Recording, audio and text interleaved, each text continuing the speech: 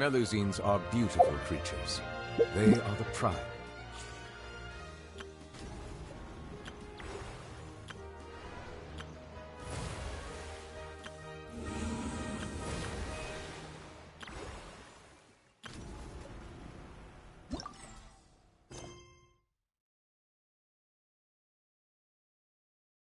Fontaine. Be sure to befriend them and cause them no harm.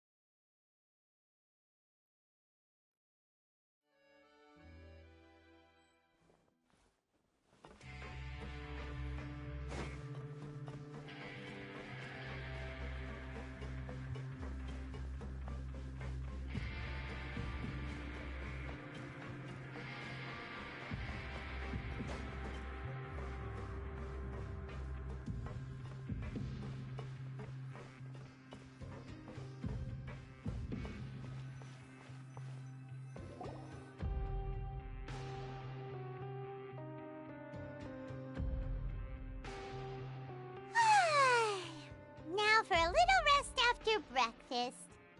Wait a sec. Isn't something important supposed to happen today? Oh, today's our big day! We're supposed to leave the Fortress of Mirapede! Come on, we've got to go complete the release procedures now!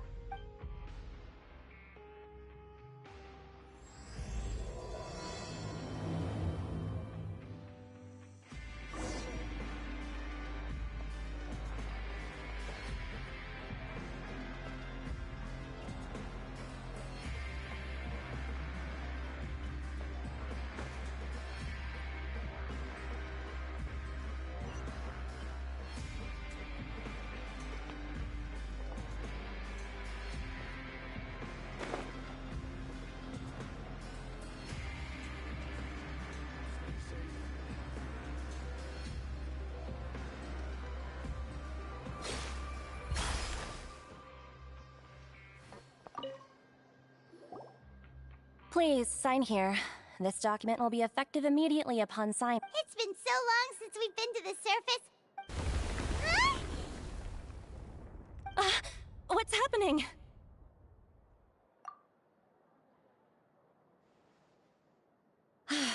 I'm fine, thanks. But I wonder what that tremor was just now. Let's go ask the Duke.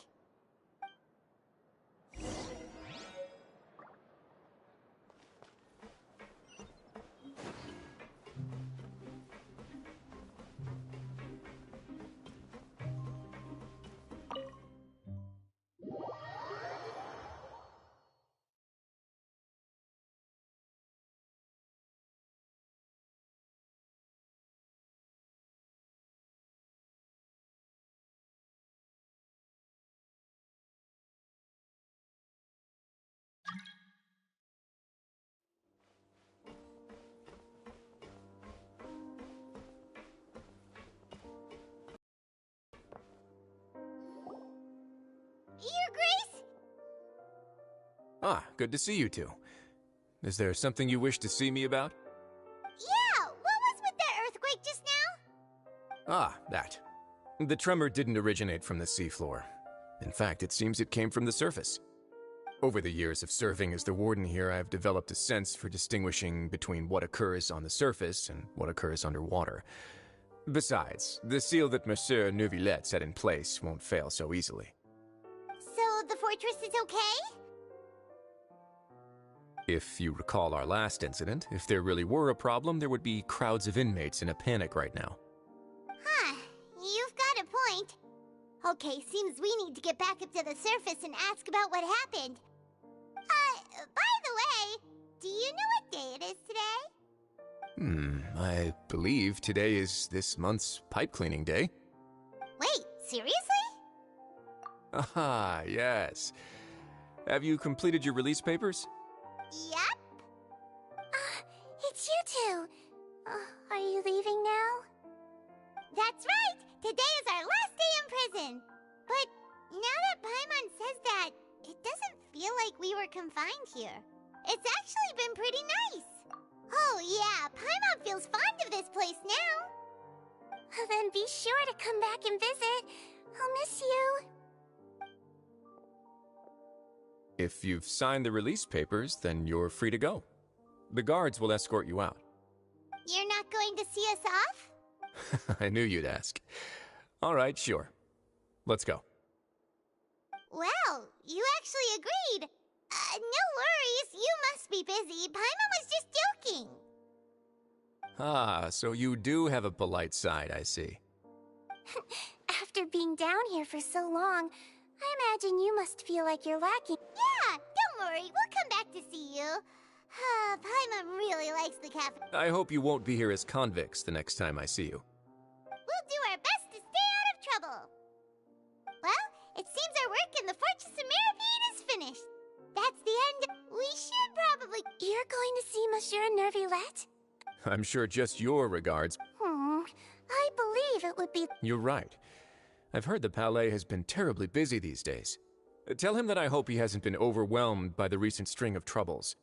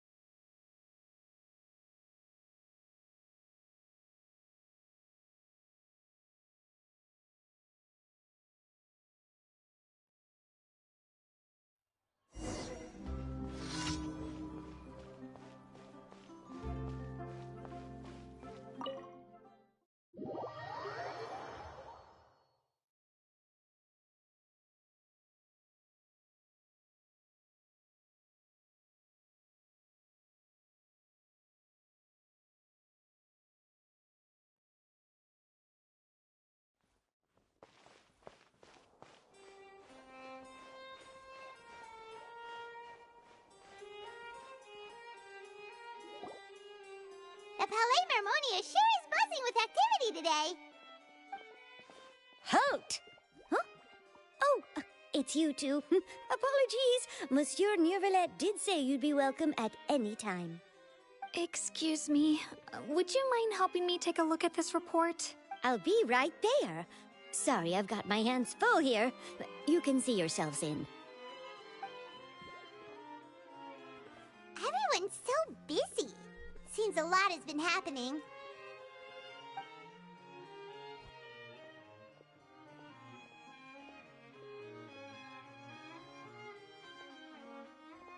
Nervillette! Hello. You've come at the right time, but you'll have to wait for just a moment, as there are some urgent matters I must tend to first. In the meantime, please, have a seat. If you'd like to have something to drink, let the Melusine outside know. That's all right. We just ate. Very well, then. Let's take a break over there while we wait for him to finish his work.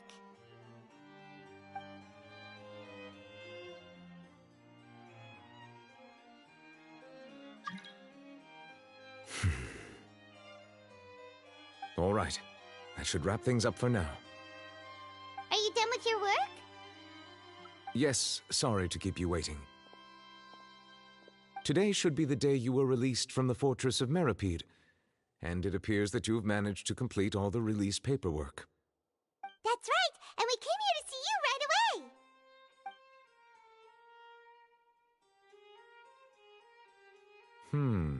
A massive whale.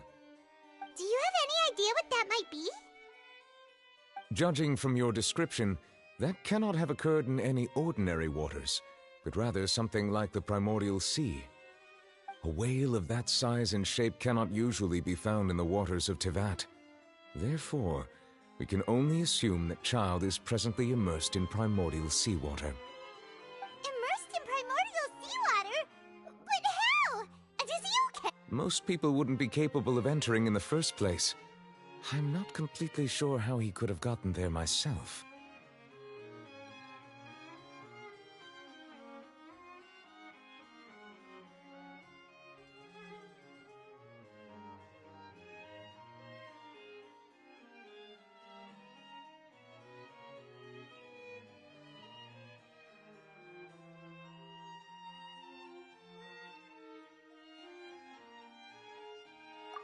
Yes? What is it?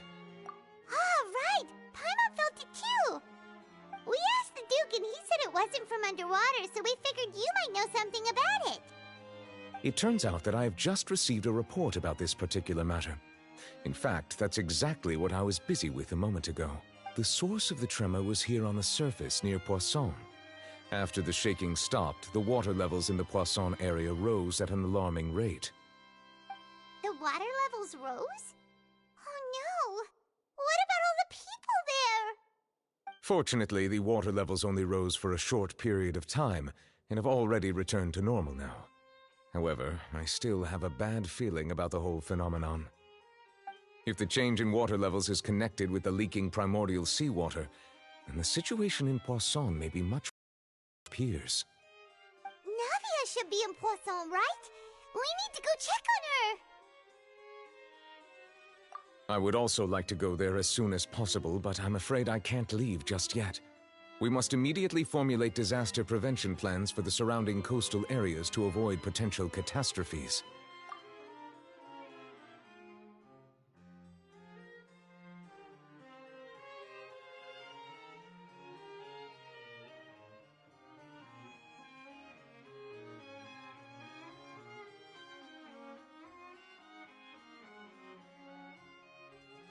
I'll have to ask you two to go to Poisson first. I'll meet you there to check on the situation once I finish things here. There's no time to lose! Let's get going! Please be careful.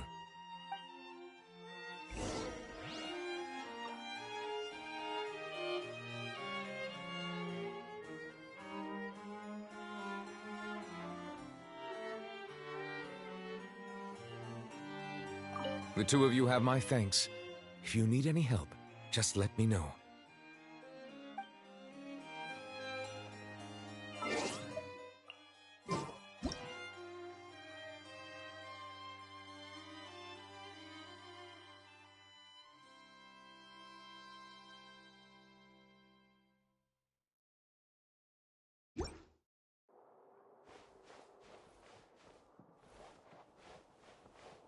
The two of you have my thanks. If you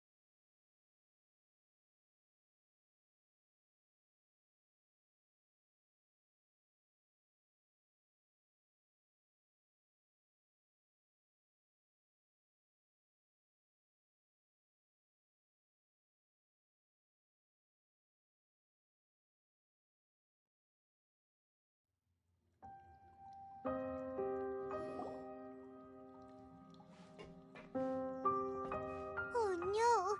What happened here?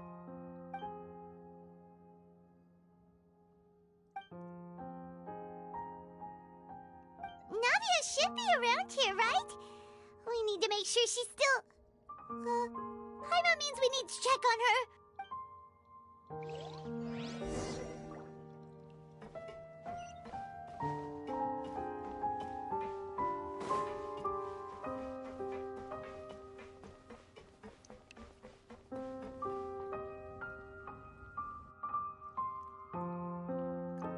haven't seen a single soul all the way here. Oh, this is getting scary. What will I ever do now? Look, there's someone on the roof over there. Just stay put! We're coming up! Watch your balance! All right, just hurry!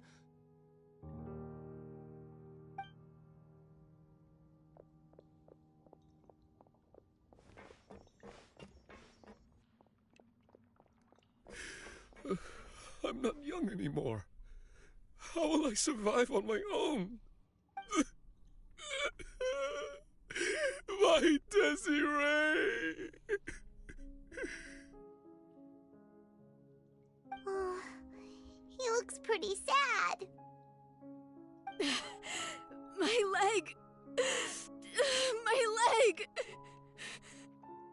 How could this have happened? It hurts! Just hang in there. Help is on the way. You can hold my hand if it makes you feel better.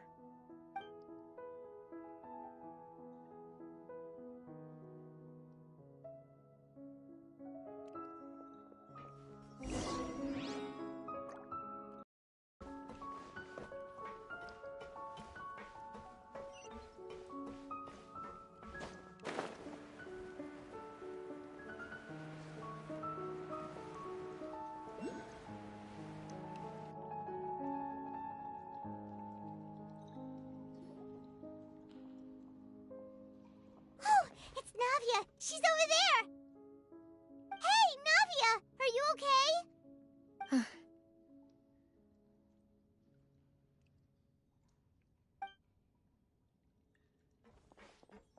You're here. We heard there was a situation in Poisson, so we came as quickly as we could. Yes. As you can see, the water level suddenly rose. It caused quite the disturbance, in fact.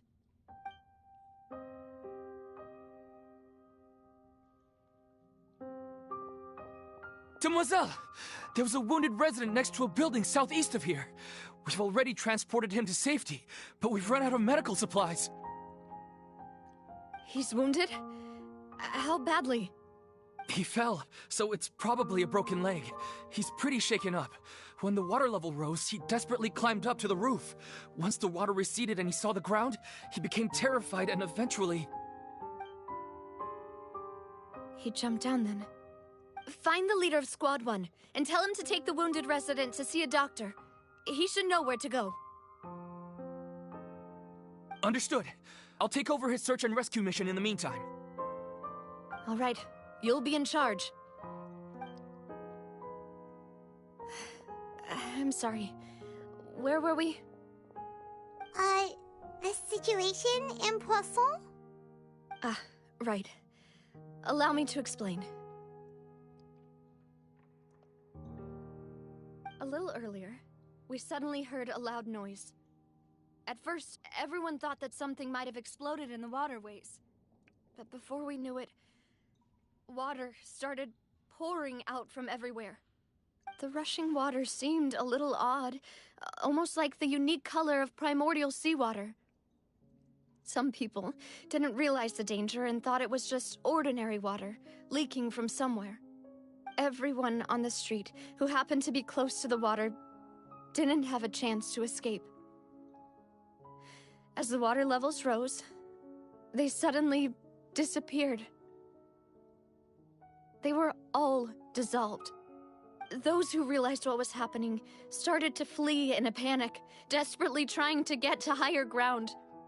Many were injured in the stampede, and some people fell from significant heights.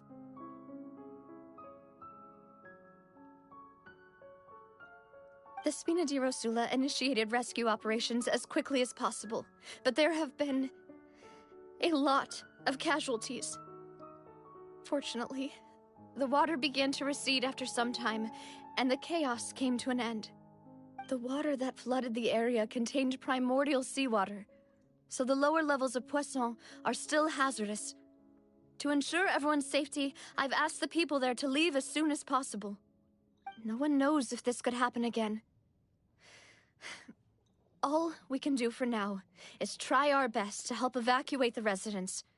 We still haven't completed the head count, but we'll have some numbers soon. How awful. And all of this just came out of nowhere. It was quite frightening indeed. I only wish that everything that just happened was a bad dream. Is there any way we can help, Navia? Thank you for being so willing to help in a moment of crisis like this. You don't know how much it means to me. I really can't express how grateful I am. Don't say that, Navia. That's what friends are for.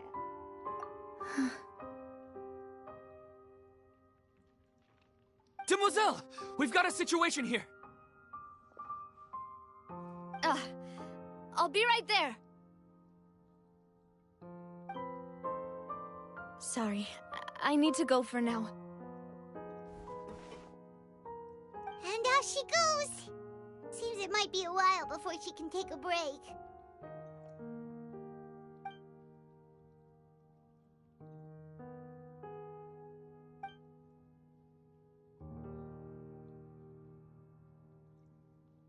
Okay, the wounded are being tended to, and we finished a preliminary head count. More support has just arrived, so I suppose I finally have a moment to focus on my own matters. Of course, we should remain ready for anything, and continue doing our best to rescue others. I'll be sure to have everyone at the Spina di Rosula ready to render assistance. Traveler, Paimon, would you two accompany me to my father's grave for a moment? Huh? Right now? Thank you.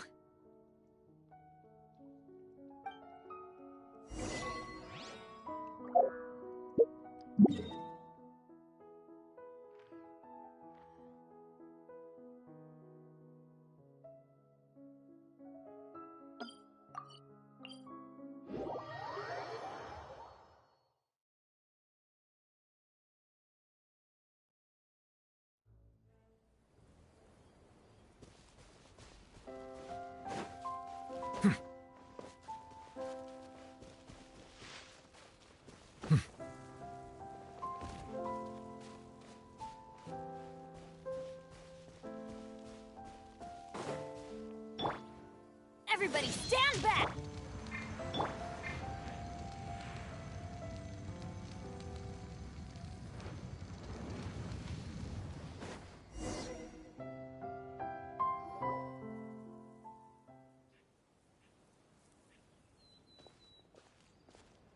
Not a lot of people here, huh? Well, given the time of day and the whole situation in Poisson, Paimon doesn't think there'd be a ton of people here visiting graves. Right. That's how things are now. The living are so exhausted that they've no strength to spare any words for the dead. Navia?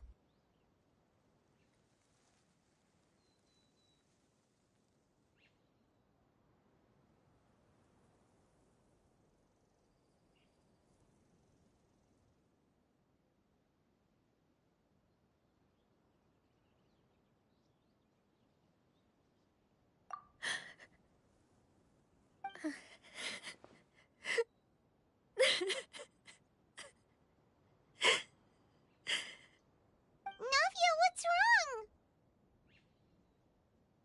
Sorry. I just...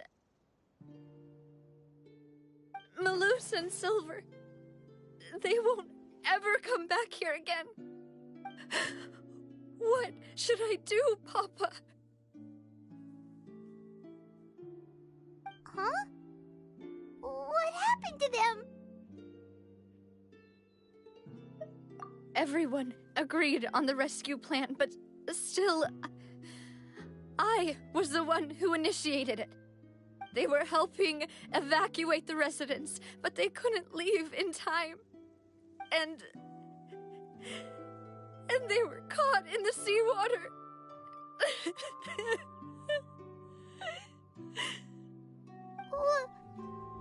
What should we do? I've known them for so long. And I know they weren't afraid. But I could at least hold a funeral for my father. And I know where he rests. But as for Malus and Silver, they're just gone. I just can't.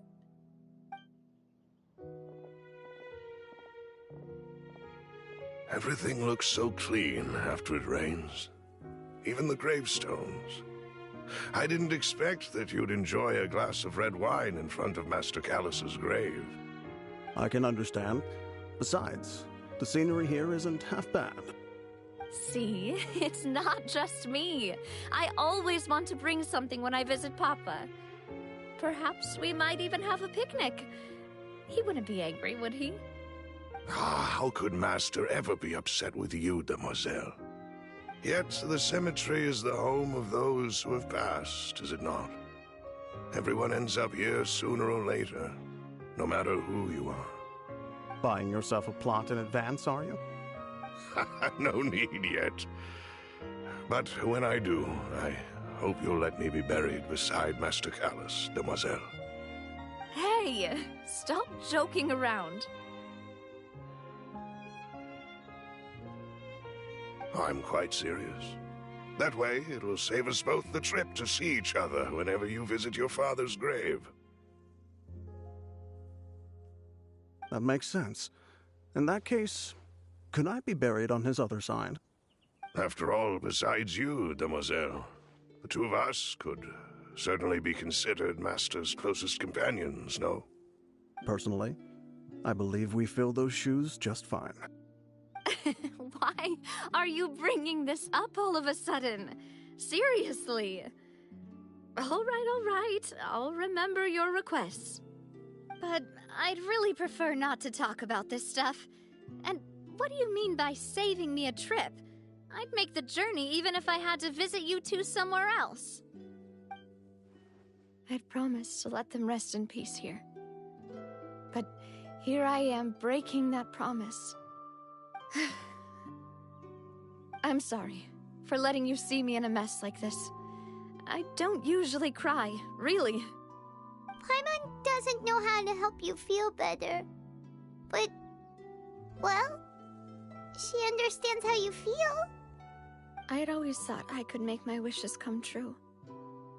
But now that I think about it, that never solely relied on me. Many things can only be accomplished with someone else's help. Malus and Silver have helped me so much. But by contrast, I could do nothing for them. I'm so sorry. You can spend as much time as you need here, Navia. We'll stay with you.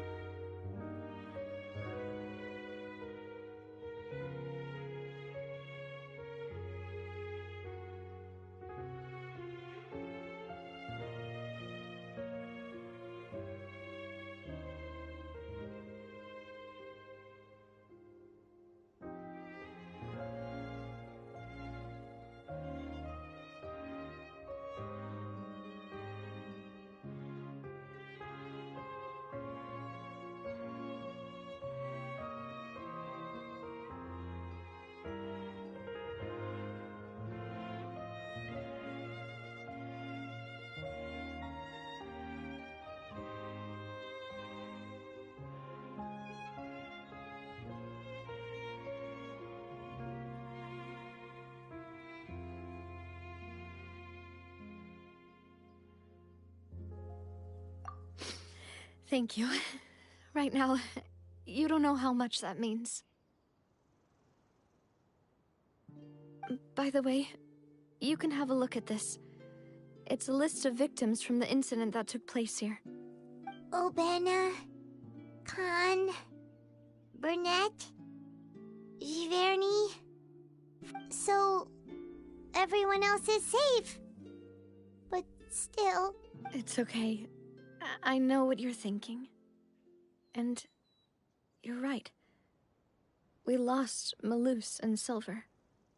But we were able to save more than we anticipated.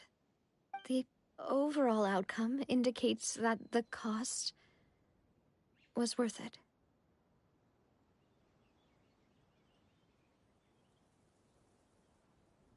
Right. Don't think that way, Navia.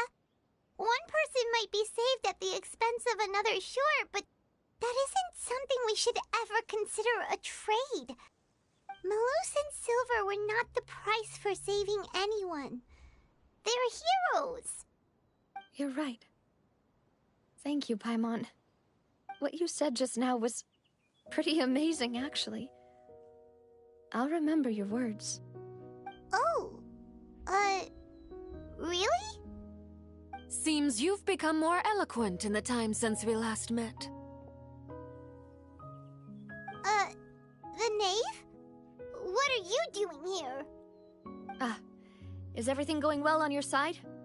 Yes, my people are carrying out the mission according to your request. All the residents of Poisson have been evacuated, and we're preparing to relocate them to higher ground. As for these supplies, we have everything taken care of. There is no need to worry. Thank you very much. Wait, do you two know each other? We just met recently. Right, Miss Navia? Usually, I would call this a coincidental encounter. But that doesn't quite fit this time.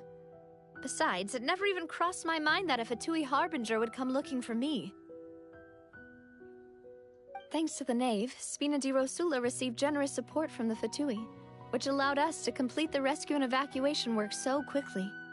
Mutual aid is essential to fostering positive developments. We were already in the area, in any case, so it was nothing. That said, I must say that you're a lot sharper than you let on. I'm sure you understand what I mean. I apologize for all the ways in which I tested you previously. We've never worked with a Fatui before, and it's extremely important for us to know who we're working with. My subordinates have reported that Fatui soldiers have been observing water levels and taking head counts in various locations. I hear that they've also prepared a large amount of emergency supplies. I'm quite surprised. This is nothing to brag about, nor do I intend to. It is simply the way of powerful organizations to act forcefully, whether they are doing good or ill. You've witnessed that firsthand, in any case. As I've told this traveler before, I know of the prophecy, and I intend to prevent the impending disaster. Lending your organization a hand was a natural first step in accomplishing that. As such, do not be troubled by this token of our sincerity. Perhaps one day, you'll also be able to help me in the same way. Without your help, there would have been many more casualties. I won't forget your kindness.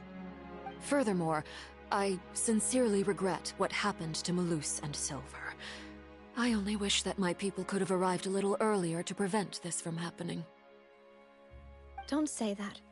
You and your subordinates did everything you could. As Paimon said, Malus and Silver didn't choose to sacrifice themselves for any specific person. And they weren't the price paid for other salvation. They chose to become heroes themselves. I've never liked hearing people put it that way. It's like trying to relieve pain by saying some noble-sounding words. But right now, there's nothing more suitable. They really did become heroes. You're right. I'm sorry for your loss, Miss Navia.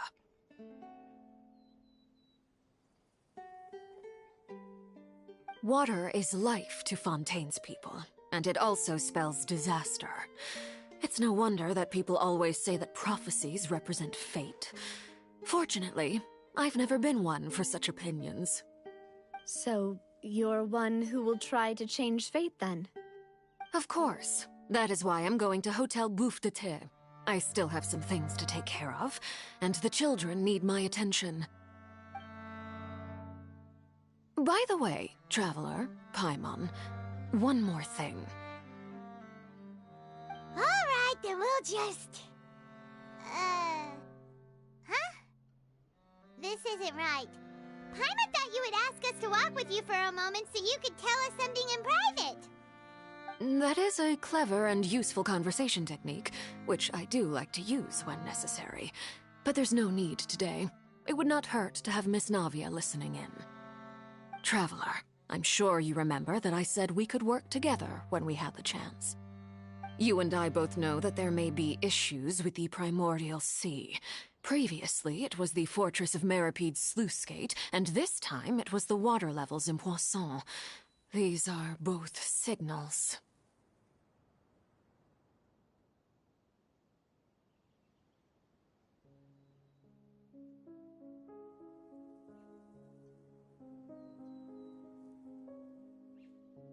Indeed. Allow me to share the latest intel I've received from the House of the Hearth's intelligence network with you. During some recent investigations, a child claimed to have discovered some ruins near Poisson. The ruins date back to ancient times, and seem to be worth investigating in many ways. Judging by the dating of the ruins, they may be related to the prophecy and the coming crisis. The situation is becoming more urgent, so any pertinent information will prove extremely precious. My people initially came to prepare for ruin exploration. Unexpectedly, this disaster struck, and at present, we're all busy prioritizing the rescue effort. So that's why the Fatui were already in Poisson. I wanted to take the children along, but unfortunately, Linny, Lynette, and Fremine have all been dispatched to higher ground to assist affected residents. Linny told me that outside of the house, the person they trust most is you. Which is why I want to give you this task. The House of the Hearth's members see each other as family, but Linny, Lynette, and Fremine said that they also see you as such, even though you are not from the house. I'm sure you already understand how earnest they consider their friendship with you to be. Oh, that somehow makes Paimon feel kinda happy. The intel I just shared about the ruins could fetch a high price. But since the children consider you family, it's only natural that I freely share it with you. Got it! So all we gotta do is go to some ruins, right? We can handle that. Excuse me, but may I tag along? You wish to join, Miss Navia? But are you sure you're up to exploring some ruins? You need to rest. Well, I'm sad, yes. But I can't just go back and plop myself into a chair by the roadside and do nothing. There's no point in being depressed while we still have a disaster on our hands. As my father's successor, I must live up to the hopes he had in me. Besides, I'm also doing this for myself. I need something, a distraction, to keep my mind off Malus and Silver.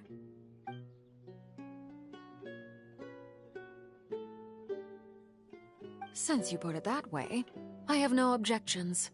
What do you say, Traveler?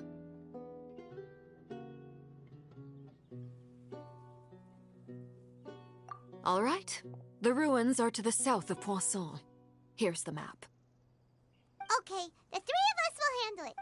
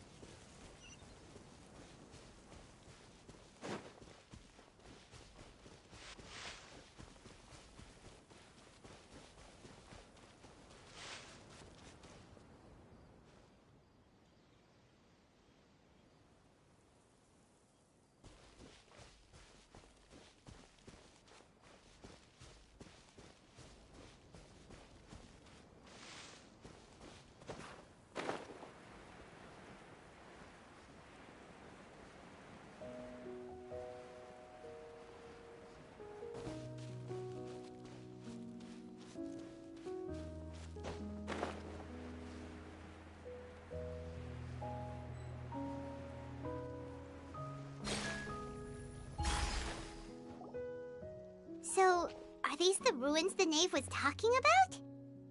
Whoa, talk about old. They seem to be pretty ancient, all right. Let's go in and just speak.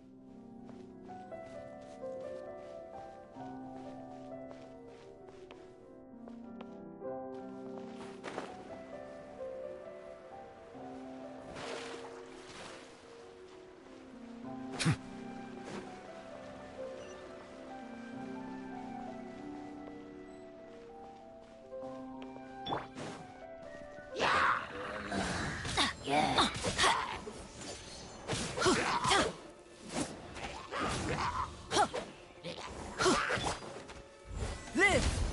Feel this ancient power. Silence! An oversight on my part.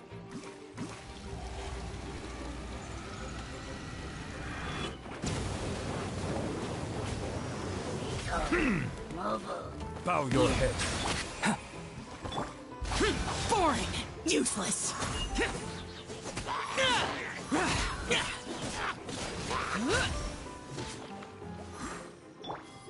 Be sanctified.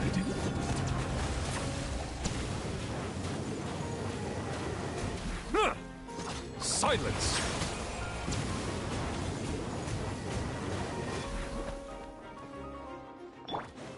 Ha! Teamwork is dreamwork! Witness my great undertaking!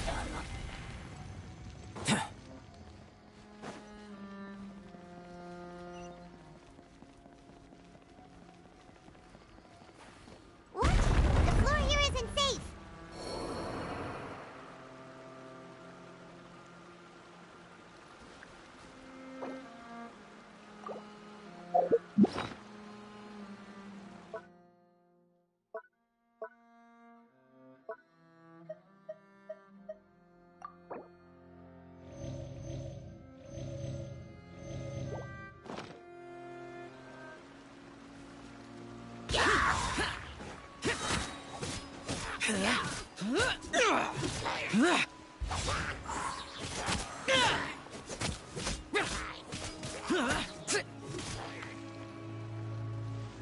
Boring!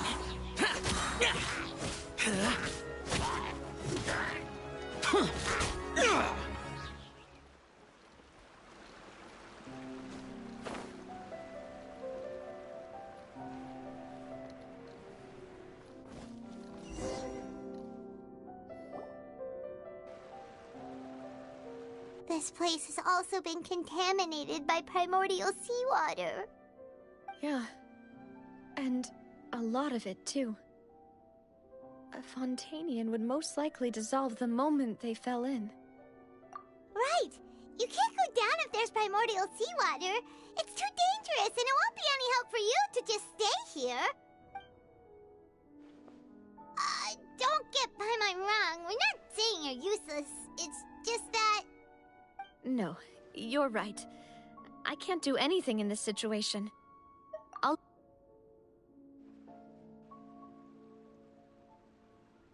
That complicates things. Maybe the only way left is forward.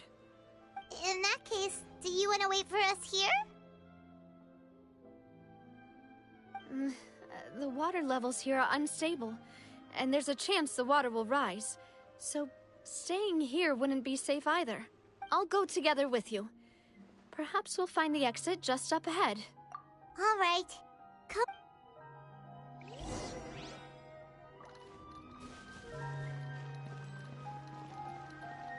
Oh no, it's a dead end! Let's try climbing over from the side.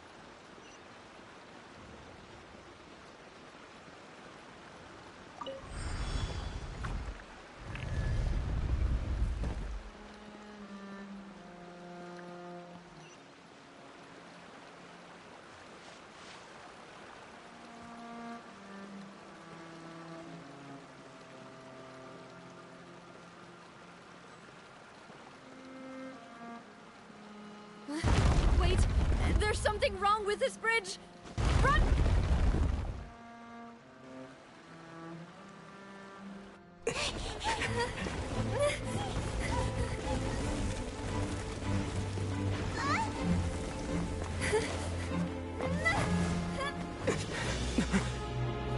Navia!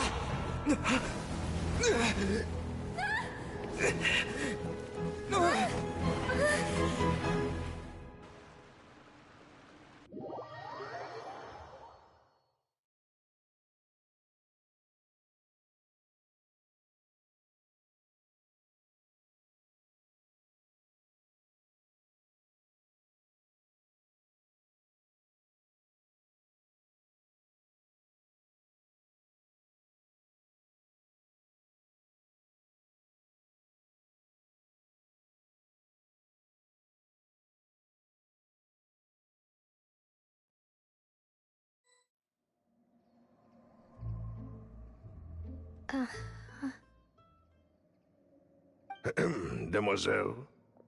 Huh? Demoiselle, what are you doing here by yourself? Would you be standing here till dark if I hadn't come to get you?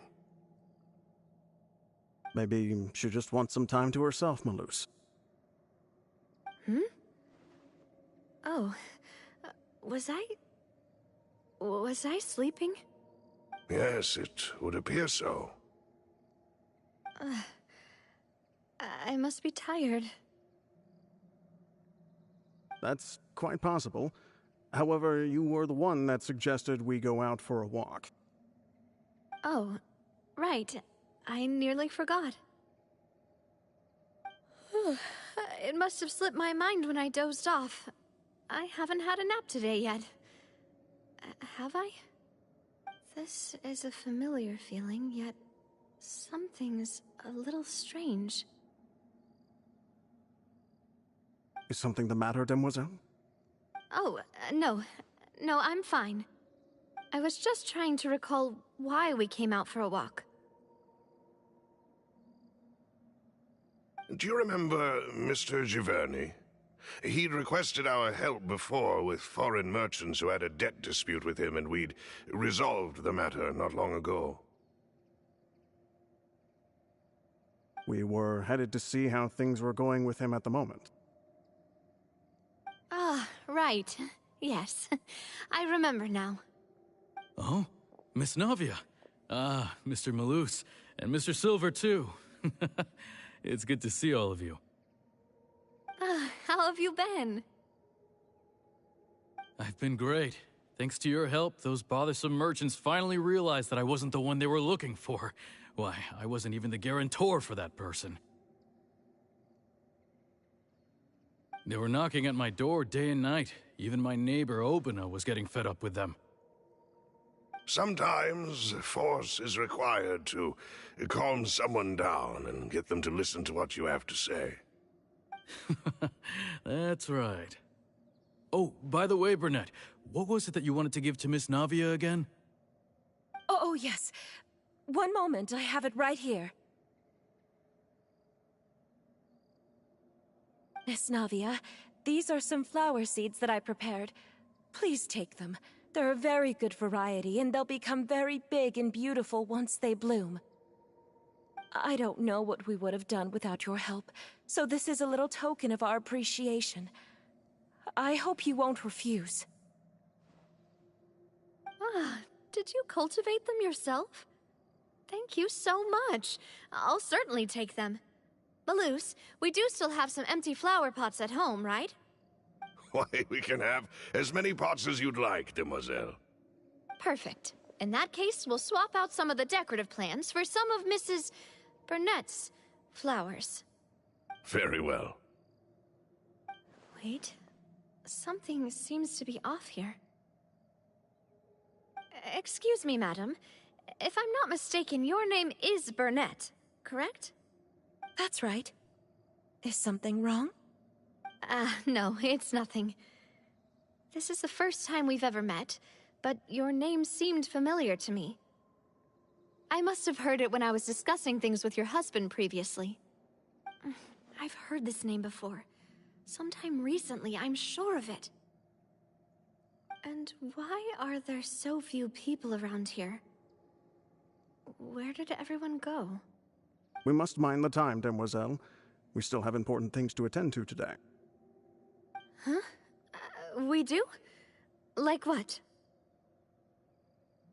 Well, now, did you forget? Miss Navia, here you are. I've been looking for you. Please, come to the Opera House. Your trial is about to begin. My trial? Wait, why would I need to go to the Opera House? Yes, she's right, Demoiselle. It's just about time now, so we should get going. Oh? All right then.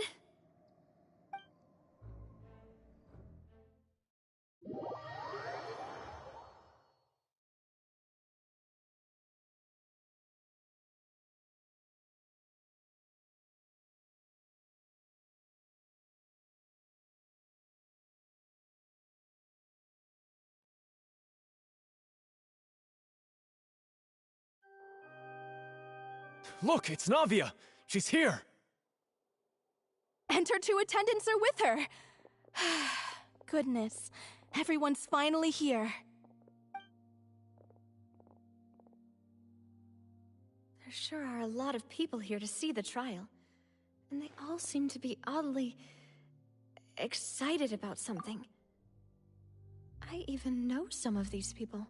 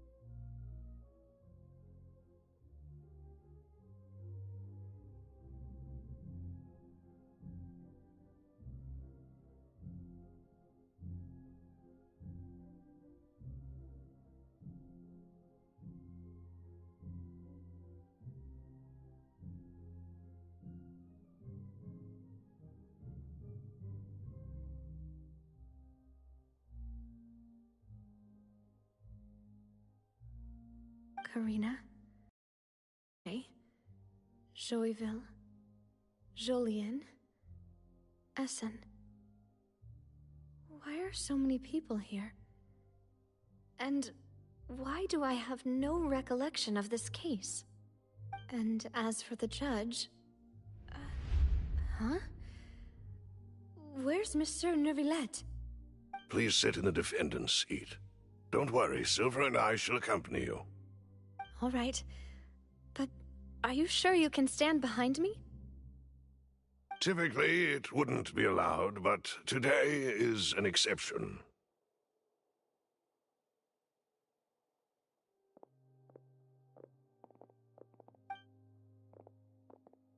Hey, what kind of place do they think this is? Come on, do they have any idea what they're doing? Seriously. Enough with the whispering!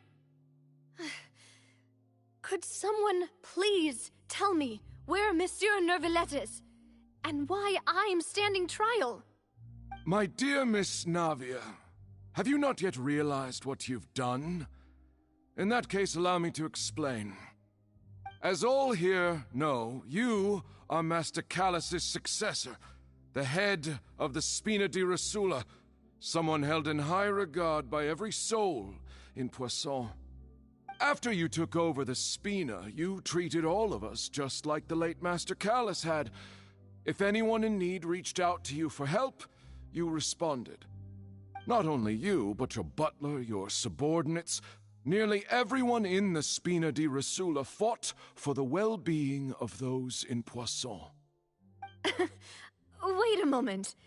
Aren't you just proving that I'm a good person? Yes, correct. Absolutely right. And that is why you stand accused. You have helped so many people get through so many difficulties. You are one with us. We are inseparable. We are one big family, all of us who are from Poisson, inextricably linked. And with you being so important, we couldn't possibly do without you. Therefore, this fair and honorable court shall declare you guilty, and you shall stay here. You will be together with us forever. Huh? What are you saying? Everything you have said is correct. I have indeed done a lot for my hometown, and I would be willing to be with you all, but what is the purpose of having me stand here like this? What is there to discuss? Ah, well, if that's what you think, then I have no further comments. How wonderful, Miss Navia!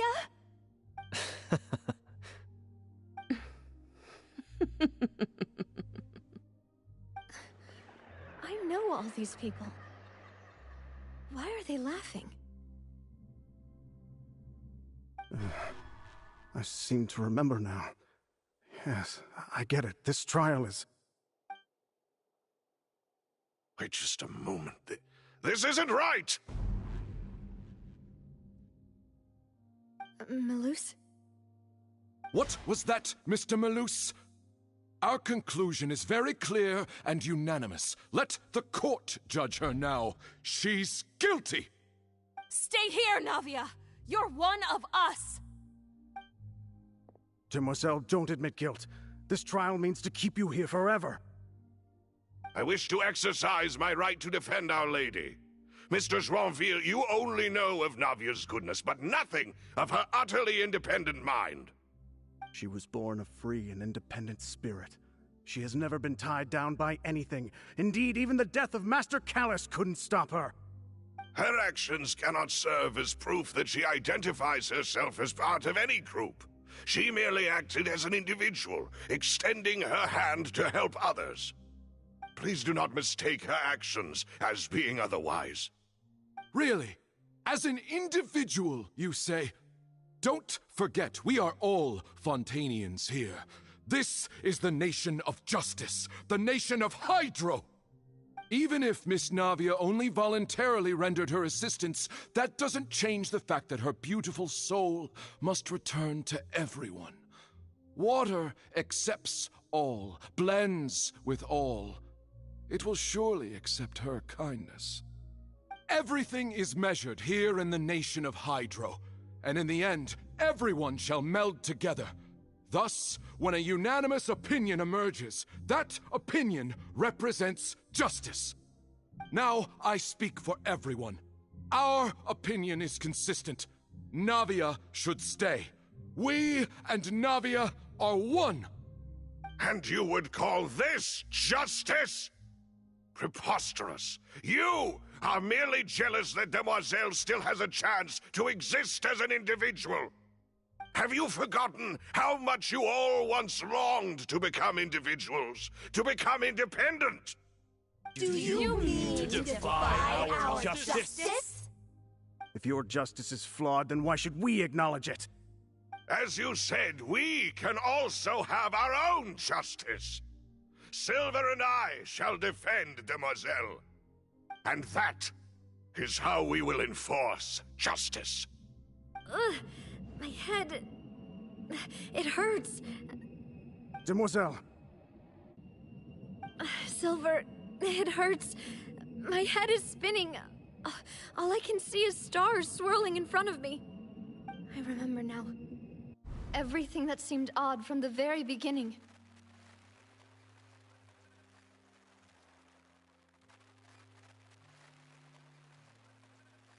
Karina, Desiree, Joyville, Jolien, Essen, and Mr. Giverny and Mrs. Burnett, who we met earlier. even Malus and Silver. I don't want to admit it, but they're all dead. Don't be afraid, and don't admit guilt. We will protect you to the very end. Absurd! Who are you to say that she cannot be judged? We are the majority, and in the nation of trials, the majority is absolute justice. We are the will of all. Don't let them escape! We shall keep Navia here with us! Mr. Malus and Mr. Silver, must you be so stubborn? How could the two of you possibly hope to stand against the collective? Do not resist. This judgment is fair and just. Navia belongs to us. After all that happened, she should not be left alone in Poisson. What are you saying? No more excuses! He says we're jealous. Jealous? How could she possibly be an independent individual? What's with these people? Who's jealous of her? She belongs to us! Miss Navia, she... Silence! That's...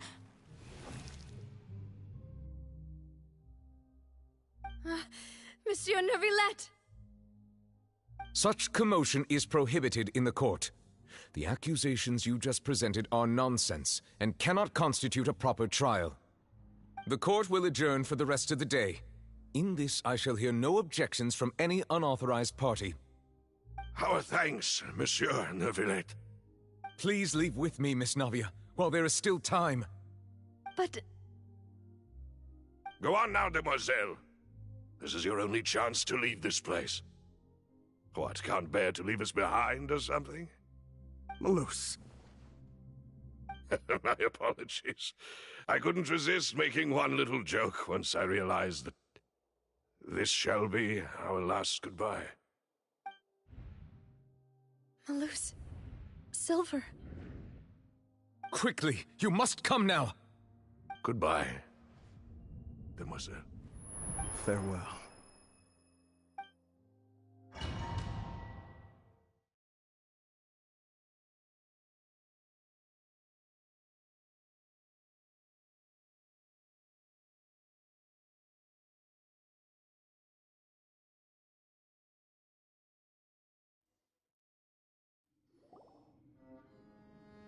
No, wait!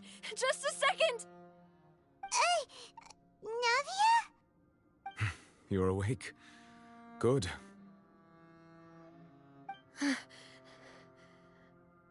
I must have been dreaming. Malus and Silver were still alive, and they were defending me at some insane trial. It looks like you're all right. Did all the sad feelings cause you to have a nightmare? Paimon could give you a hug. The ruins you were exploring suffered a cave-in. When I arrived, I found you falling toward the water. You were just about to be dissolved within, but I...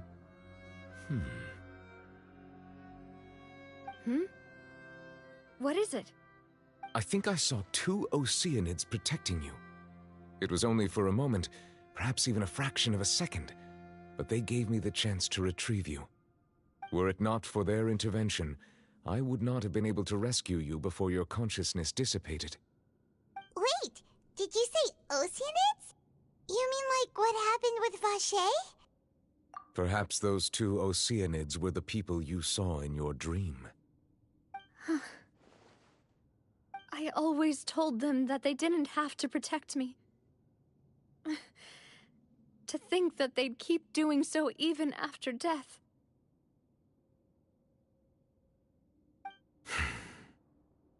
Please come with me.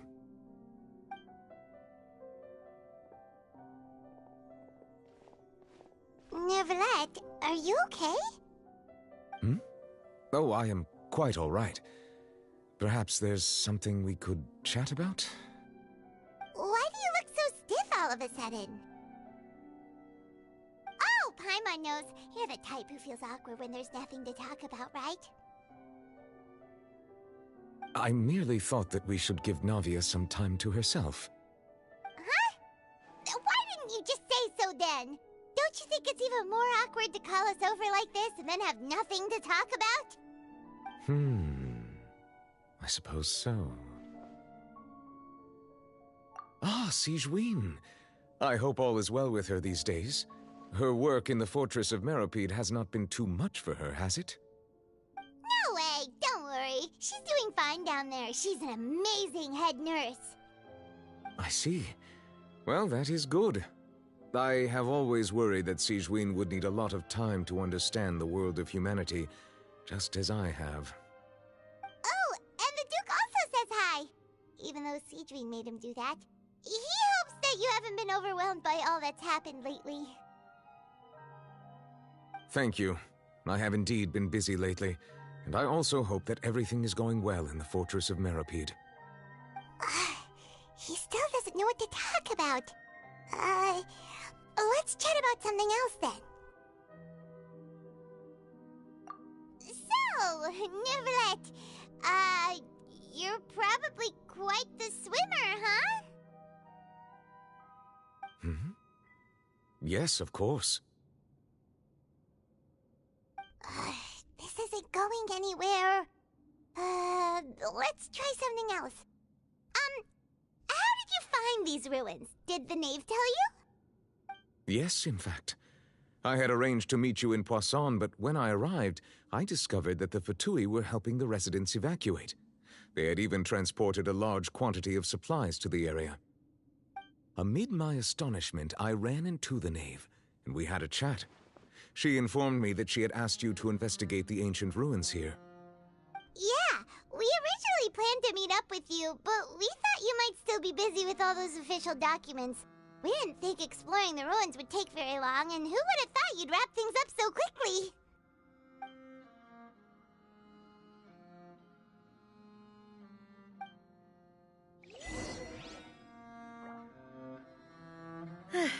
I'm sorry to have kept you all waiting like that. I'm feeling much better now. I guess we should get going again. Will you come with us, Monsieur Neuvillette? Yes, if you wouldn't mind my company. All right! Another one joins the party! Let's get going then!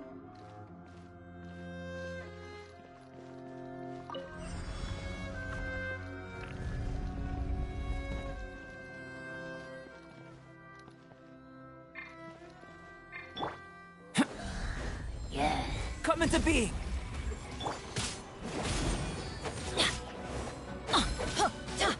Bow your head.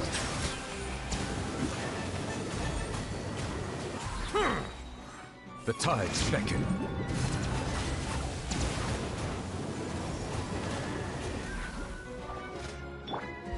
Useless! Everybody stand! Lament! Here! Worthless! Here! Nada Kunda.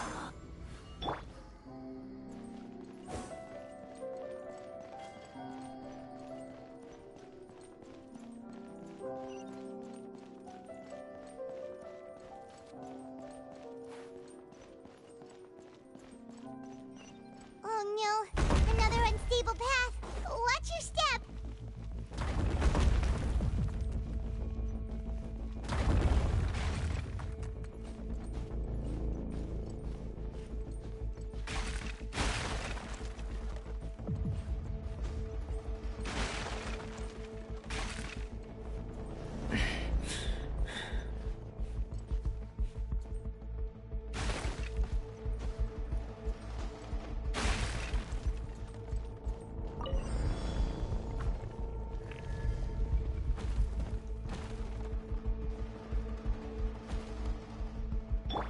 Off we go! Watch out! There are rocks falling over here! You didn't never miss! Huh? Burst forth! Feel this ancient power! Boring!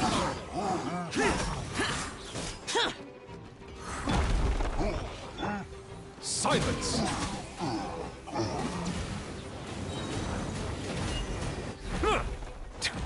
It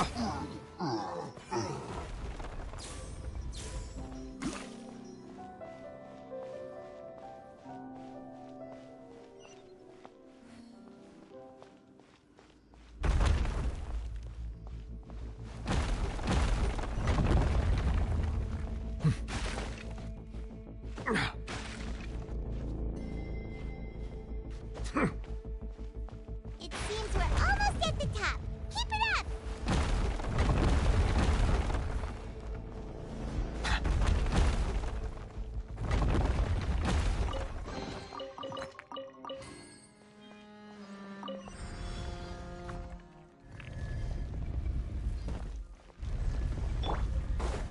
Yeah.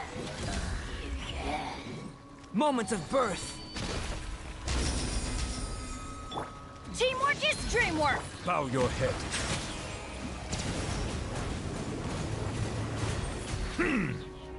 Let the mighty be humbled.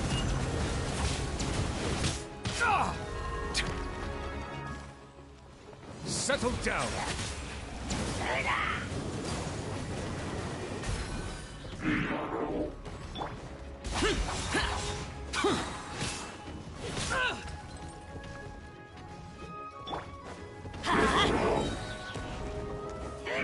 I'm going in! Bow your head. An oversight on my part. Justice is blindsided. Be sanctified.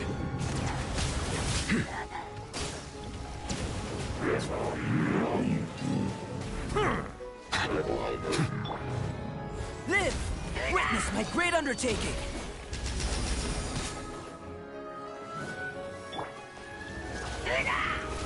Settle down.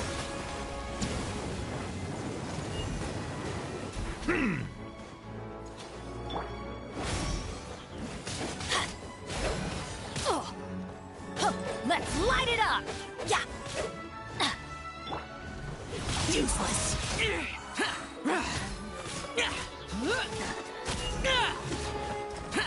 Bow your head.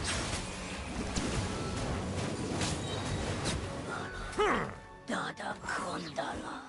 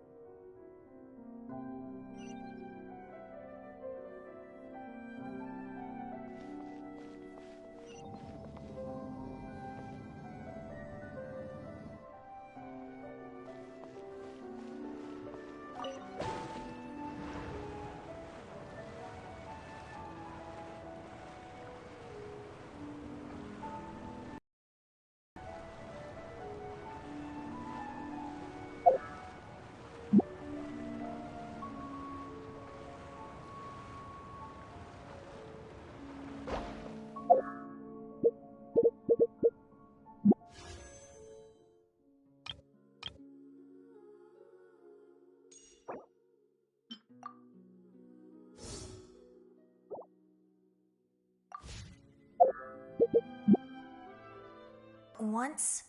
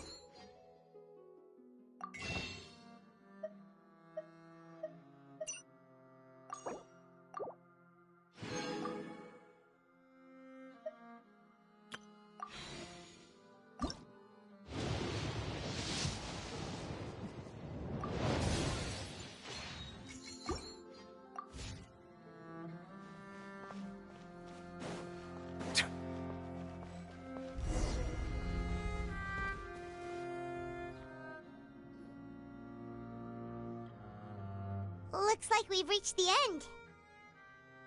This is the place. There should not be any other hidden spaces in the vicinity. The path sure had some twists and turns, but it turns out that this place isn't actually that big.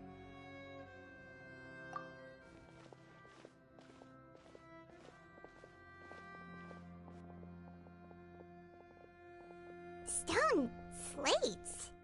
It seems like they were put here as an offering. Could we take them down and have a look? Perhaps we should just leave them be for now.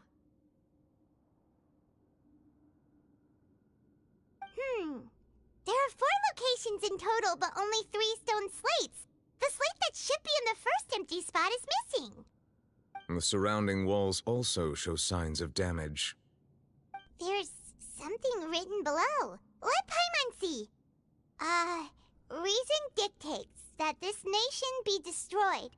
I shall record the history of its future here in its past.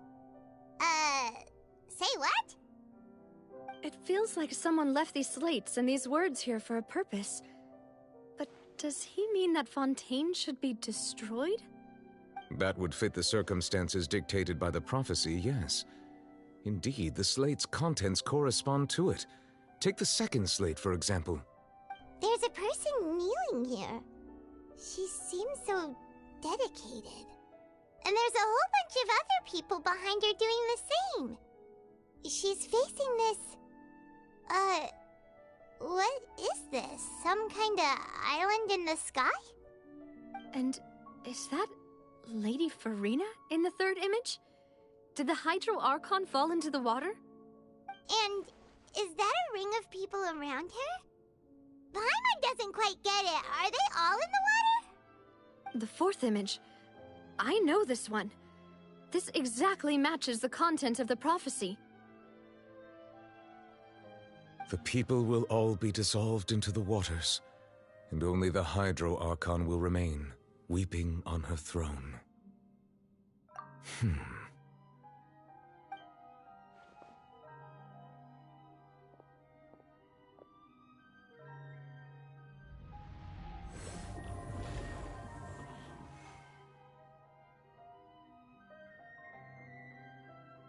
More information should be hidden in these slates, but I fear I cannot easily uncover it, most likely due to us missing the first slate.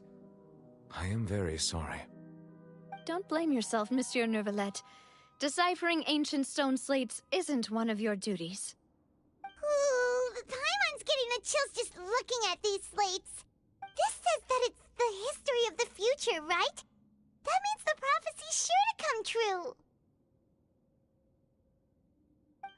I really hope it doesn't mean that. Still, Paimon feels like these images are kind of weird when you look at them together.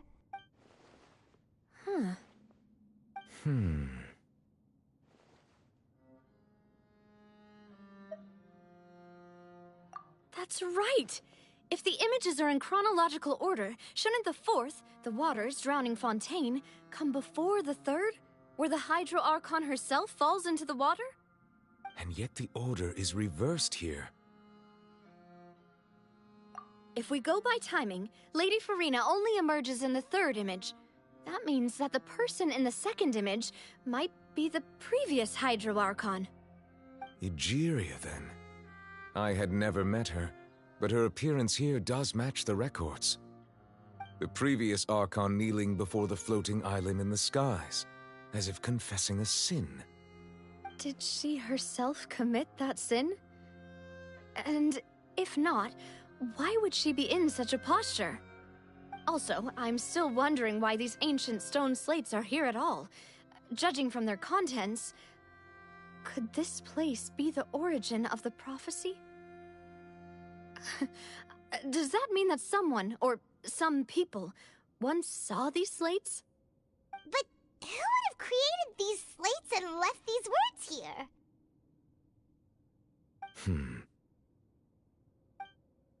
It seems that any further clues will have to come from Furina. In that case, there's no time to lose.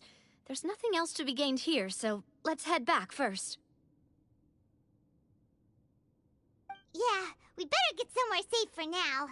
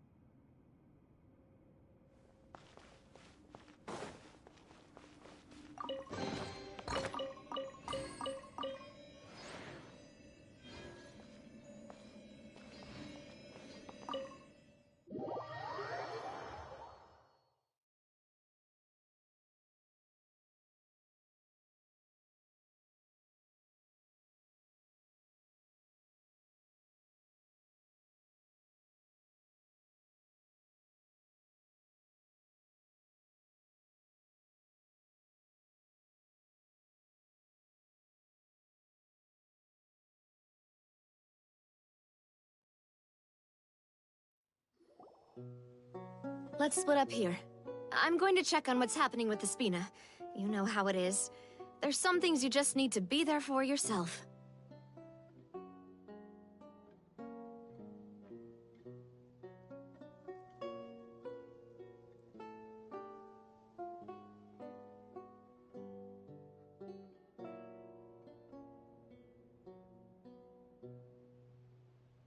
You still have energy for that, Navia? Paimon's already beat!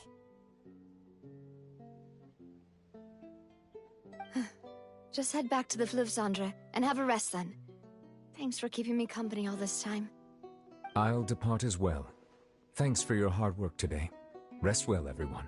Traveler, I will go talk to Furina tomorrow morning to ask about the stone slates. I'm sure that you're concerned about this matter as well. If you have time, drop by my office. I will share the results of our discussion with you. Are you really gonna talk to her about this directly? Will that be a problem? Paimon... She has long been harboring secrets, and will not give them up easily. Which makes it all the more my duty to ensure that she understands the present situation. Alright, we'll leave it in your hands then. You're probably the best person to talk to her anyway. I will be carefully considering my words tonight. Traveler, Paimon, our safe house at the Fleuve Cendre is always open to you, as ever. So please don't think you're an imposition. All right.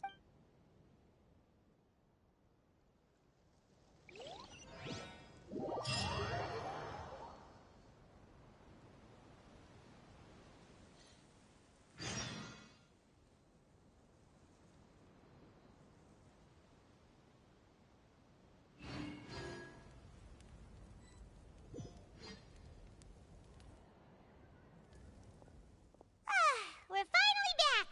Welcome back. We've got a Yay! And there's good food too! Paimon's already starting to... Oh, that voice. Is that who I think it is? Huh? It's you two. What are you doing in Fontaine?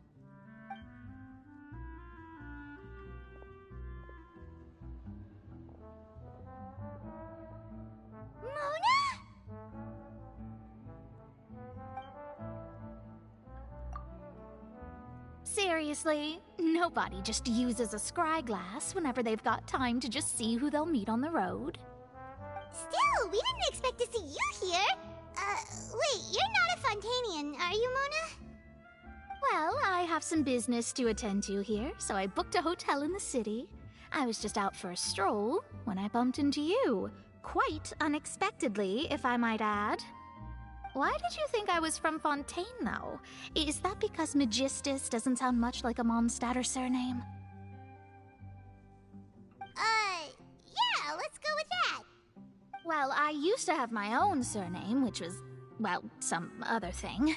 Either way, the old hag told me when she took me as her disciple that the first step to being a great astrologist's pupil was to change that name. There was nothing for it, really.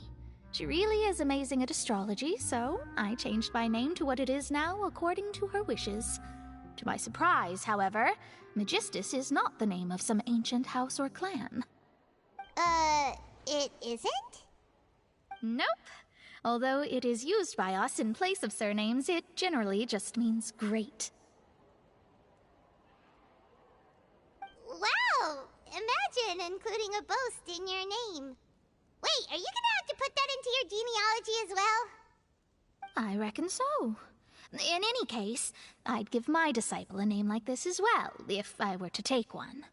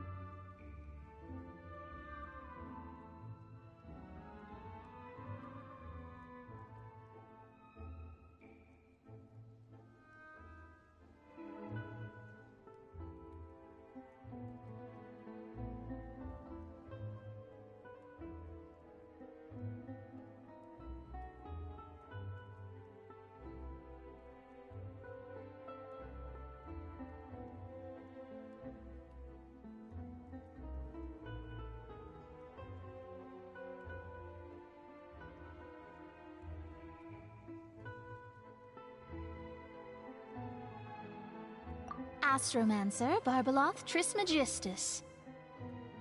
Whoa, that's a long one.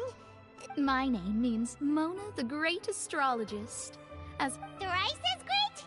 I know, right? That's just how she is. She used to call herself Megistus, actually, but when she took me in, she changed her name to Trismegistus. Talk about excessive.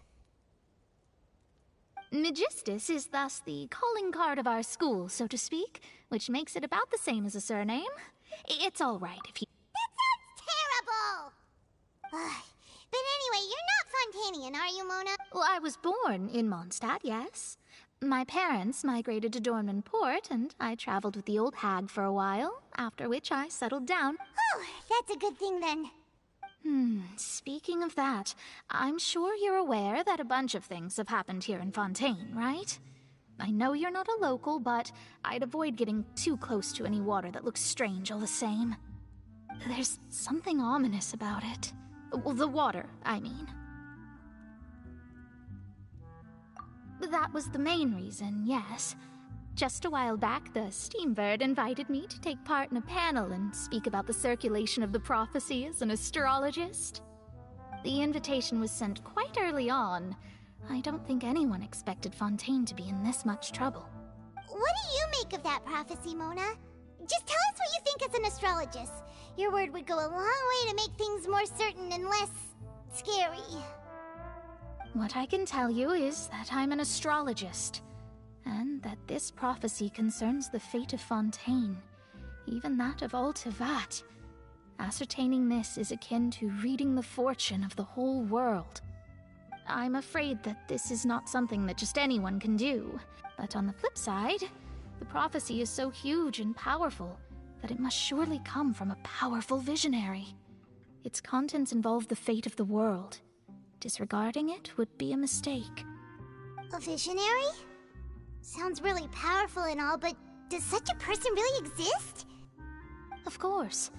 The old hag could do it, and I'd bet there are others amongst those Hexenzirkel colleagues of hers who could do something similar. Huh? Are you sure? All right, I'll help you. It isn't often that I see you with such a serious look on your face. I'll tell you once I hear back from her. Thanks, Mona! You're amazing as always! Oh, well, this is something only I can do after all. So yes, your praises are quite welcome. That's the greatest of astrologists for you! Of all the people we know, you know the star's the best! Indeed, indeed. Oh, sorry. I came to see what all the commotion was about. If there's anything you... Oh, whoops. Guess we were getting a little too carried away there. Well, I'll go tend to my own business now. And there she goes, quick as rushing water. And here we are with this. Right, but we were able to recruit Mona's help, didn't we? Our Fontanian friends will thank us someday.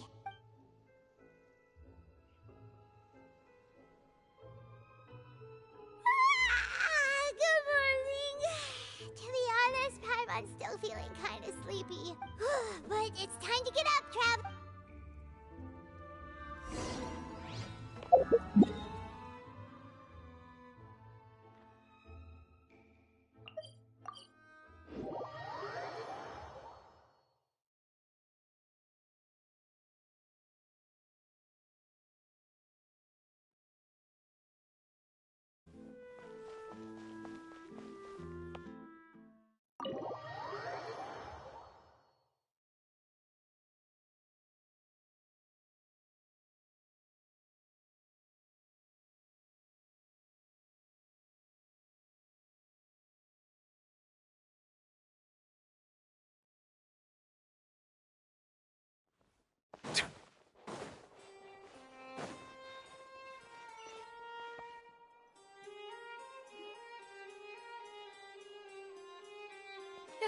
You're here!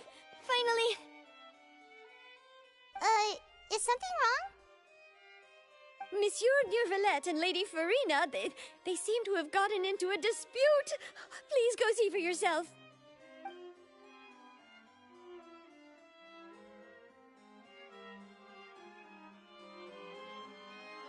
Like I said, I've already explained everything. And yet the problem has not been properly solved.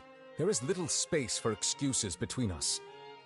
It is not my intention to offend you, but please, tell me where you stand.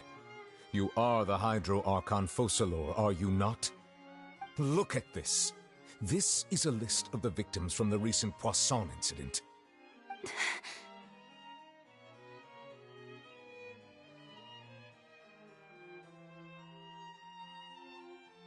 You mean...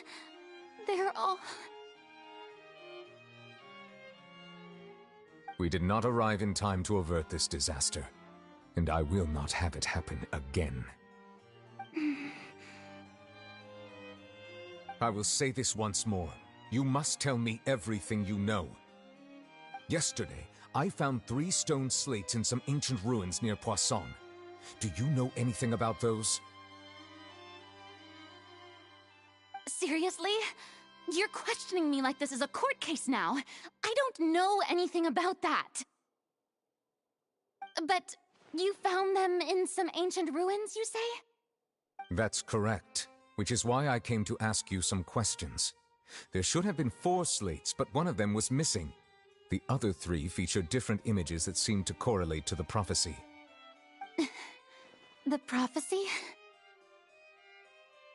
The second of these slates depicts the previous Hydro Archon Egeria kneeling before a floating island in the sky, as if confessing something. Do you know nothing of this either? I don't. I've never seen such slates. I'll ask you again. Do you really have no information regarding the previous Archon? My deciphering of the slates indicates that the Hydro Archon Egeria once had to confess to, or apologize for, a certain sin. If anyone would know about it, it should be you. All gods don't have the same secrets, you know. She was herself and I'm me. Is it really so strange that I know nothing?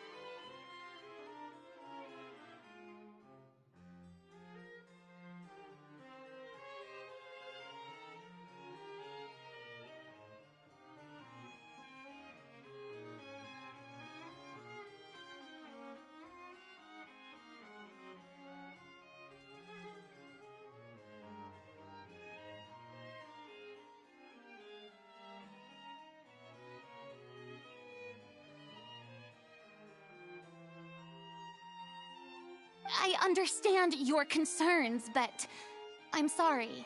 I just don't have anything to tell you.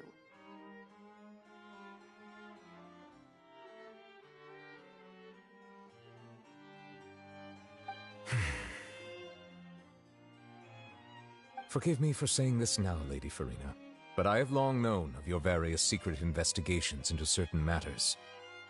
There are several indications that you have been investigating the prophecy on the sly. This is not strange in itself, considering that you are the Hydro Archon. But it is strange that you should also claim to not know any of Egeria's secrets, as well as do nothing following your inquiries. You have never been as superficial as you have presented yourself to be, nor are you a fool. And yet, your behavior is very inconsistent.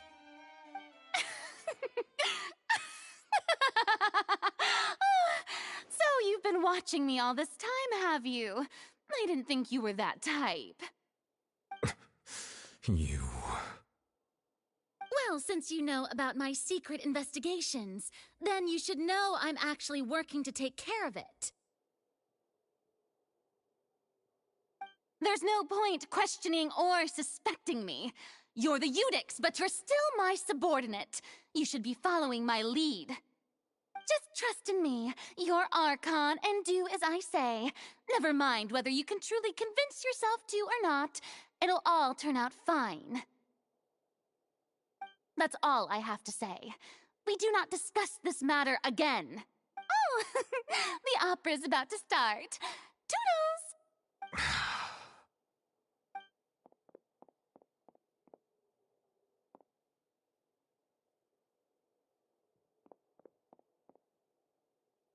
Did Furina not notice us standing by the door? Wonder what's up with her. She was smiling. She didn't seem in the mood to care if we were listening in or not.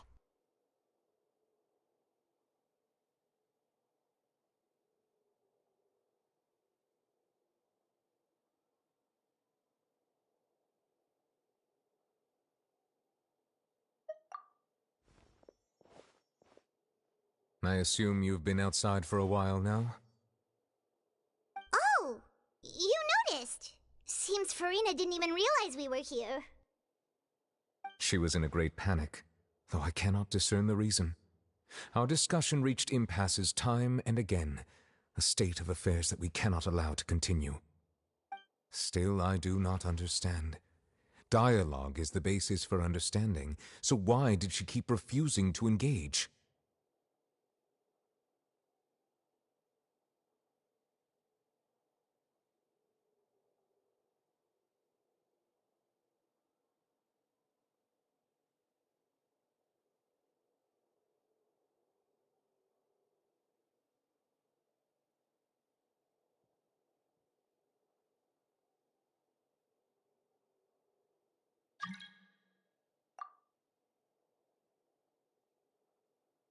Everyone in her inner circle has noticed that she is hiding some secret.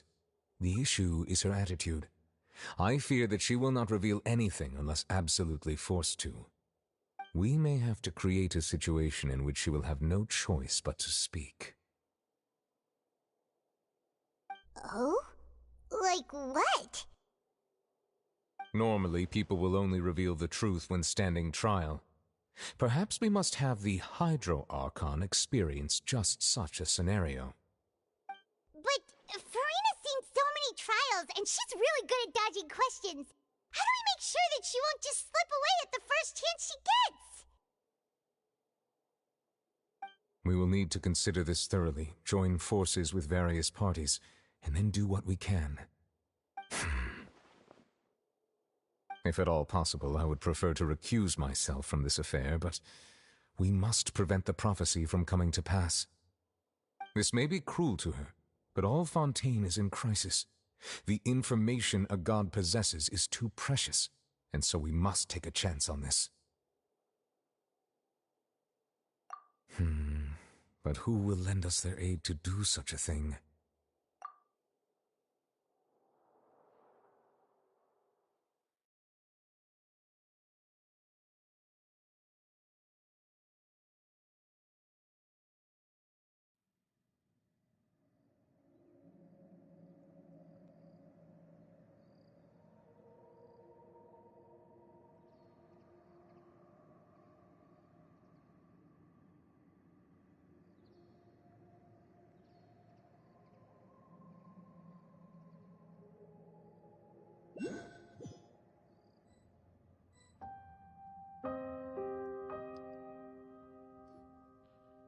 Well, that's everyone, huh? Speaking of which, it was pretty smart of you to think of hiding here. Poisson was just involved in a disaster, so it's presently devoid of people. That naturally makes it the best choice. And here you are drinking tea like it's the most natural thing in the world, huh? That's what families should do. Sit and enjoy a leisurely time together. It's nice to enjoy tea here, you know? Care for a cup? Lend me your ears, everyone. Or perhaps one of you might like to start us off. How about you, friend? Me? No, I don't think I can. Then, how about you, good sir? I fear that I will cause the mood on this boat to become as somber as it is in court. Well then, I guess we're lucky we've got a local like me to organize things. Wonderful, the spotlight at last. I guess I'll be facilitating things from here. That was a little long-winded, don't you think? Oh, you might be right. Anyway, to cut to the chase, our friend here, the Traveler, has brought us together to discuss something. As for what that is, well, let's start by saying that we'll be pooling our efforts together to create a series of traps. Oh, how intriguing. Well, it's just an expression, really. One that I just learned from Chlorand, and used on the spot. So, let's invite her to explain in detail. A round of applause, please.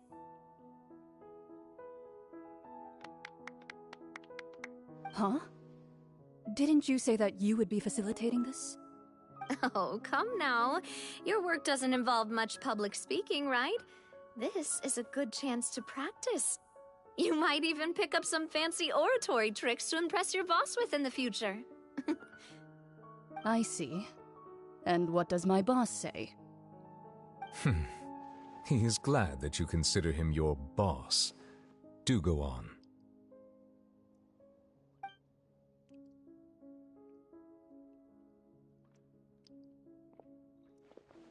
In that case, do any of you have experience hunting? Not that I recall. Fremine and I once used a wooden stick in a basket to catch wild rabbits when we were younger.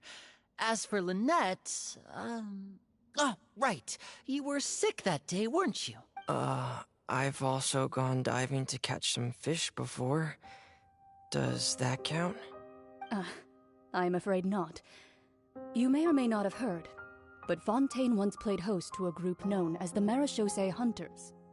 Though that was their name, they did not hunt animals, but rather various monsters left behind by the ancient dynasty of King Remus. Today, Fontaine's monster population has already thinned greatly, so the hunters have blended back into society, taking up arms in other lines of work. They even left a unique methodology of hunting in their wake. A trap comprises of the following components: bait, a trigger, and a containment device. Sometimes a lethal implement will also be necessary to deal with the prey. So, if we were to build a trap together, right now, what would you choose to build it with? For me, I would prefer something basket-shaped. Pigeons and rabbits will see the bait and naturally enter the snare. Our line of work requires a deft hand, and we're some of the best in the industry, so you can count on our techniques. You used some of those techniques while moving the people of Poisson, didn't you? My subordinates mentioned that you even performed some magic for the bawling children. Yes, and I even managed to gather some intelligence in the meantime. I'm quite the multitasker if I do say so myself. I'm afraid I can't claim that as my strong suit. I prefer more stable methods, like placing bait in the water and waiting for the fish to come within reach. That's the kind of method I would count on. Calm and steady. Exactly the kind of person who would catch loads of fish. And I can be their assistant. With discretion, I'm sure. I'd probably use some sort of mechanical animal. Papa once bought me some small clockwork squirrels, mice, and such. When placed in the forest, they can attract others of their kind. remember that you liked those too, didn't you? I did. And that would be a good way to go about it. If they're realistic enough, animals of the same kind will follow them all the way to the trap. What about you, Monsieur Neuvillette? I fear I do not have any related experience. That makes sense. You usually solve problems directly, without the use of any such tricks. But I do have one more question for you, Monsieur. If we were to create a trap now, how would you design it? I would like for it to be effective, but bring no harm to the prey. A more gentle trap would be ideal. Kind, as always. However, our intention doesn't necessarily change the containment device and the type of implement we need. If we wanted to kill the prey in one strike, we would need a powerful implement. However, that also goes for prey that must be captured and safely contained. Wait, why is that? Only a hunter who's a true expert at subduing their prey can snare it without harming it. The line that divides life and death is often exceedingly thin. So are we going hunting together? Huh. We hadn't thought of seeing ourselves as hunters. It kinda works, but maybe it's still not the best metaphor. If our means of capturing and dealing with our prey is to put them on trial, then the hunting metaphor is actually quite accurate. But we shall require much more courage than any hunter to judge a god, a being whose seat is an exalted throne. Oh, so that's what's going on. Sounds very interesting.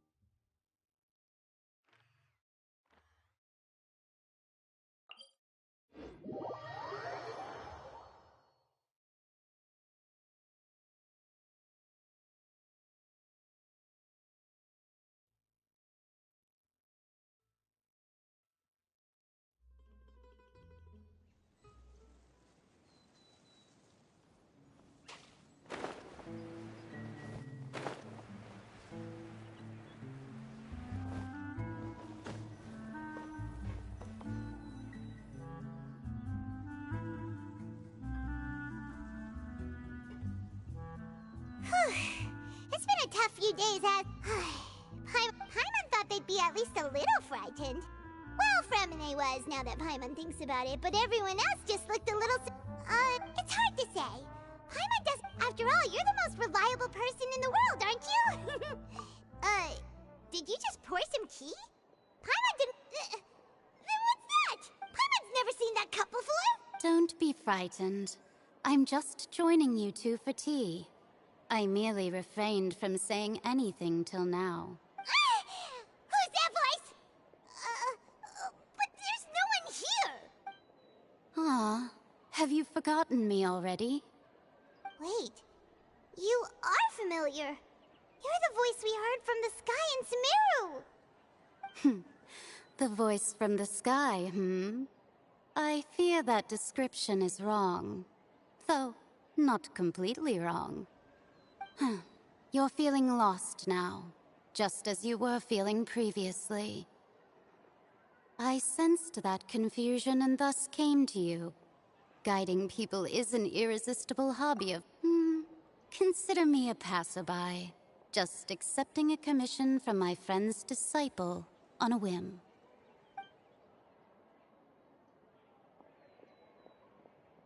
The prophecy. Yes, what has been prophesied will be fulfilled. You may view such things as the history of the future.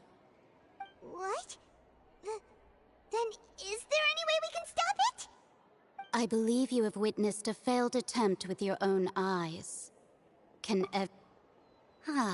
So you've caught on. Just as prophecies are usually only the future as seen from the perspectives of the gods, could things be happening in hidden corners where the gods' gaze does not fall? Are the things that you shall see different from the fate that the gods perceive?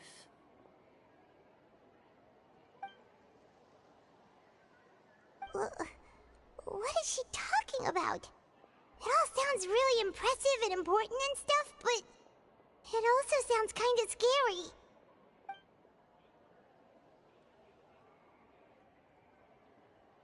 I believe that you understand, right? Some things are insignificant, but others you must reach out to change. Ultimately, fate shall serve as your only guide, no matter what will happen in Tevat's future. All you need to do is to play your part. This was good tea, by the way. Thank you for your hospitality. Well, that'll be all for today. The voice. It's gone.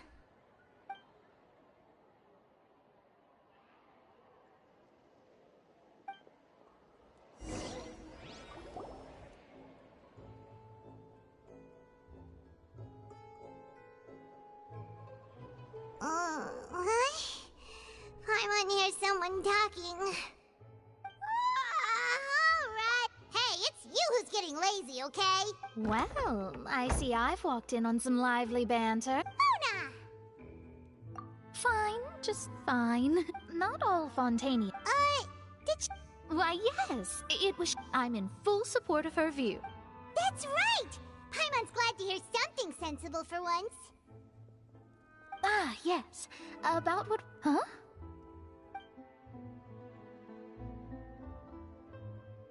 Goodness gracious. Are you serious? She said that even the god... The Hexen Circle members are certainly anything but ordinary. As for the mage named N, the old hag has mentioned her a few times. She said that N... But I've never met her. And if she were still alive... Whoa. Their abilities alone are... Well, it's not like Paimon could... Yes, she was quite cryptic. Perhaps it is something... Traveler, Paimon? Are you two alright? Oh, we're fine. We're just a little down right now. It kind of feels like the end is coming, you know? I see. I feel that same sense of desperation, too. I guess you could consider me someone who has often witnessed fate. So far as I have seen, it cannot be swayed. But even so, I still hope for, and believe in, miracles. Astrology is eternal and rational, but fate may not be. It is cruel, but it can also be beautiful. Perhaps that's what En was trying to tell you. Not to lose heart, and to believe that what you are seeing playing out before you is not yet set in stone. I did originally think of steering clear of all this, but I couldn't. Huh. You do have a point. There I go, talking about astrological print. It was worth trying to comfort you. I suppose that might be why... Paimon feels kind of moved by what Mona said. Hey, Traveler. Paimon suddenly feels... Let's walk around the city, shall we? There's a few spots we always like to walk.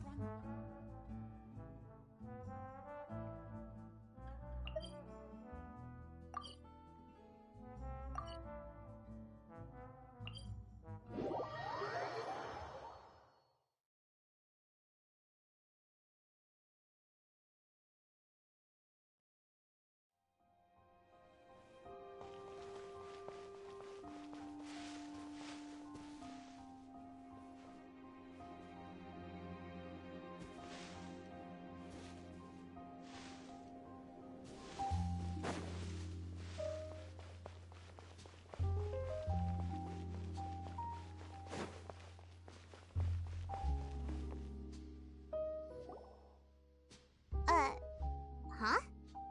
Our names are written in this newspaper. What's going on? Let Paimon see!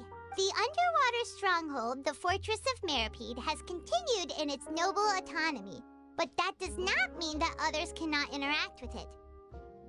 My recent attempts to enter the... Thus, didn't... So while the journalist Charlotte... Charlotte took... She hasn't been able to get a hold of any... Ugh, seriously?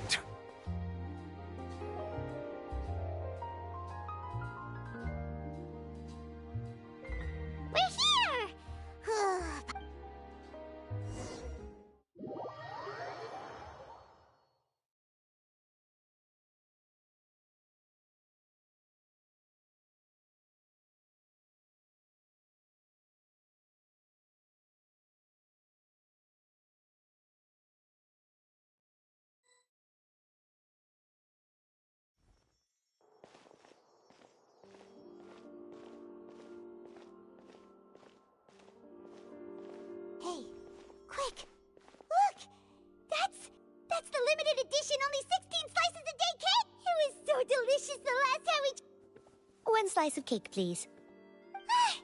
Someone showed up after all! Oh, wait, you're the one from the Palais Mermonia. Oh, are you here to buy cake too? It seems Monsieur Neuvillette was right. You really can eat. Wait, did he really say something like that? That's right. Even he has his own preferences when it comes to food. As for me, I love the cake and coffee here. Do you come here often? Usually every day.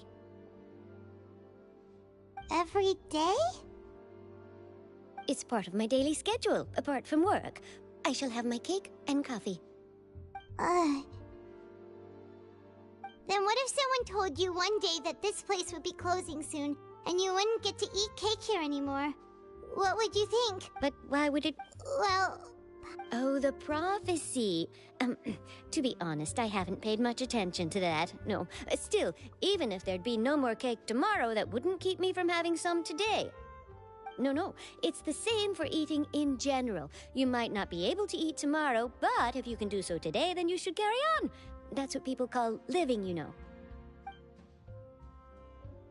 Huh. Don't be sad. Excuse me, could I have 2 more slices of cake to go? These 2 slices are for you. Sijuin said that this kind of expression you're making is what humans call being sad. Oh, you know Sijuin?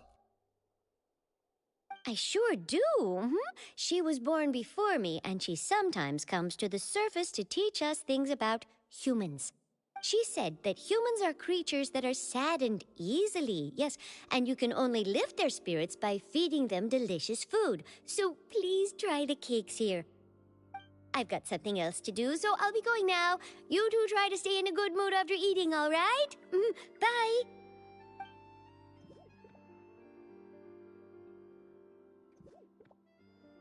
And there she goes. All right, let's dig in. Paimon's sure this cake will be delicious. It's more delicious than last time. Sure would be nice if we could always eat delicious.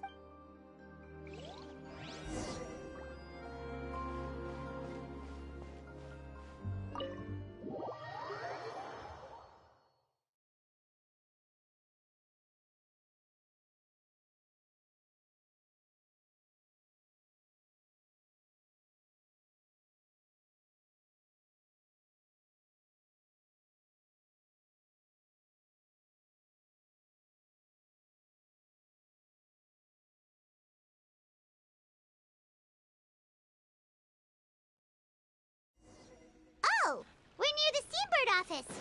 Let's go look for Charlotte and have a chat.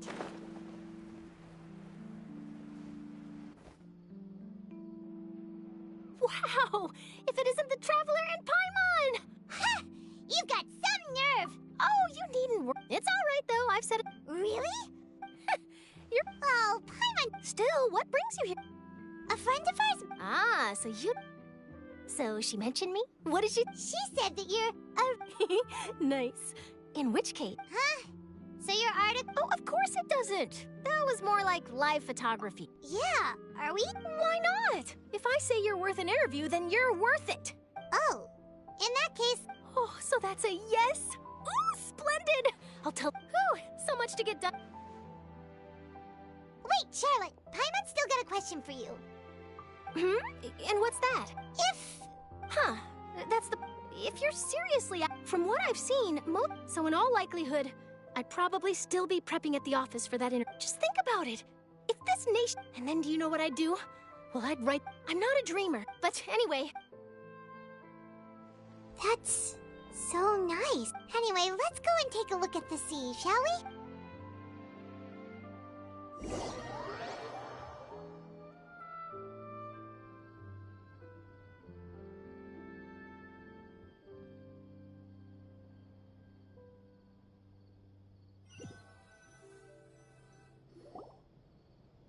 The sea breeze and scenery can be a pretty soothing combo, huh? Paimon's been thinking. If it wasn't Fontaine, but all of Teyvat that would be destroyed tomorrow, where would we go and what would we do? No, Paimon should ask, if you could choose, What would you like to do?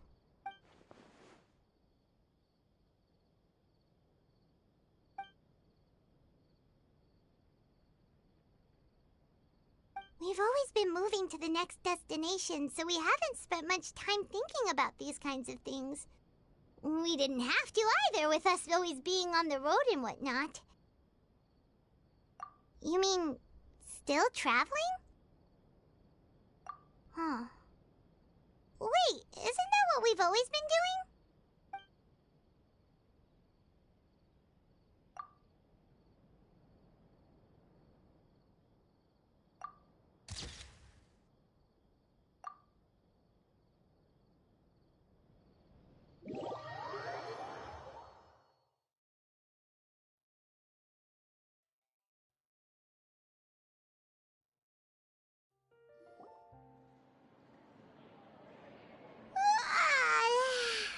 Feels like you'll grow mold if you stay here long enough. But it's still better than the Fortress of Mirapede. Ah, so the two of you are still here.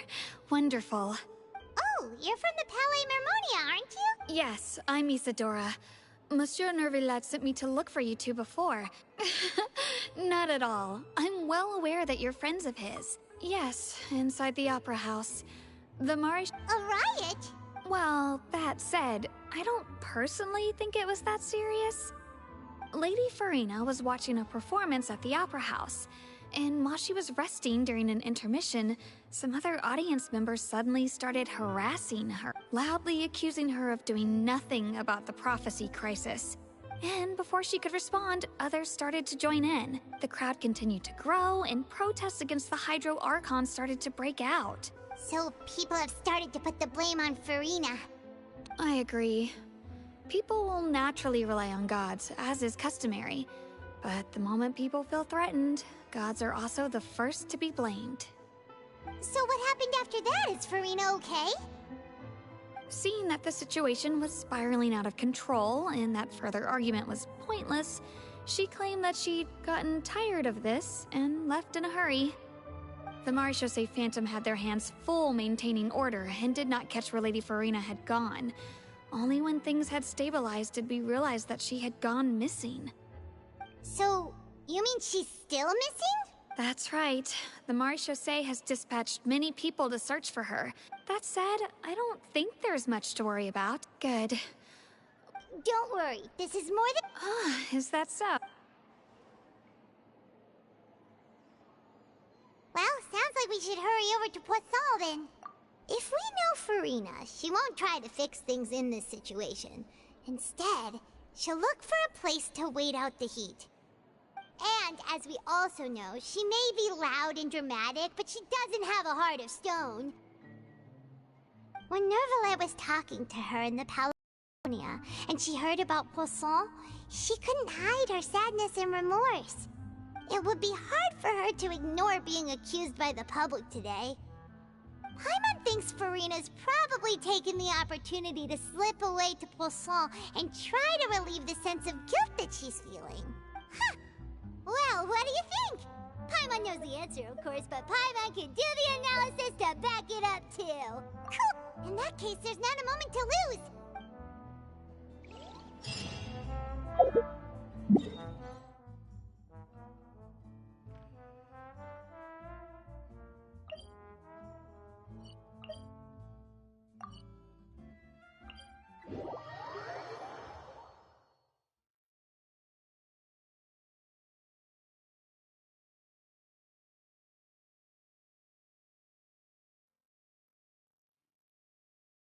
This place looks deserted.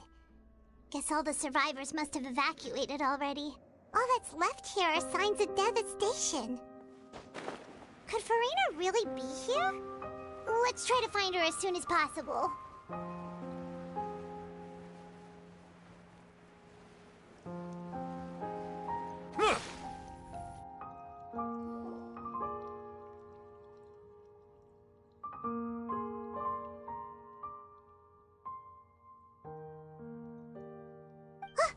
That's Farina, right over there. She really is here all on her own.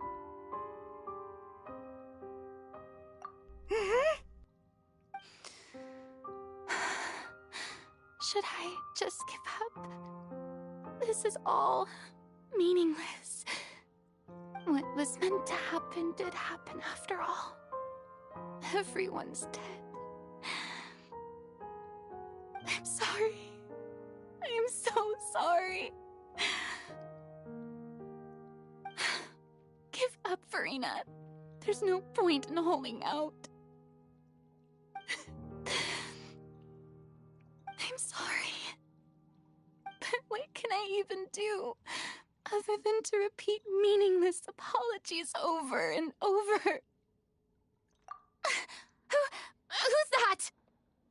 Don't worry, Farina. It's just us.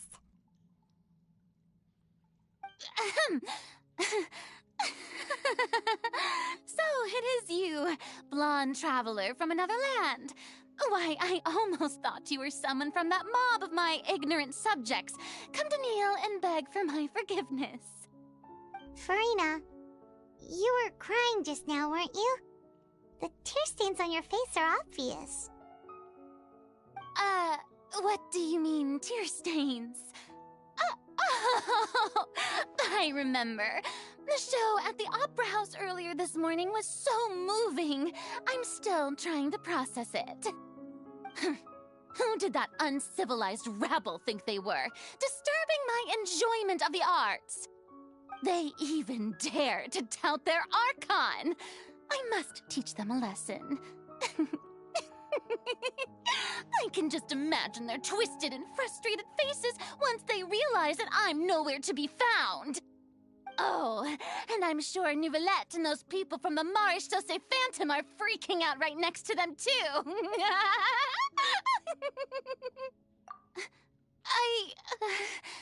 Of course not. Hey, there she is! The Hydro Archon's over there! Quick, after her! Farina, those people seem to be after you. They are? They're just some rabid fans who want to cut the line because they haven't been able to meet me in person, aren't they? That's against the rules. I can't let them get their way. Farina just ran off! Quick, we have to catch up with her!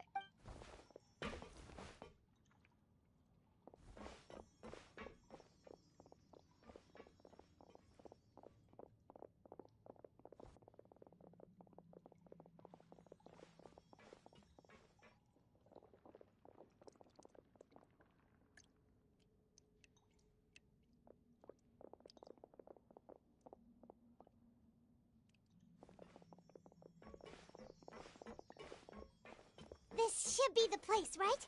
Hey, Farina! There's a good hiding spot over here. Quick, come to Paimon before the rest of them catch up to you.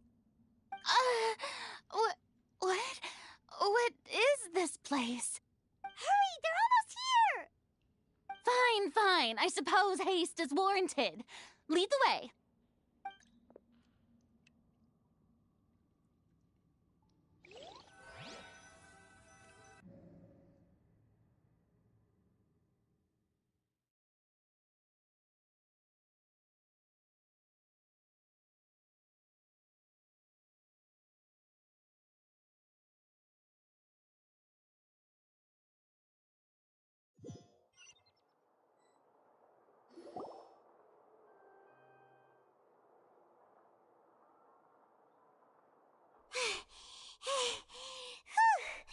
Paimon's exhausted.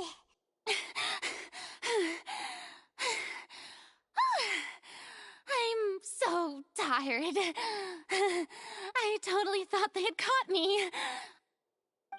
No, I mean, I merely gave in to the sheer enthusiasm they displayed. You're right. Yep, that's a good girl.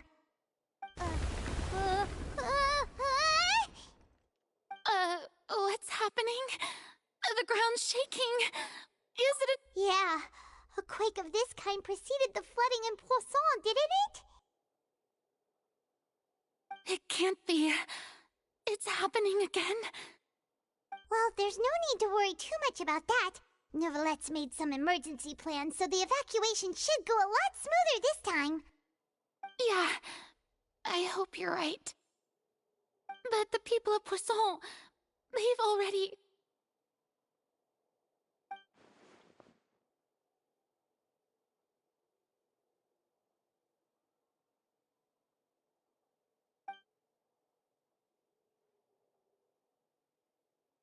It's true. I've been investigating the prophecy for hundreds of years. I once had informants all over Teyvat, searching for clues and feeding information back to me. I've tried all kinds of ways, too, to hold back the sea. Anything to keep the coastline from advancing. But all my efforts proved to be futile in the end. Really, the truth has been clear to me for a very long time. We cannot make an enemy of the divine. No matter what we do, the will of the heavenly principles will have its way, and the prophecy shall be fulfilled. Give up. I do love the sound of that phrase. It would mean finally coming to terms with fate, but also for me to finally be free. Indeed, I've thought about giving up so many times, especially after we almost lost Poisson. Fate is really unreasonable, isn't it? It has no heart and obeys no rules. The prophecy has only just started to come true, and so many people have already lost their lives. But just now, it all became clear to me. I still don't have the right to come to terms with fate on behalf of everyone else. As long as the final moment hasn't come, it's still not too late. Don't worry. I will keep hope alive for everyone until the very end. Well, that's enough for now. I got the impulse to play the stricken maiden, but honestly, considering my rank and station, that wasn't a good fit at all. Don't take any of what I just said seriously. How could I possibly let Fontaine fall to the whims of trivial prophecy? Come on! Paimon could have sworn you were actually being honest just now.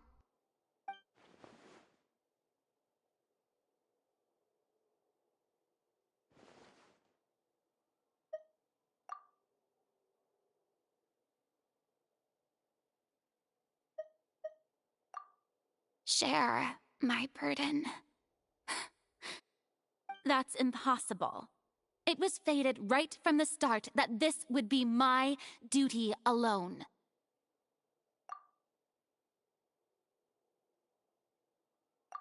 A witness. Yes, I've heard that you came to Teyvat from beyond the stars, yes. In other words, you never belonged here. And if Teyvat is, in its entirety, a show on a stage, then you're just a spectator, aren't you? If that's the case...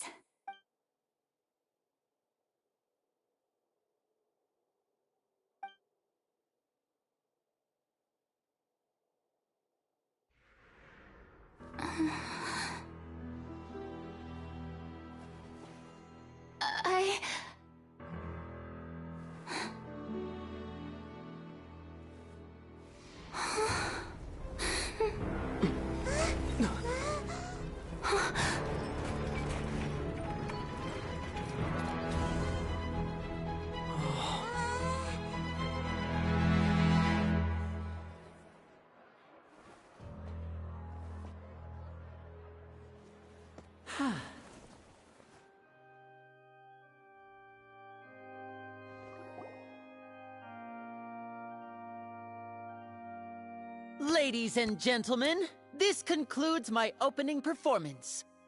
Now, without further ado, we may proceed to the trial of our god. So this is what it is. Yes, you deserve praise for the effort you took to raise the dramatic stakes. Do not forget, however, that I am Focalors, the god of justice, the embodiment of justice itself. Does it not strike you as even the least bit absurd to bring the very concept of justice to trial? May I interpret these words as your refusal to stand trial? In that case, you will have the opportunity to defend your honor through a duel.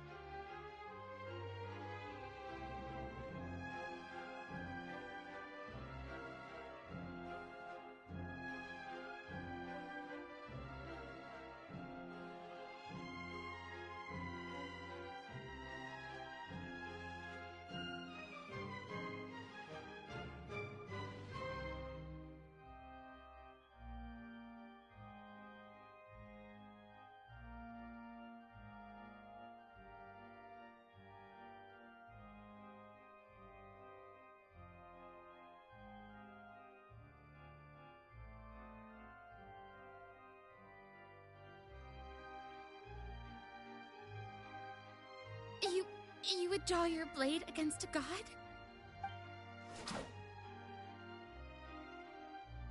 I see. It seems like you have made up your mind.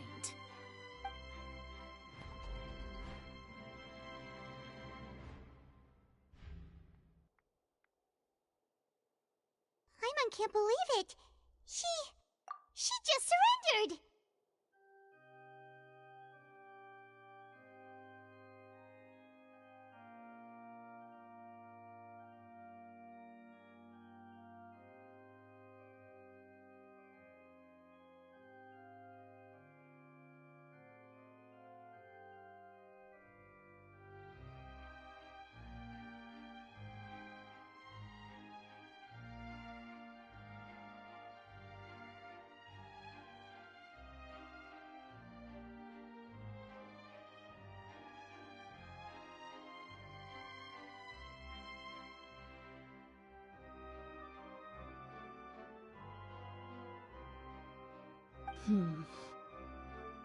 What the heck is going on?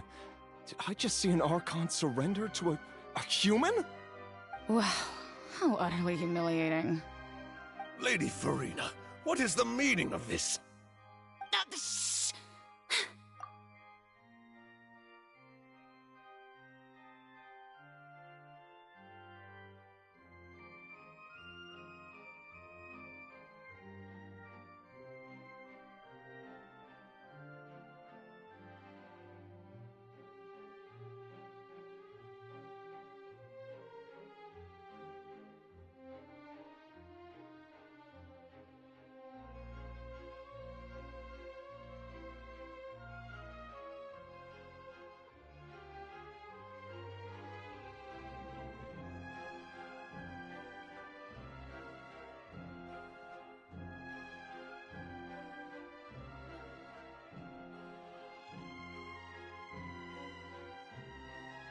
It would seem that there has been a misunderstanding. To be clear, the raising of both hands is not always an indication of surrender. Looking for excuses again, huh? I raised my hands just now to indicate my acceptance of the trial. No duel shall be necessary. I will admit that I've been running away for a long time. I'm sorry, everyone. I was unable to protect the people of Poisson. It is my duty to stand trial for my crimes. You are not the only ones to be disappointed in me. I, too, am exceedingly disappointed in myself. But now, it is time for the Hydro Archon to show you her courage and resolve.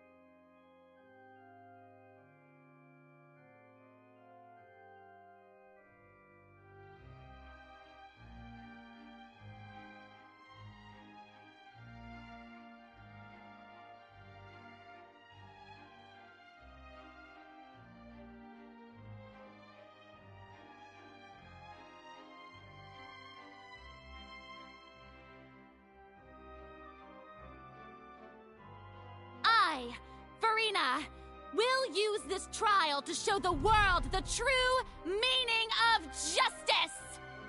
This time, I will protect you.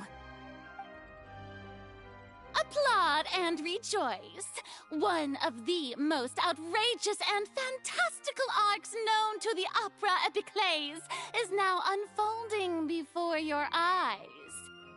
Mark my words, this shall be one of the most exhilarating and brilliant shows ever to grace the stage of Fontaine. The trial of the Hydro Archon, Focalors, will now begin! Woohoo! Oh, now we're making history! Why does it feel like Farina just took over the whole thing? Like, come on! Didn't she just get forced to stand trial for her crimes? Also, even though she's still acting super dramatic, she is taking this seriously this time, right? All right, then. Who will be my opponent in this trial? The court asks the prosecutor to please take the stand.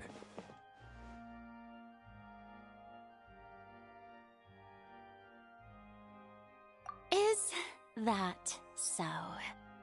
Very well. Then please speak, witness of Tivat, my accuser and fated opponent.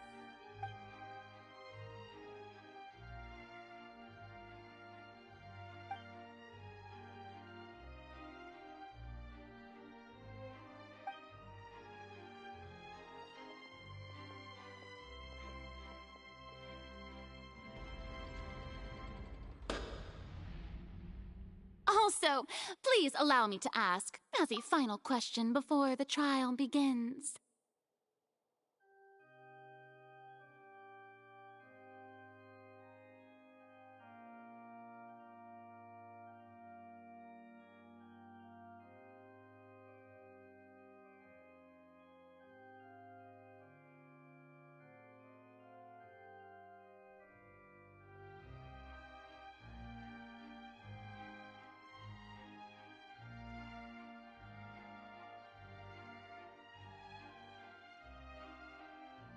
Just how much work did you do to force me onto this stage? Well, we did do a lot of prep after the meeting that day.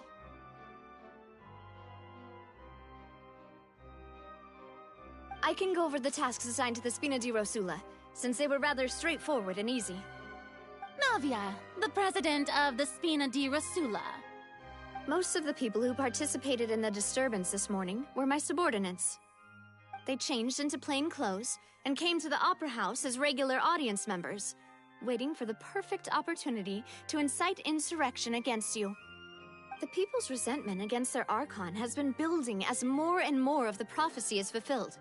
A spark was all we needed to turn smoldering anger into a flame.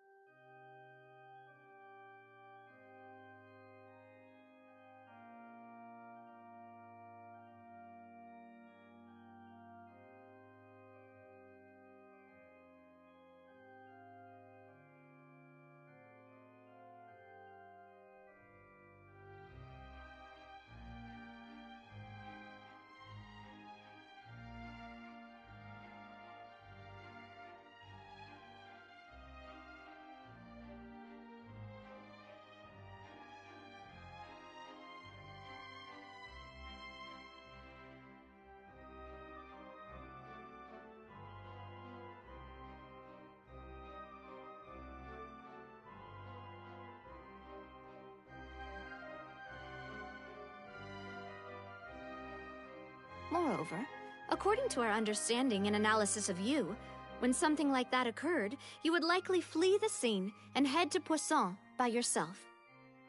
So, we arranged for a second group to lie in wait there.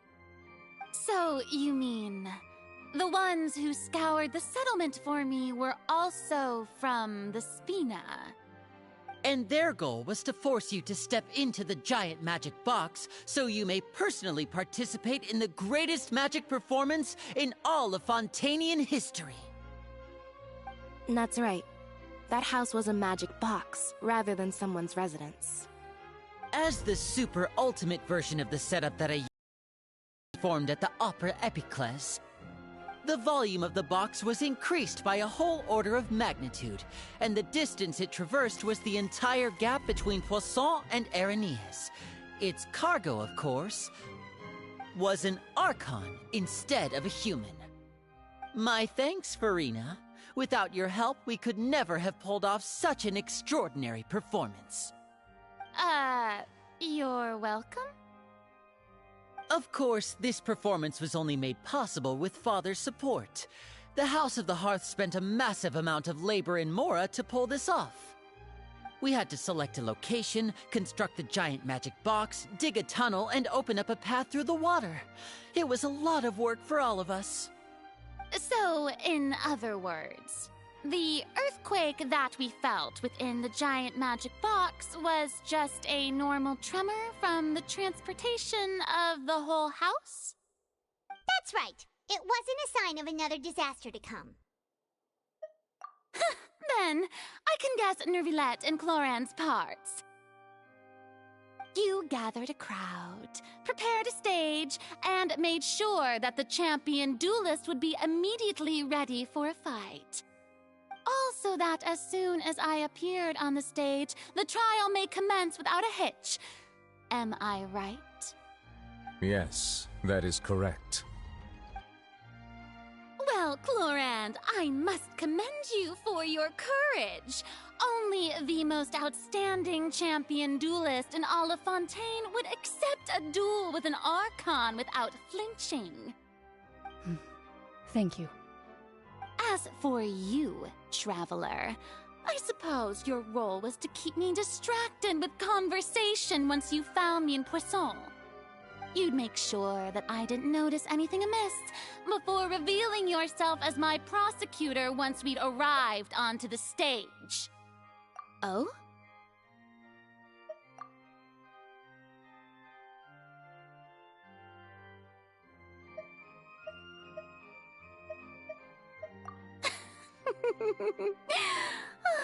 Is that so? Then I suppose I must have missed my final chance. It's fine. It matters not. What's done is done. The stage is already set, so there's no reason to disappoint the audience.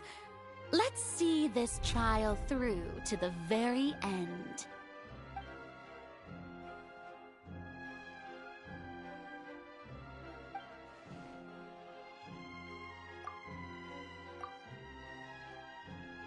Sir Prosecutor, please allow me to pass this along. This is a document that Miss Charlotte applied for and received permission to share with you during the trial. According to her, it should speed up the proceedings.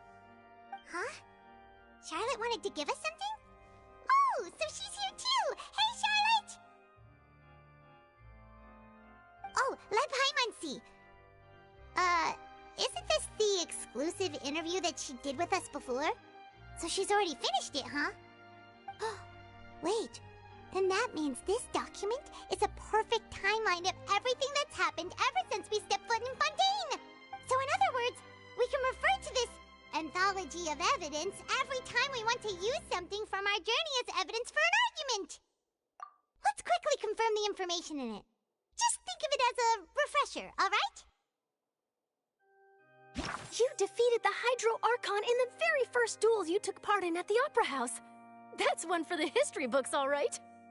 I didn't think that you'd wind up getting to the bottom of the case I'd been following all this time. I guess you could also see this as a happy coincidence. This is the first time Monsieur Nervillette had a difference of opinion with the Oratrice. Even the Hydro Archon can't figure it out. A Fatui Harbinger. She's an extraordinary person. Her instinct must mean something. The fortress of Meripede was almost destroyed in a single day. That I didn't witness that scene personally will always be a source of professional regret, I think. According to Monsieur Neuvillette, both Child and that whale should have been in the Primordial Sea at that time. I nearly lost my awesome friend Navia. To be honest, that still gives me shivers. The words of someone as extraordinary as a witch can probably only be truly understood when something surreal happens to you.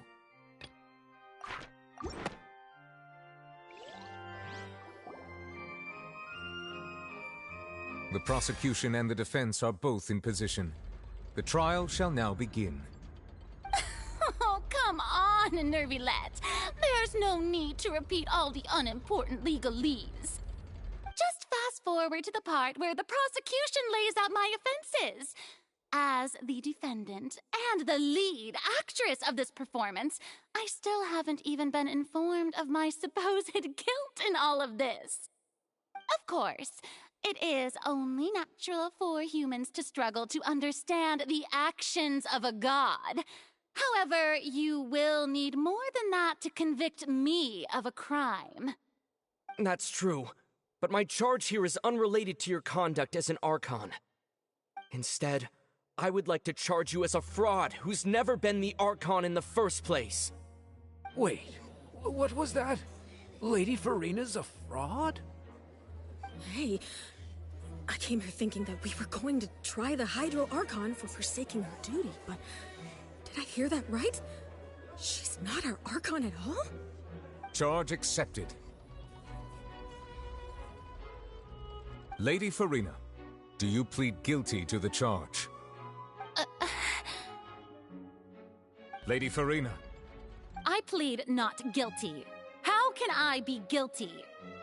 There is no way that I, Focalors, otherwise known as Farina de Fontaine, a member of the Seven and the Regina of all waters, kindreds, peoples, and laws of Fontaine, could be anything other than your true Archon.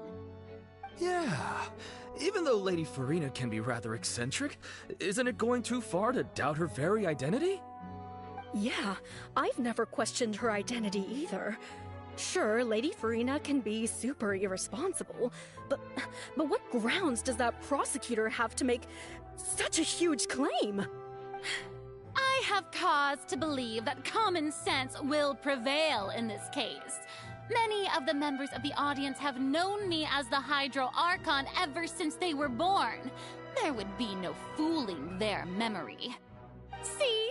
Even the Oratrice has decided to show me its favor. Are you sure you want to commit to a charge that will never be upheld? If you wish to drop the case, I can promise you as the God of Justice that you will not have to face trial for making a false accusation. We will treat everything that's happened as a dramatic spectacle and move on with our lives. What do you say to that? Huh.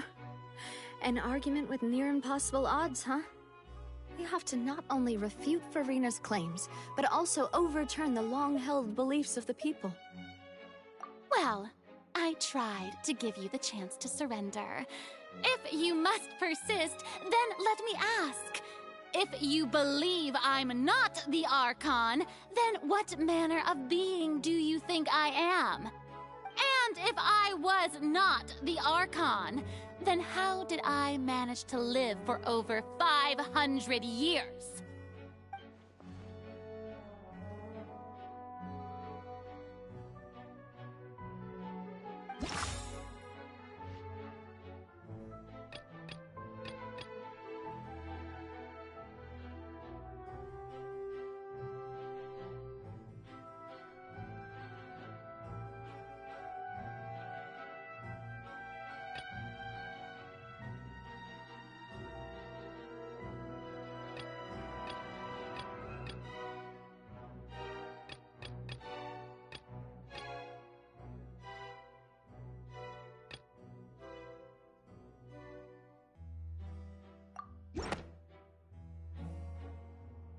First of all, You may be a member of another long-lived race, which would allow you to naturally possess an extended lifespan.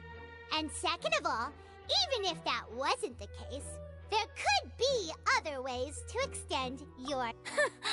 Who gave you that idea? Was it the knave? You'd sink so low as to use a harbinger's words against me. A curse? I once thought it possible that the aura of an Archon might naturally resemble a type of curse.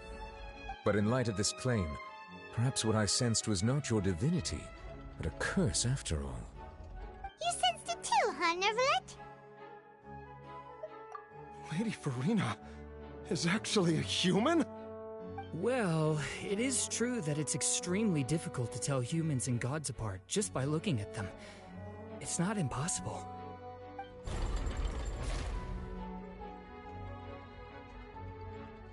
Well, don't start celebrating too early now. Even if I have been carrying a curse like you said, how does that prove that I am merely a human being? Besides, everyone knows that the main difference between a human and a god is the possession of authority. Gods can do what humans cannot. That's why they're worshipped as gods. For centuries, manifestations of my authority have served the nation of Fontaine. One need only to turn their eyes towards the Oratrice Mécanique d'Analyse Cardinal in this very opera house, or consider the indemnitium that is used in every aspect of life.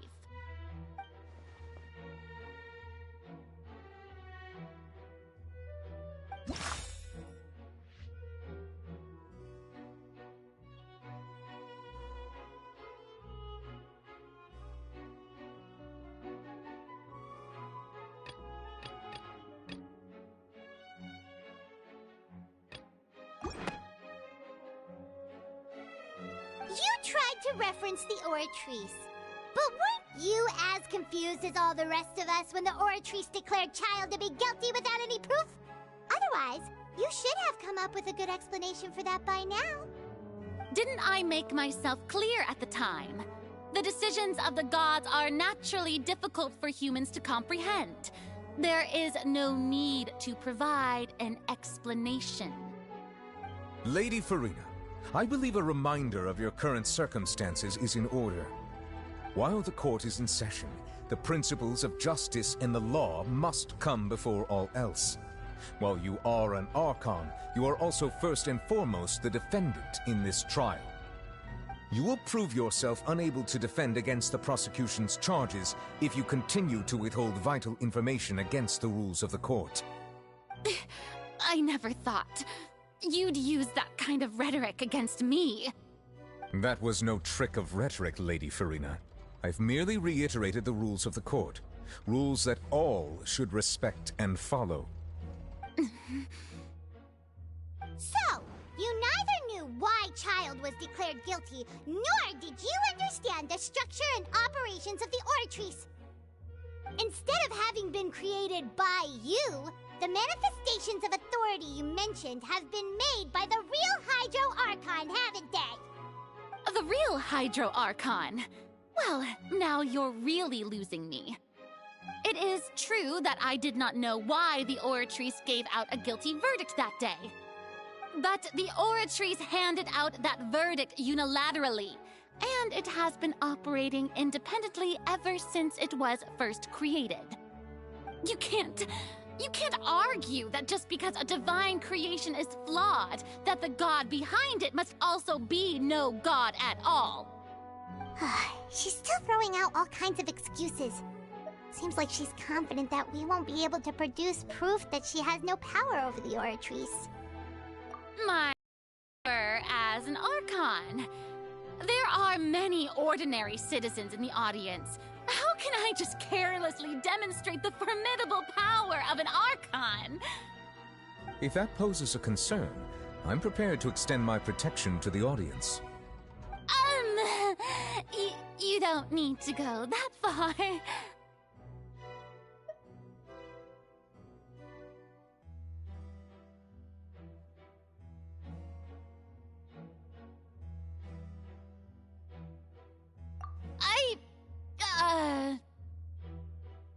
aren't you the Hydro Archon?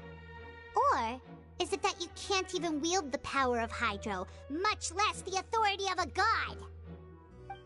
Indemnitium! Yes! It's all because of Indemnitium! All Archons derive their power from the faith of the people, and I've converted the people's faith in justice into Indemnitium! Thus did I give up all of my divine power to provide everyone with energy for their daily lives. Have you ever seen a more magnanimous god? Isn't that a huge stretch? Yeah, no matter how generous an Archon can be, how could they give up all their power? Can a god with no power even still be called a god? It seems like nobody's buying Furina's excuse. Hey, come now, everyone. Please don't stare at me as if I was a liar. I'm still the same Furina you knew, right? The one that you loved. Shouldn't you want to believe in me? Please? You've got to believe me. If what the prosecutor said is true, she really has committed a grave offense. Did she deceive all of us? And all of our parents and grandparents too? And all of our ancestors? Ever since they were born? Enough. That's enough. Tell me then, if I'm not the real Hydro Archon, then who is? If you have no evidence of another Hydro Archon's existence, nor can you find anyone who can back up their claim to be such, then what grounds have you to say that I'm not actually the real deal? Wow, she came up with yet another argument. How can we refute her now? Seems like she really doesn't want to give up.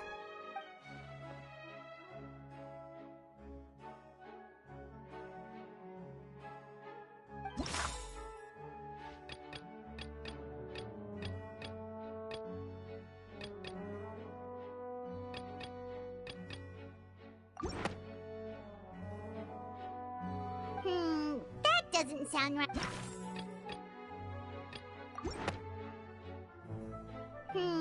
That doesn't sound right.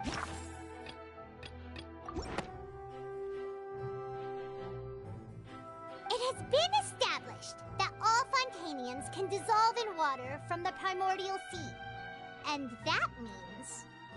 Since you insist on claiming to be a god and not a human, then there's a method that you can use right here and now to eliminate all suspicions of you being the latter. Miss Navia, please apply to serve as a temporary attorney for the prosecution before addressing the court. Though you act in partnership with the prosecutor, you must still adhere to proper procedure. Super sorry, Monsieur Chief Justice. I swear this really will be the last time that I'll speak out of turn. Now, I've brought some seawater from Poisson. As everyone knows, a massive flood struck the area not long ago, taking many lives, including those of some of my closest friends. So, Miss Furina, would you dare to touch some of this seawater? If we are to believe that you are indeed the real Hydro Archon, touching this seawater would have no effect on you. All it should do is strengthen your case. But if you don't dare to touch it, then we would have basically proved the reverse. Oh, and I must remind you that after the disaster at Poisson, nobody wants to see any more people dissolve. I do hope you'll act prudently and choose the simpler path of admitting guilt. Navia from the Spina di Rasula. The Spina has governed Poisson for many years. I guess her suggestion is valid. If Lady Furina is indeed just a human, she's probably Fontanian like all the rest of us. Would she really dare to try?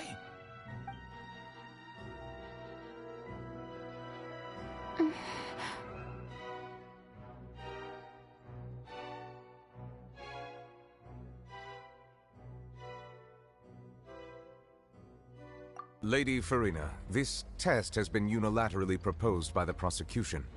As it falls outside the realm of standard court proceedings, you possess the right to decline participation.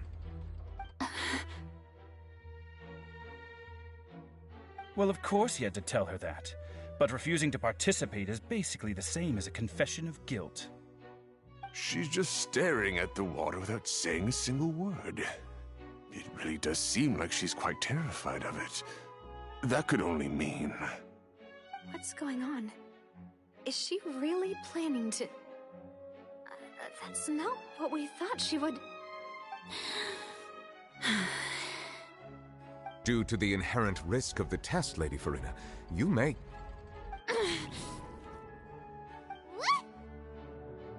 Hey!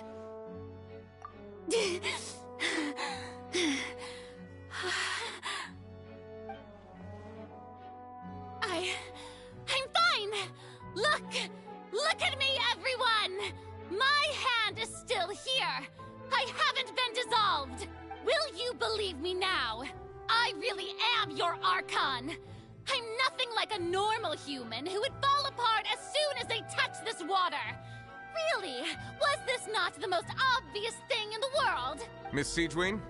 If you're present, Miss Siegewien, please come forward and attend to the defendant. Siegewien? Don't be nervous. It'll just take a few seconds.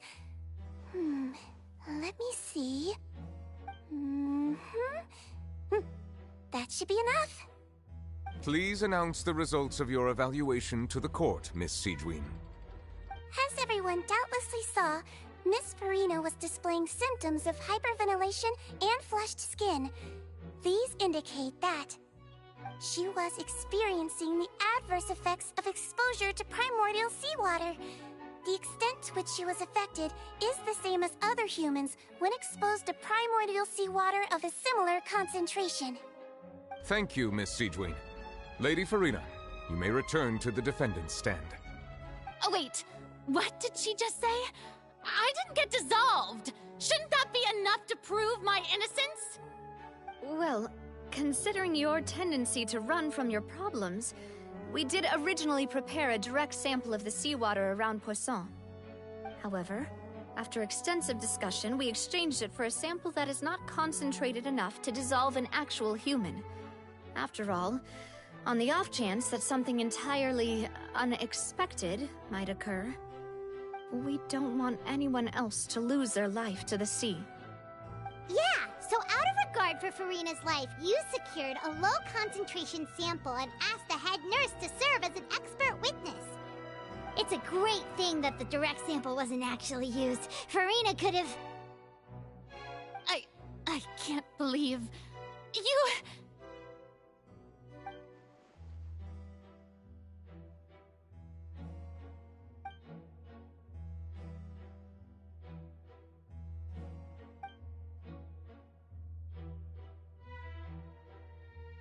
Listen to me, everyone! Please don't give me such cold and disdainful looks! What happened just now didn't prove a single thing! Think about it! How can you conclusively prove that an Archon can't also be affected by the primordial seawater? Also, if I was really just a human, why would I dare to just put my hand in that kind of water?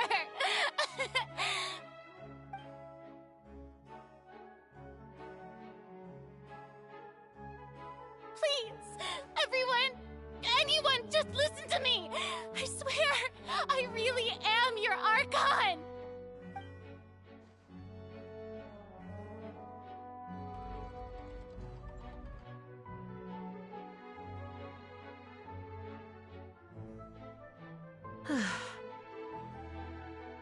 I don't think anything she says at this point will sway anyone. The odds are just too stacked against her now. With all the things that have been said, Paimon doesn't think there's any way left for Furina to win. I believe the time for arguments and presentation of evidence has come to an end. If there are no objections, we will move on to the final judgment.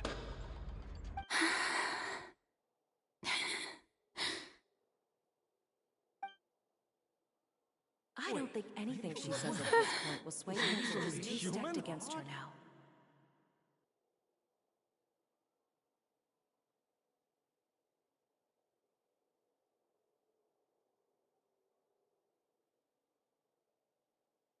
In my capacity as Chief Justice, I shall now render judgment on Furina's misrepresentation of herself as the Archon of Fontaine.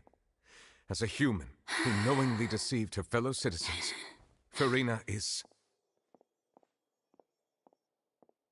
guilty.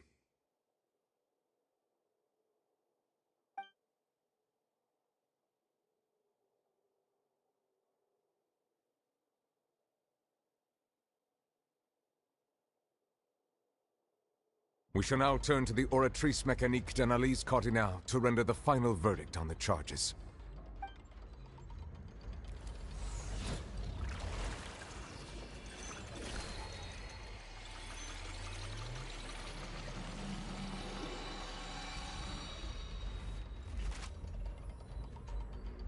According to the judgment of the Oratrice Mécanique d'Analyse Cardinal, Furina is... Well, what's wrong? What's the Oratrice's verdict? No, the Oratrice also displays a guilty verdict. Isn't that correct then? However, the exact wording of the verdict is thus: the Hydro Archon, guilty, to be punished via the death sentence. The death sentence? That's actually one of the available sentences? I've always thought that it was just a myth. The one and only time the death sentence has been handed out at the court, and it's been given to the very person we've worshipped as the god of justice? What an unexpected twist. Furina's been sentenced to death by the Oratrice? We just wanted to use the trial to show her the seriousness of things so she'd tell us the truth. How did things escalate this quickly? This outcome is indeed quite strange. According to Fontaine's current definitions of justice, as well as its recommendations for criminal sentences, is this sentence really appropriate for the crimes that have been committed? Yeah! Even Vacher wasn't sentenced to death by the Oratrice. You know, the... Indeed. Not only is Furina's sentence overly excessive, the very point of our trial today was also to prove that Furina has never been the Hydro Archon in the first place. But now, the Oratrice seems to have deliberately invoked the title of the Hydro Archon. What does this mean?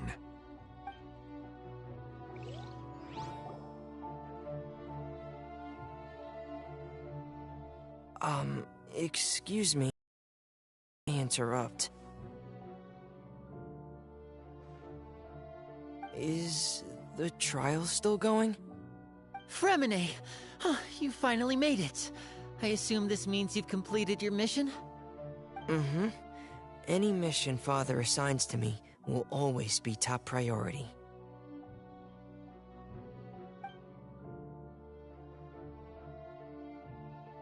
Is that the first prophecy slate? Huh. So the knave privately arranged for Freminet to try and find the missing slate. I looked everywhere and finally found it at the bottom of the sea. It took me a long time to get around some dangerous stretches of water.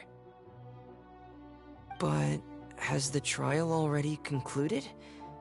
Then... doesn't that mean I've come too late? Oh no.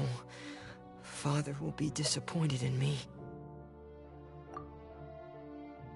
Thank you for your hard work, Mr. Freminet. Please allow me to review the record left on the slate. Traveler, I believe that you have already seen the other existing slates, and would like you to come here and confirm their contents.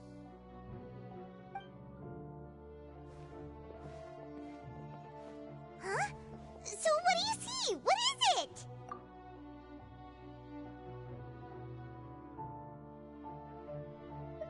I believe I have now made sense of the Hydro Archon's crime. It has to do with Fontaine's lost history. Huh? Isn't the Hydro Archon just guilty of deceiving her people? Oh, wait, no, that's Furina, and we've already proven that she's not the Hydro Archon. So when you say Hydro Archon, do you mean the real Hydro Archon we've been kinda talking about? In truth, Everything that you've encountered in Fontaine up until this point can be traced back to the contents of these stone slates. However, I'm uncertain as to how much sense they currently make to you. Okay, let's try to recall the contents of the other 3 stone slates. Paimon will do her best to help you remember.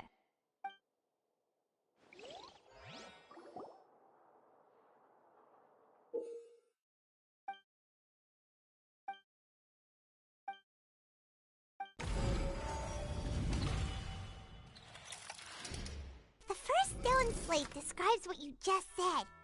It seems to show the previous Hydro Archon using her divine power, and then the Oceanids turn into humans. Does that mean that Fontainians are transformed Oceanids? Oh, Paimon wasn't expecting that. But if Oceanids can turn into humans, then perhaps this process can be reversed as well. The second stone slate shows Celestia floating in the sky, and the Hydro Archon and her people worshipping it together. But the heavens still brought judgment down upon them. This must be the point when the Hydro Archon and the Fontainians were branded with their original sin. Does this mean that the original sin and the Hydro Archon sin are the same thing? The third slate shows the Hydro Archon sinking into the sea surrounded by many people.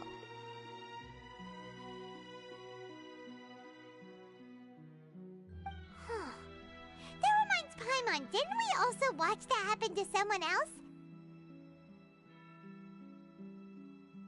Well, the fourth slate is the prophecy the Fontainians have been talking about. People dissolving into the sea, the Hydro Archon crying on her throne, and so on. We didn't believe that such a crazy disaster could happen at first, did we?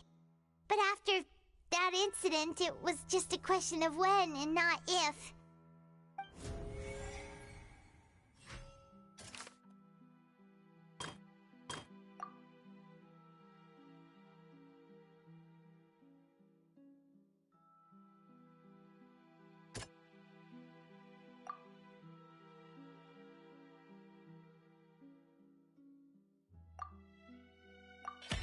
We know from the case of the serial disappearances of young women that Fontainians can be dissolved in primordial seawater.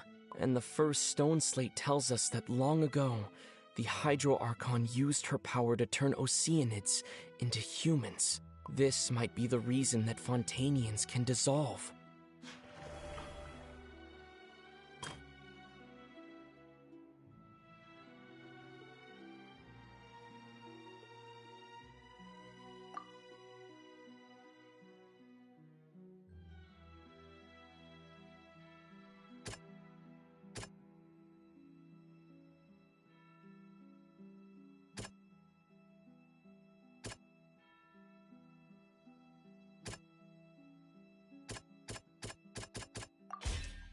Perhaps what is about to take place has all happened before. The true sin of the Hydro Archon that Neuvillette mentioned, and the original sin cast down on the people of Fontaine by Celestia, as recorded on the stone slates.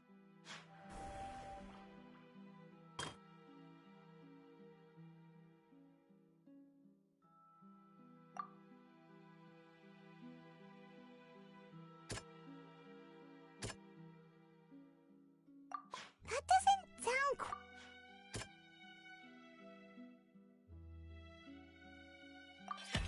It's not as simple as falling into the sea. When Navia fell into the sea, her consciousness was subjected to judgment. The stone slates show the people gathered around the Hydro Archon in the sea. Could that be alluding to the same thing?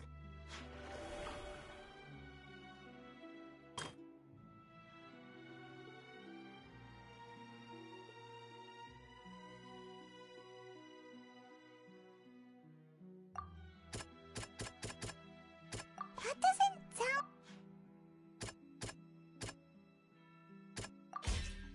The prophecy from the stone slates found its way into society, but not many people believed it at first. The fortress of Meropide was nearly flooded with primordial seawater, which we know can cause Fontainians to dissolve. It seems increasingly likely that the prophecy may come true. If we hadn't dealt with it in time, things could have gone very badly. They'll dissolve into the primordial sea but won't cease to exist. Their essence will flow in the seawater, converge, and take the form of an Oceanid. The Hydro Archon was sentenced to death in court, shocking everyone present. Perhaps Navia fell into the water inside those ruins, and she nearly dissolved. She was surrounded by the people of Poisson in a court within her consciousness, and was forced to take part in a trial meant to make her stay. The eruption of the primordial sea at the fortress of Meropide was the surest sign that the prophecy was about to come to pass no matter what.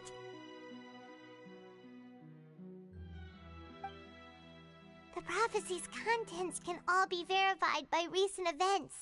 If we combine what we know together, loads of truth should come to light.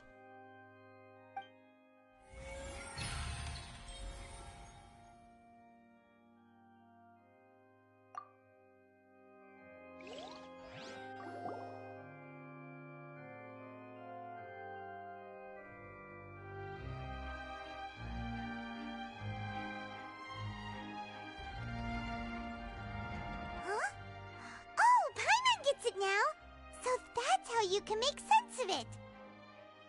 But then it feels like we're going to have to share some truly shocking revelations. Let's hear them. Incredible. Lyney, did you hear that? We're not real humans. All Fontanians were originally created by the late previous Hydro Archon, with Oceanids as their basis. The evidence for that can be found in how only Fontanians could dissolve in primordial seawater, and how all the girls Vacher dissolved were also turned into Oceanids.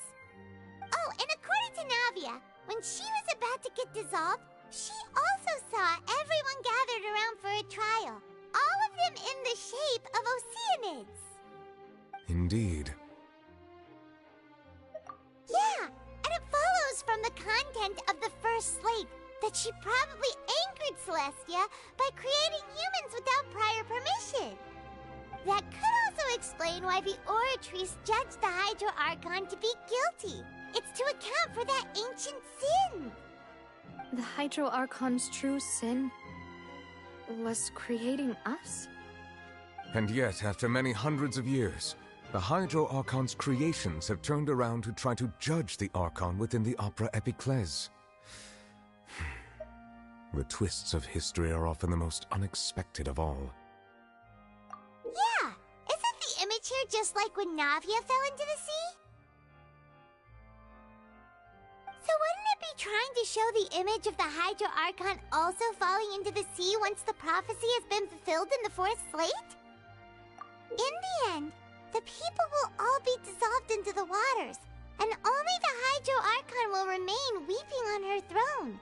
Only then will the sins of the people of Fontaine be washed away. Did Paimon get all that right? You've made some keen deductions. I must say, given how much you still don't know, it is impressive that you've already managed to connect so many pieces of the truth.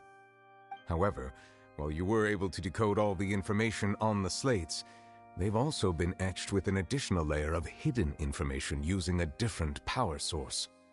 When we were at the ruins, I tried to decipher the hidden information recorded in the slates. But since we only had 3 slates at the time, I was unable to come to a full conclusion. Now that the slate collection is complete, I shall make another attempt to decipher the narrative recorded within. If everything goes well, we should finally be informed of the unadulterated truth.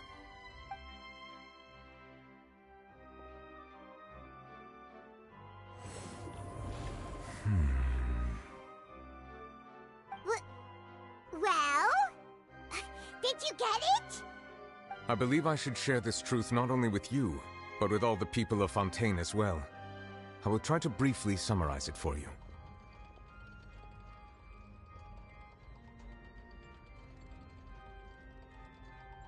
Your hypotheses regarding the origin of Fontanians and the sin of the Hydro Archon were both correct.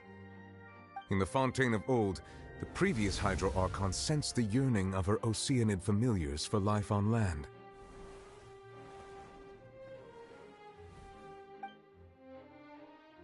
The Oceanids were enamored with the beauty and romanticism of human beings, and wishing to have those experiences for themselves, expressed to the Hydro Archon their desire to become of a similar kind.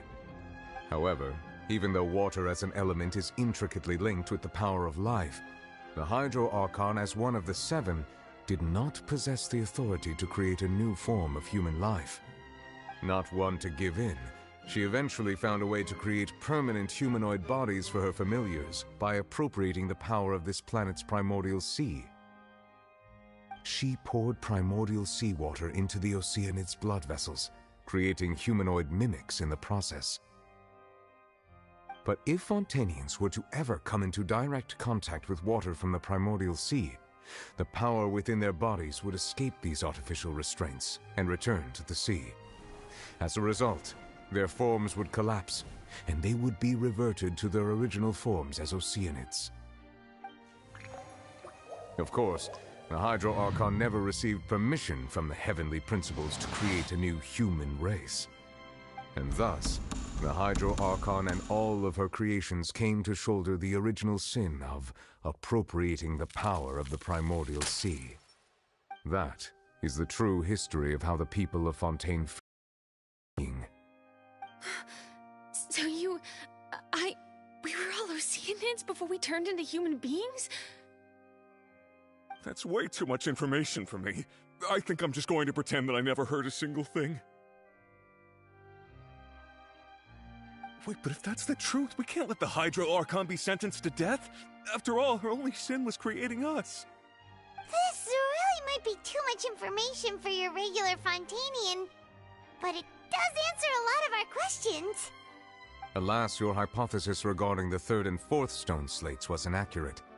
The slates' a key point of the visual on the third slate is how all the individuals depicted in the water are humans rather than Oceanids. They have not been dissolved, which implies that the water depicted in this slate is not water from the primordial sea.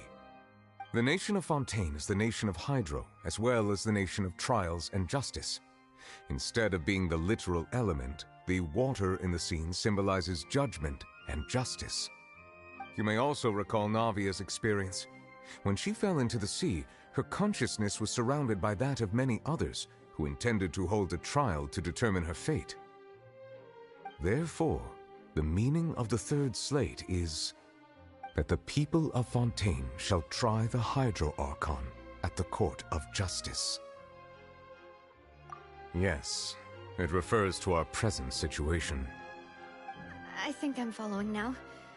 So, what you're saying is, even though we decided to put on this trial to avoid fulfilling the prophecy, in truth, everything we've done has happened exactly as the prophecy foretold. So now, it seems, we're the ones making sure it comes true. What should we do? Huh. No matter what, the prophecy will be fulfilled. Is this what it feels like to be a prisoner of fate? If that's the case, does that mean the scene in the fourth slate will also be fulfilled soon? Traveler, I would like to point out another small fallacy in your deductions. About the fourth slate, you probably thought that the eruption of primordial seawater beneath the fortress of Meripede served as the surest sign that the prophecy was about to come to pass, yes? However, I believe that rather than being a sure sign, that eruption could in fact only be a small warning of something far worse to come. As for the root cause of the catastrophe, I believe you've already...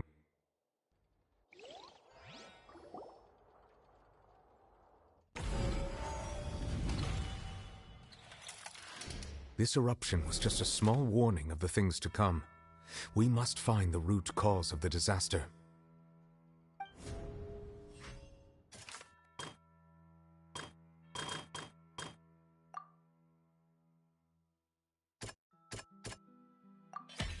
It was both dream and reality. If we're talking about a true culprit, that could only be that thing inside the Primordial Sea, right?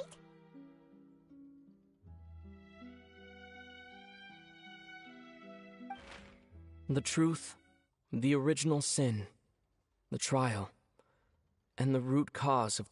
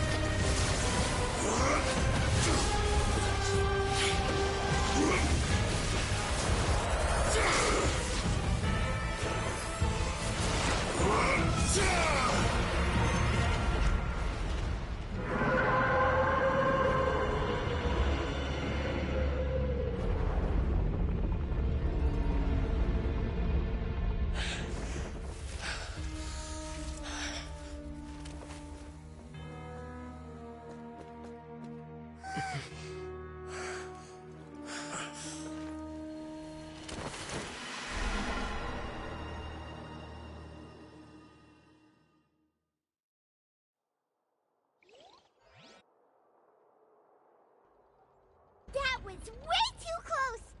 How did that thing just burst into the Opera House? Wait, was that the huge whale you saw in your dream? So we've met it at last.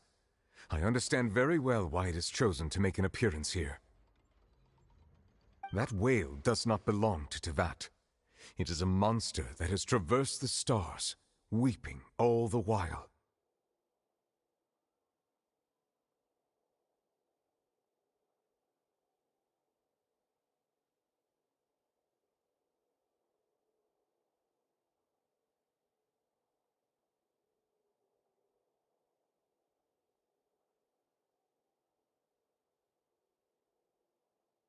It has been greedily from the planet's primordial sea, using it to grow. That is the main cause for the rising sea levels. And once it has finished consuming all of the energy contained within the sea, its next step will be... You said that when the Hydro Archon first created Fontanians out of Oceanids, she filled their blood vessels with primordial seawater. Precisely. That whale finds the blood of Fontanians nigh impossible to resist. Therefore, when it left the primordial sea, it decided to make its next stop a packed opera house full of food. Food in the form of Fontanians. We just barely managed to push it back, right? In that case, won't it come back to target the people again once it's managed to recover its strength? That is correct.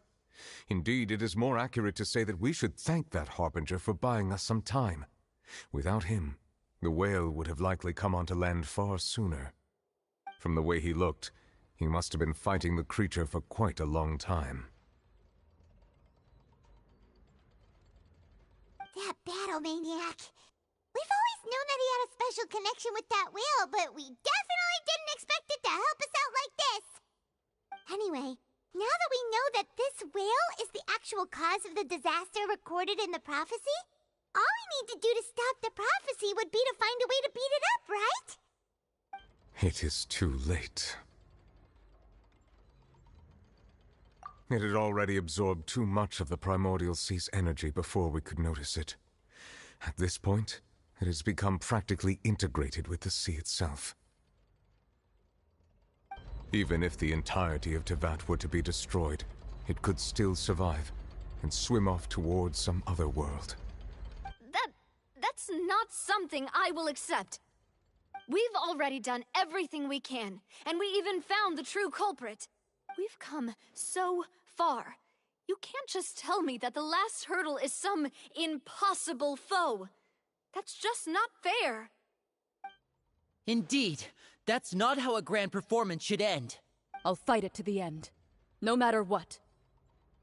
So the prophecy will be fulfilled no matter what, huh?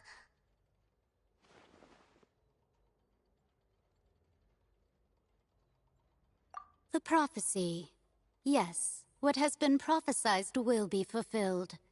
You may view such things as the history of the future.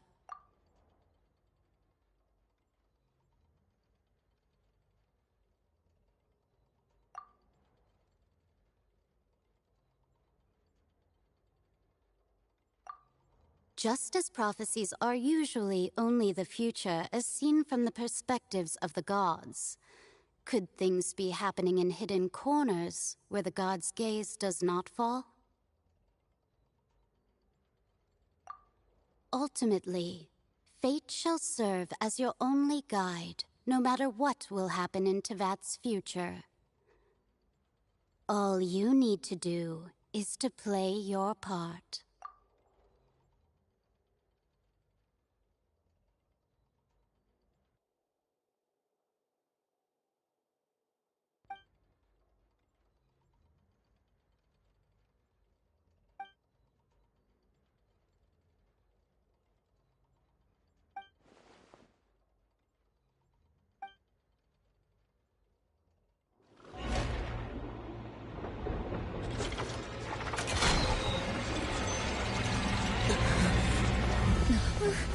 What's happening with the Oratrice? I believe it is preparing to carry out the death sentence.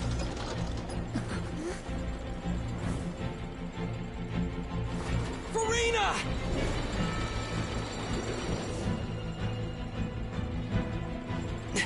No, I still need answers.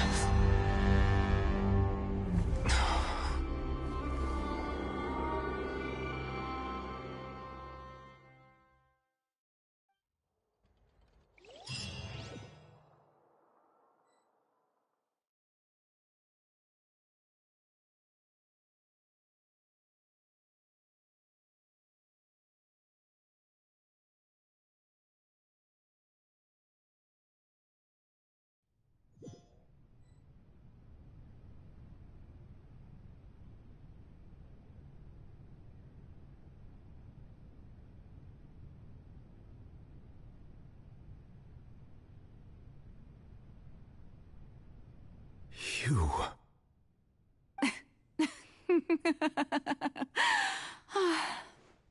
Sorry. That shocked expression on your face is just too amusing. I couldn't help myself. You are not Furina. Who are you? Ah, the sweet sound of bewilderment. Marvelous. A sure sign that my attempt to deceive everyone was a resounding success. But to answer your question, I am Focalors. You know, the god. Focalors? Why did you deceive us? Oh, that wasn't my goal, of course. Goodness, no. But I had to fool everyone else too, if I was to stand any chance of deceiving the heavenly principles. Deceiving the heavenly principles? It's all because of that pernicious prophecy. Dreadful, wasn't it? Everyone doomed to dissolve. Fontaine condemned to be flooded. One was not amused. In fact, one was positively bemused when that problem was thrust upon me by my dearest predecessor. That's the former Hydro Archon Egeria, for the uninitiated. It hardly gets more disastrous than a preordained national catastrophe, now does it? She knew full well that the prophecy would surely come to pass. And as one of the seven, she also knew full well that one defies the heavenly principles at one's peril. So yes, as you have no doubt surmised, it was a rather impossible situation that I found myself in. I spent a terribly long time mulling it over, alone on the ocean floor.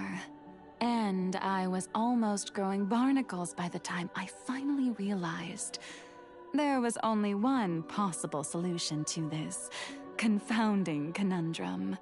I had to outwit the heavenly principles, allow the prophecy to be fulfilled, ostensibly at least, while saving everyone at the same time. I'm a genius, I know. I can only assume that's why Egeria chose me as her successor. Although, looking back now, it was hardly the inheritance one dreams of.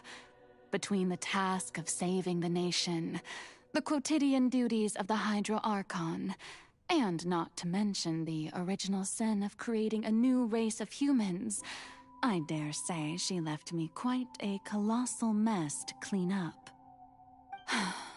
But one can only play the hand one is dealt.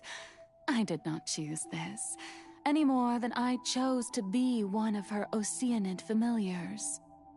So you were also once one of the Oceanids, transformed into a human by Egeria's hand? Yes, I was. I always dreamed of becoming human.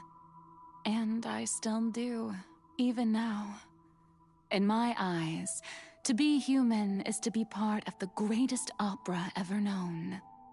After becoming a god, I separated my divinity from my body and spirit, leaving behind only a self that was as naive and bewildered as my past self on her first day as a human being.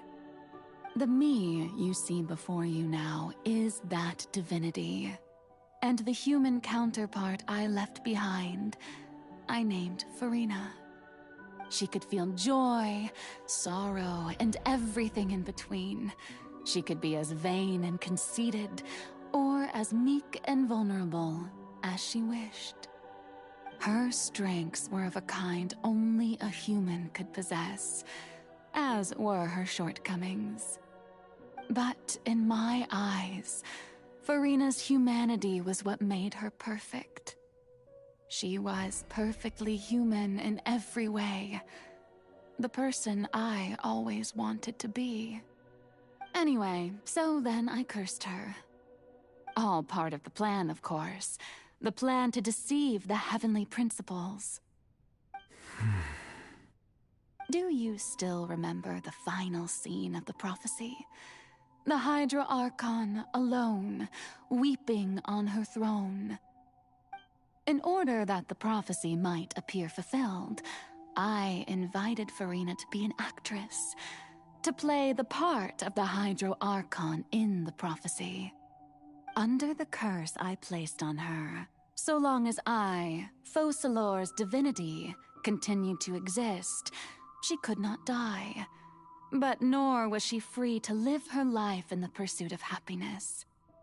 Instead, she was forced to take the stage in the opera house, to embrace the role of leading lady, to forever play the part of the god from the prophecy, all to create a deceitful appearance of that prophecy coming to pass. I suppose now you probably understand why your court is called the Opera Epiclese. But Furina is only human, isn't she? Even though she has had a long life, her mind is no stronger than that of any other ordinary human being. I cannot begin to fathom what she has had to endure. It must have been torture for her. It has indeed. And although she is, in a sense, me in human form, I most definitely owe her an apology for it. It's been 500 years, and all along, she's been playing her part in the most unimaginably long, unbearably lonely, and agonizingly painful opera of all time.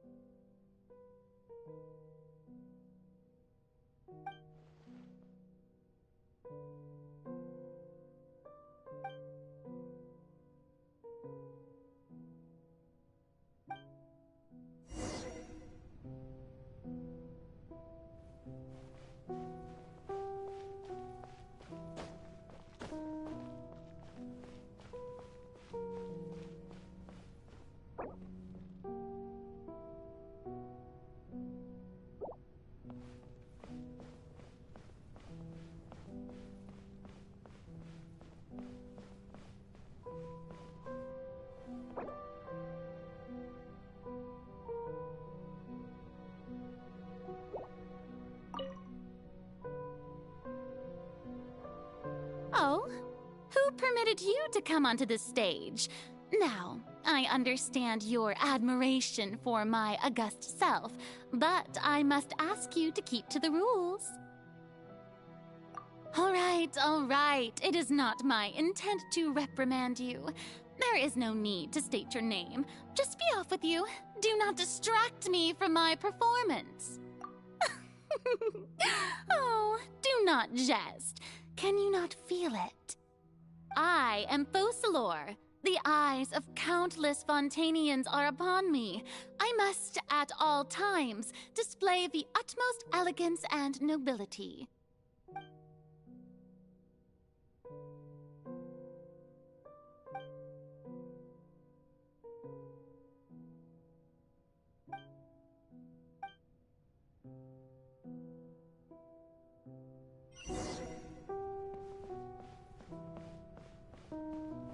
Dear audience, the performance is experiencing a technical difficulty, but worry not. The guards shall resolve it soon enough.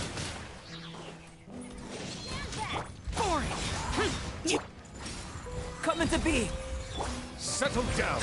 The tides beckon.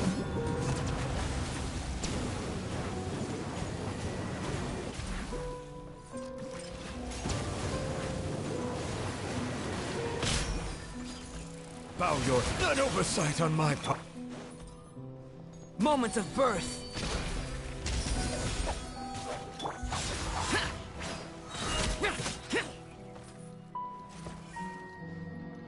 Hey, what gives? The audience is still watching me, you know. Guards? Wait, where are the guards? Guards! Live!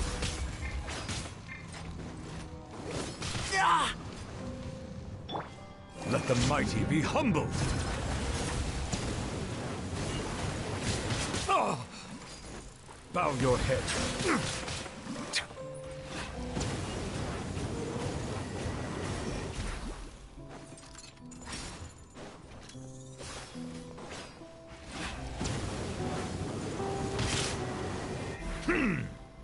Settle down!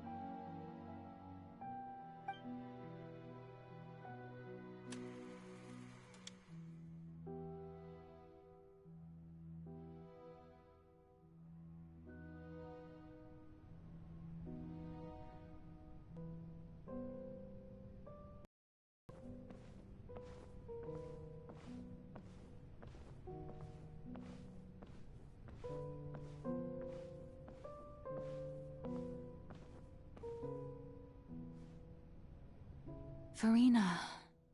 Furina. Huh? Who's that? Who's calling me? Where are you? Be not nervous. Be not afraid. I am before you. Wait a moment. You're... Mirror me? How can this be?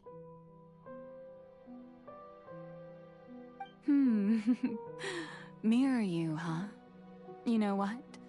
That's not bad. Let's go with that. Mirror me? What do you wish to say? The prophecy. Have you heard of it? What prophecy? Wait. I know. I think... I don't know why, but it's in my head somehow. The people will all be dissolved into the waters, and only the Hydro Archon will remain, weeping on her throne. Only then will the sins of the people of Fontaine be washed away. Oh, very good. You know it well. What's going on? I can't seem to remember anything clearly. The only thing I know for sure is this prophecy. Will it really come to pass? Yes, it will. And that is why I've come to you. Disaster will come to Fontaine sooner or later. Things will develop just as the prophecy declared. There is no escaping it. But doesn't that mean everyone will die? I'm a Fontainian just like them. Will I dissolve too? Oh, don't worry. Magical meetings exist in this world precisely to give people a chance to turn things around. It is the reason why you met me today. I will tell you how to save everyone, but you may have to suffer somewhat. Oh, so there's still hope after all. Goodness, you frightened me. You spoke so much and with so much certainty.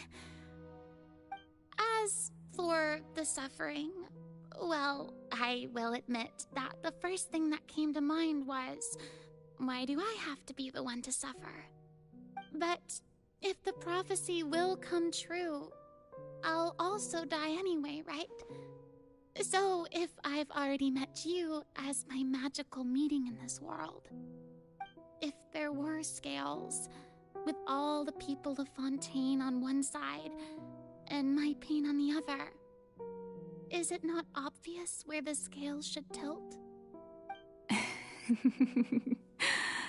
You truly are the perfect human, my ideal. I suppose this would also be the justice that belongs to you. Huh? Don't worry, it's nothing. Listen well. Fontaine has just lost its Hydro Archon. I need you to play a role, that of the new Archon. Play as a god? That's right. You must begin a never-ending masquerade. You must never let anyone suspect your identity. If you can keep it up, then I shall have my way of defying this prophecy. But should your identity be revealed, then all hope will be lost. But how will I do this? A human assuming the role of a god without being exposed. Don't worry. What you must do is not to turn yourself into a real god. You simply need to play the role of a god as humans imagine them to be. Being a human yourself, I'm sure you already know what such an entity would be like. Remember, your true challenge will not be pursuing divinity, but contending against humanity. I'm I'm still not sure I understand, but I'll try. I'll try to do this. So, how long am I going to have to play this role? To accomplish this mission, you will have to stay on the stage for many, many years. You will endure and not grow old until your task ends. But I promise you, all will eventually end in a magnificent and dramatic trial, and everyone will be saved. A trial, huh? How exciting. I'll be looking forward to it.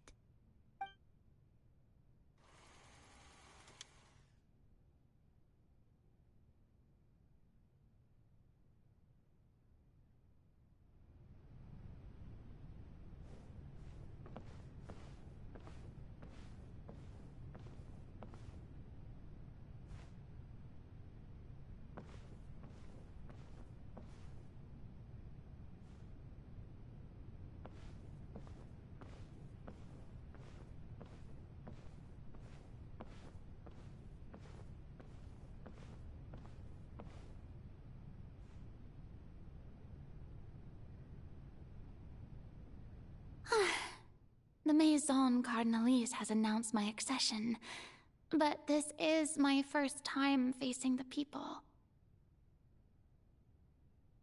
What should I say to most appear like a god? To be honest, I still don't know. Perhaps I should first try to act natural. Ladies and gentlemen, good evening, and welcome to the Opera Epiclese. I'm sure you've all heard about how I have taken on the role of Hydro Archon. Indeed, I am Verena de Fontaine, your new Archon. In truth, I know little about becoming a nation's new god, but it will be my honor to guide you all. As the god Focalors, the god of justice, I shall do all within my power to lead you into an age of fairness and justice. Once again, thank you all for coming. If you should have any questions or suggestions, please send them to the Maison Cardinalise. The future of Fontaine will require us to work together, after all. This should do it. I thought I might stammer, but thankfully, I was able to convey my thoughts just fine. Okay, and next. That's the new Hydro Archon. Is this some kind of joke by the Maison? I would have thought that a being that surpasses humanity would be a bit more assertive. Hey, did you hear that? She even told us to send her suggestions there at the end. Shouldn't gods be all-powerful? She's being so modest. What's the difference between her and an ordinary person, then? If you ask me, perhaps the succession didn't actually happen. She might just be a Maison-backed puppet. Wait, what's going on? Why is everyone suspecting me of being a fake? Oh, this is bad. If I get exposed here, there'll be no saving the people from the prophecy. Right. Mirmi said that I just need to play the role of a god as humans imagine them to be. Calm down, Verena. Think. What do the people want? How would they imagine a god to speak and act? Assertive, with a strong sense of presence. One who can dispel all doubt. That is the character I'm fated to play.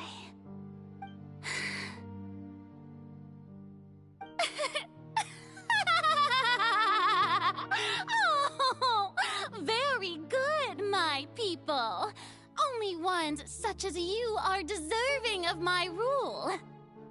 Now, I was wondering, if some weak puppet were to one day come onto the stage and claim ownership of this opera house, would the children of Fontaine follow them? Well, it seems that you would all see right through them. Having passed my test, you are qualified to witness wondrous trials alongside my august self, here in this opera house. You may consider my previous act a door gift of sorts. I thought it was a debut that suited the atmosphere. Now then, let us be reintroduced. Ah, so that was just a performance. How could I have forgotten that we were inside an opera house? Her personality. It's quite shocking, to be honest, but I suppose it's a better look than before. Such a fascinating and bold deity. How wonderful! Our future may yet be bright after all. It seems I've turned them around. Best follow this flow and restart my accession speech.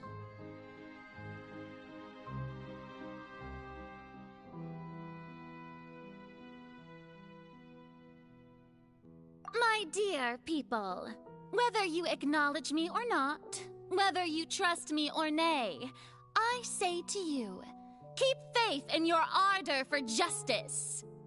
We have heard it said that this nation's sins can no longer be washed away. Well, I say that justice is most fragrant when it blooms amid sin. No, this won't work. They'll suspect me again. I must play the role that they want me to play. The scales of justice should not weigh heavy in the hands of its god. On one side, it must carry fairness and justice. And on the other, praise and applause. May law be the prayer on our lips. May judgment be our worship. Let us light the fires and drink to the future of Fontaine!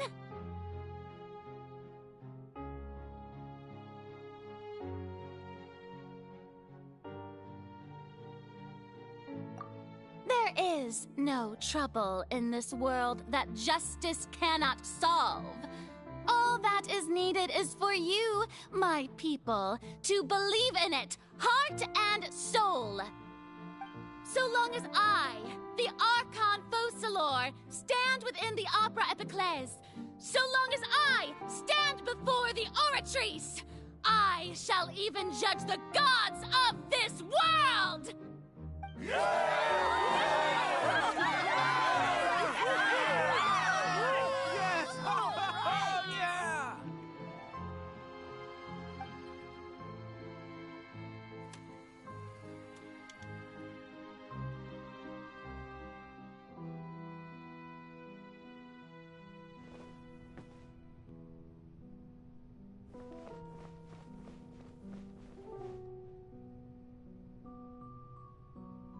Lady Furina, here are today's case reports, as well as a summary of the follow-up for your perusal.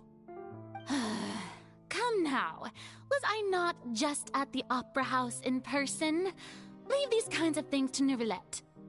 Besides, none of these trials were the one that I'm looking forward to the most. If I may be so impertinent, what kind of trial are you truly looking forward to? A magnificent, dramatic, and wondrous trial. A trial to end all things. How could you hope to understand? That's true. I fear I lack the ability to grasp your divine thought, Lady Archon. No need for fright, and do not take what I said before too seriously. Go now, do your duties. The trial I await.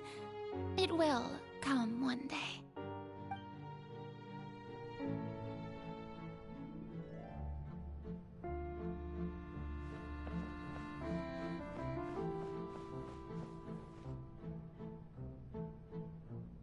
Lady Furina, I don't know what to say. Thank you for agreeing to see me. No need to thank me. Or rather, thank your own sense of perseverance instead. Long have you stood in line to meet me, have you not? Oh, I'm afraid that's just an inevitable consequence of my divine charm. All right, Deoteria, is it? How is your son's illness? You remembered me, and you knew of my family, too. He is doing much better now. In fact, he is far more of an ardent believer than I. He was the one who forced me to seek an audience with you, and to bring your words back to him. Oh, good. Very good. If this should happen again in the future, please do not hesitate to come and tell me. Going down to citizens' homes every so often, while not usual practice, should serve as a fine change of pace. Oh, you're such a gentle and wise god. Thank you once again, on behalf of my son.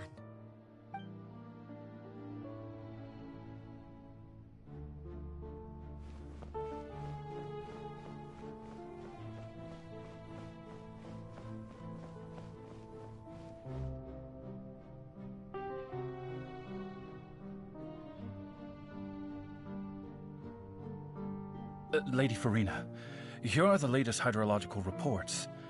As for the specific parameters you asked to take note of, I'm afraid things still don't look good. I see.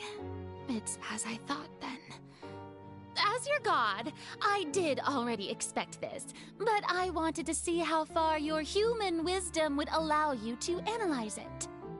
All manner of signs indicate that the prophecy will still come to pass. Forget it. That's not something you need to worry about right now. Well, as I understand it, the Fontaine Research Institute is also trying to find a way to counter the rising water levels. Really? Have they found anything? I'm afraid that they haven't found any effective solution thus far. Oh, is that so? Well, no wonder. This issue has reached the realm of the gods, after all.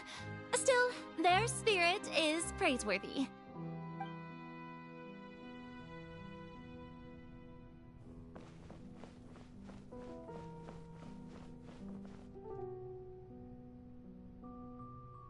The day is finally over. I haven't had a moment to breathe this whole time. But it's good to see that everything's getting on track. There are no longer any voices of suspicion. Maybe this is fine. I just need to keep going, and everyone will be saved. Alright, Furina, don't think too hard about this. You need rest. Tomorrow's a new day.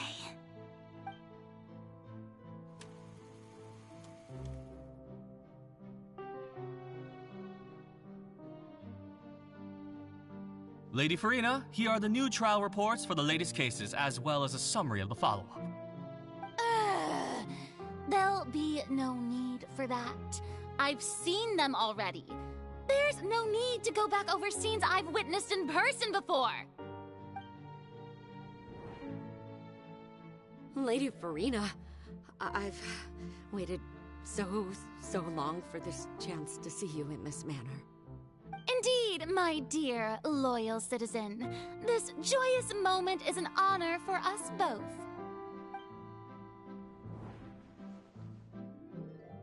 Lady Furina, we're detecting significant hydrological anomalies near Poisson. Understood. Keep monitoring. Keep me informed should anything come up at the Institute.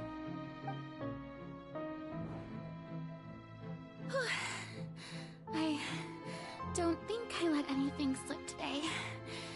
I must show the people that there is nothing to worry about.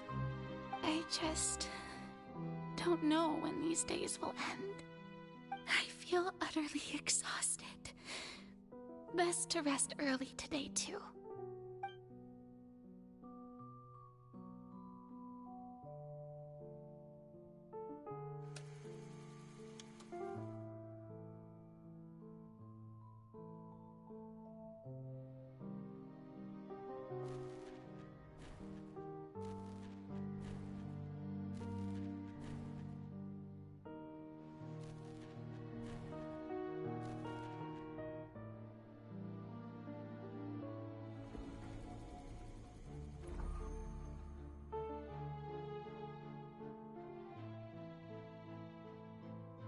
Lady Furina, it's like a dream being able to speak with you up close like this. I've heard that the first member of our family who was honored to receive an audience with you was Madame Deoteria, almost 20 generations ago. And what a fine family yours is indeed. It brings me great joy to meet such a faithful believer, a descendant of a line most ardent. Surely you exaggerate, Lady Furina. My lady? What is it, good citizen? Oh, are you crying? Oh, really now? I didn't even notice. This must be the overflow of hydro from my person. Well, can't quite help being the god whose dominion is the waters, can I? No wonder. No wonder. A manifestation of your power, then. Oh, Archon, I am honored to have witnessed it. Honored indeed.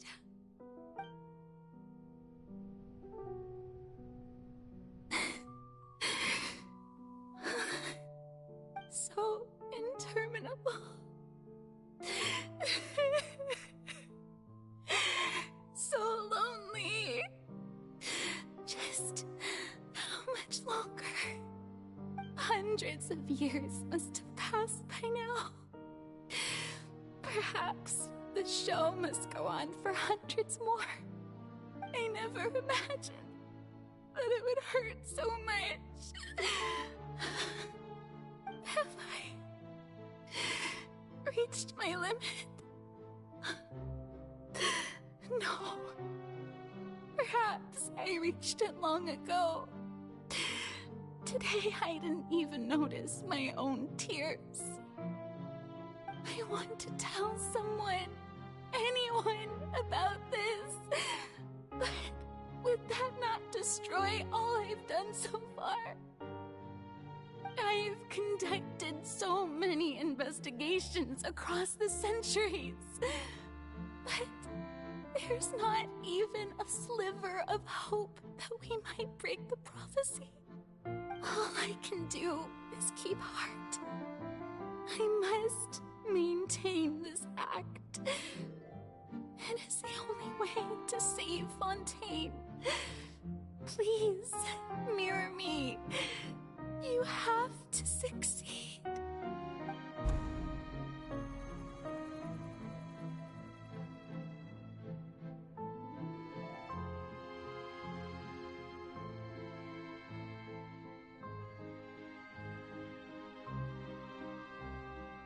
Furina, you don't have to shoulder this burden alone. Although I don't know what you might be keeping from everyone, your people are more than willing to share your burden with you.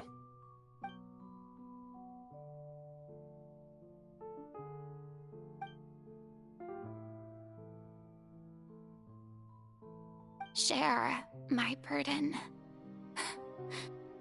That's impossible. It was fated right from the start that this would be my duty alone. But even if your burden doesn't need to be shared, you can still choose to confide in someone. Just share it with me.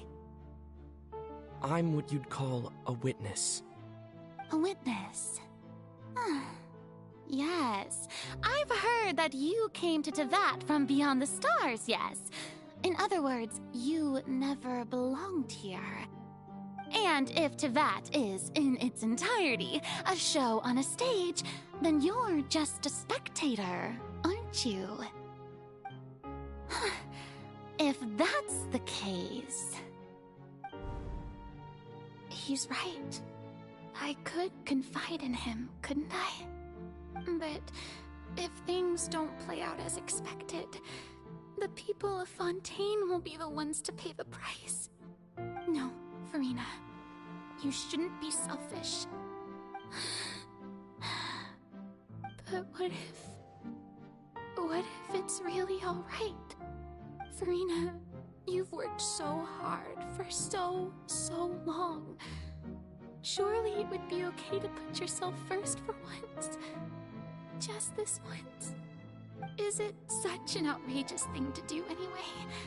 To find someone in whom you can confide your frustrations and sorrows? Surely it could not hurt. If you let this opportunity slip through your fingers, it might never come by again. Think about it long and hard.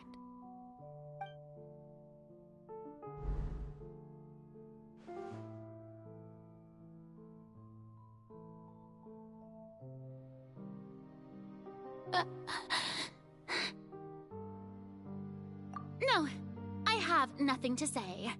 I am Furina, the Archon of Fontaine. Everything will surely get better.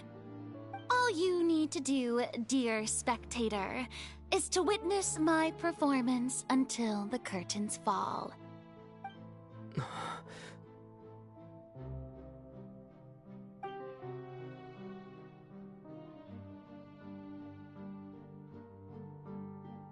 Fine.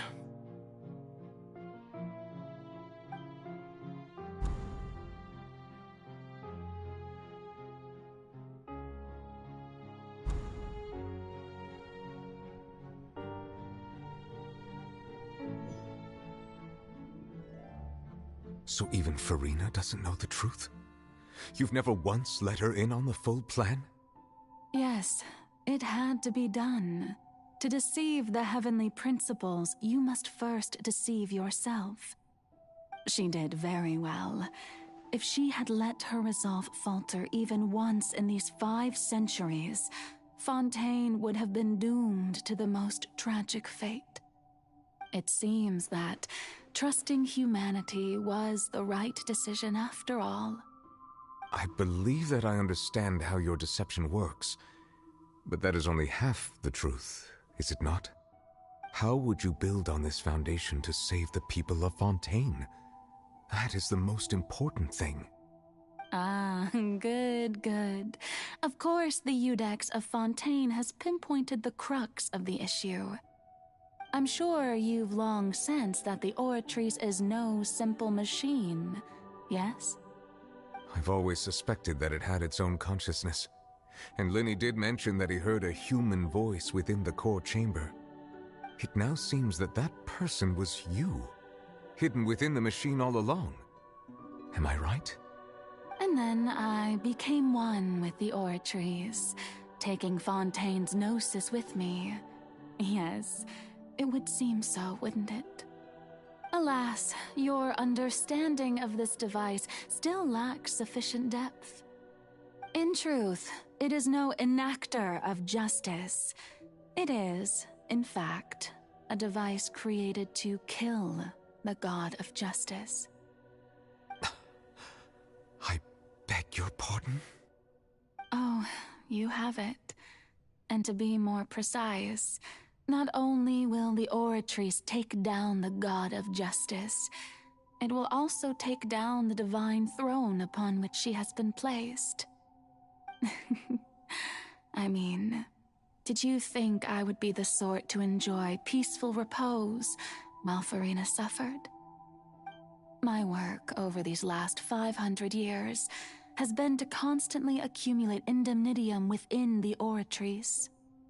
But really, some have already discovered that only a small fraction of the energy generated by the device was ever used to provide power to Fontaine.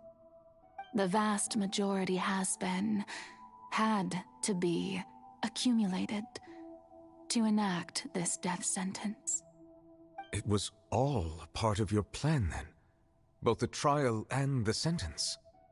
Indeed. This power, accrued over 5 centuries, could have sustained Fontainians for millennia had it only been used for that purpose. Almost all of it has now been stored within the Oratrice.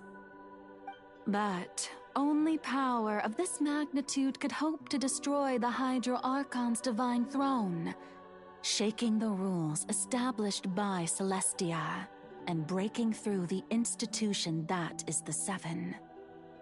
So the Oratrice's call for death was for neither Furina nor Focalors, but for the Hydro Archon.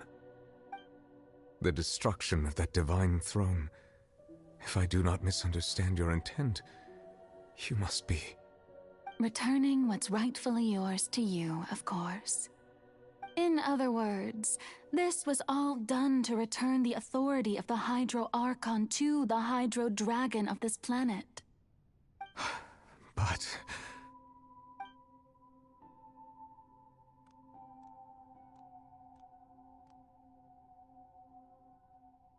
Oh, what? Getting sad again, are we? The authority of the ancient dragons shall soon be yours once more, O Hydro Dragon Sovereign. And this is the face you make.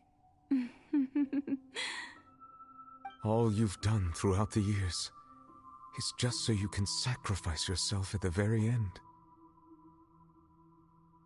I've never quite seen it that way, you know. Even now, I'm quite pleased at how well my deception worked.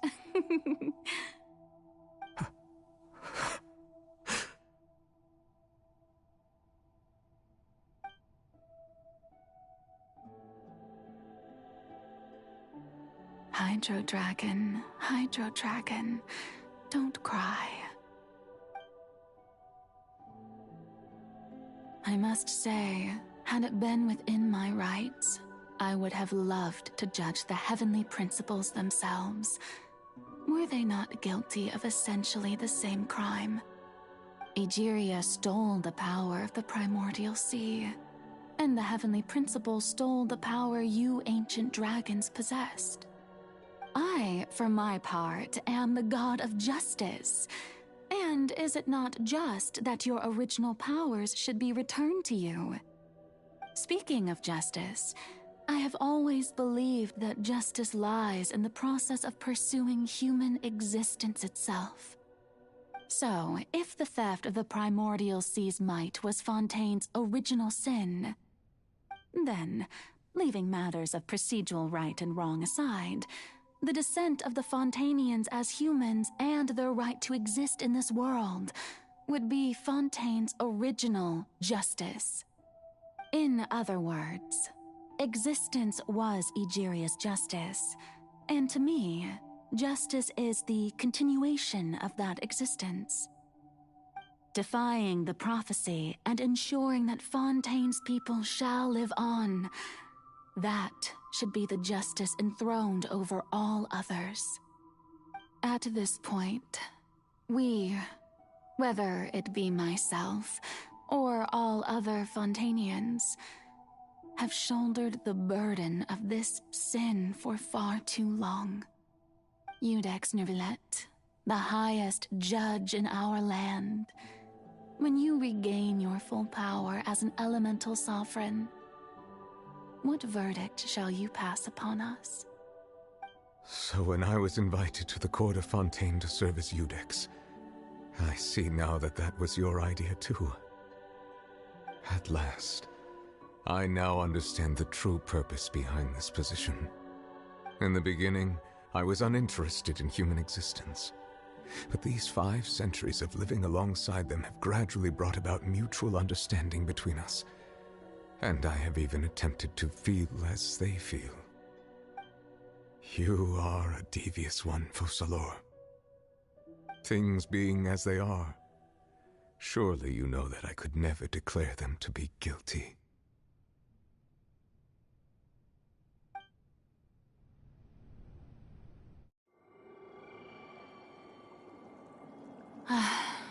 The hour of my execution is almost here. For the sinner, the curtain call has come. I know I may not sound it, but faced with death, I find myself a little afraid. Perhaps this is one thing both gods and humans have in common.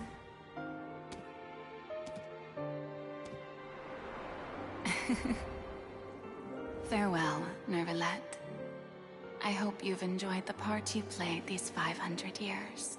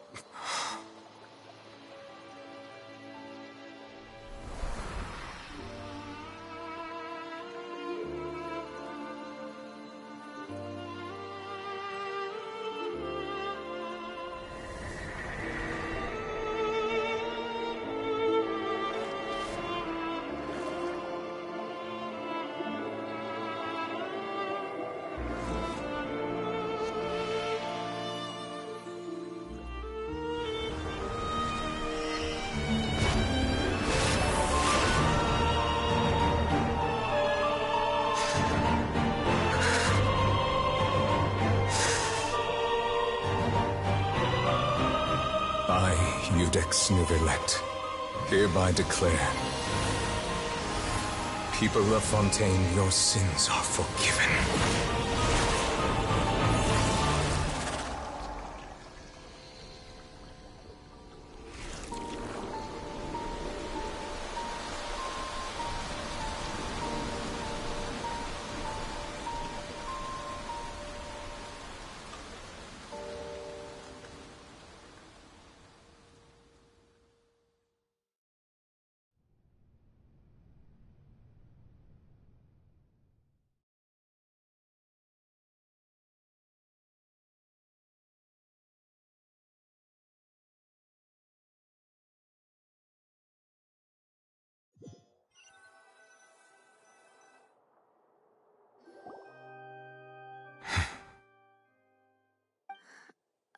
What just happened?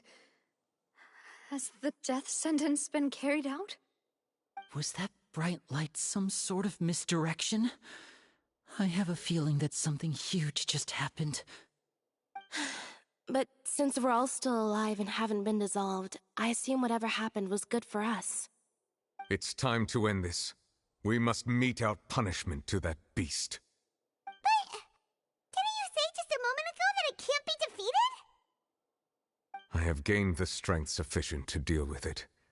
Through certain means, I now have the ability to separate the power of the Primordial Sea from that creature. We should seize the opportunity to pursue our quarry.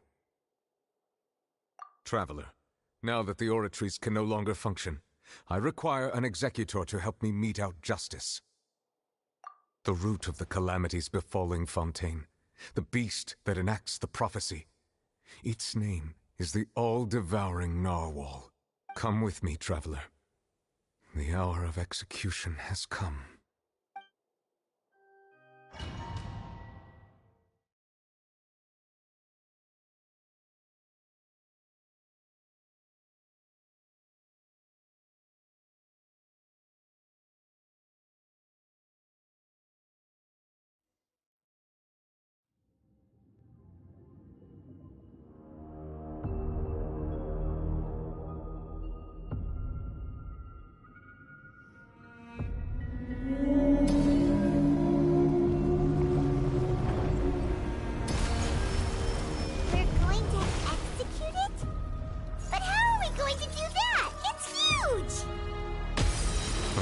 Done my best to separate the power of the Primordial Sea from the whale. Considering the size of the beast, I cannot reach the power source.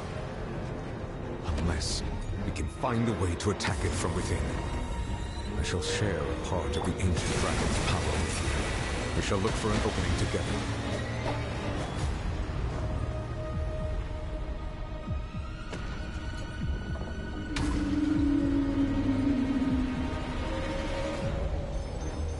Burst forth! I can feel its sorrow turning into hostility.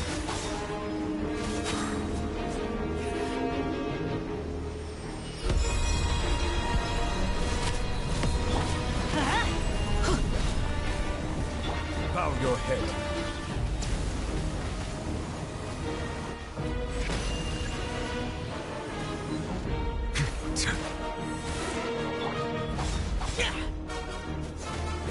The all-devouring Narwhal cannot resist its instinct to devour. Continue to trigger its hostility. Chance will present itself. Come into being!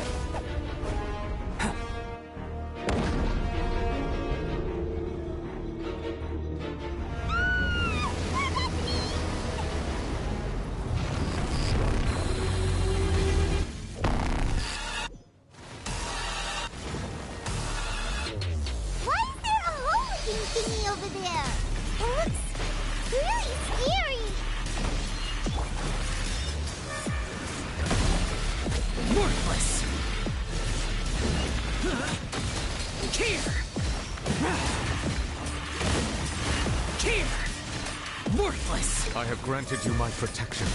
Do not fear. Seize the moment and use my power to suppress its root from within.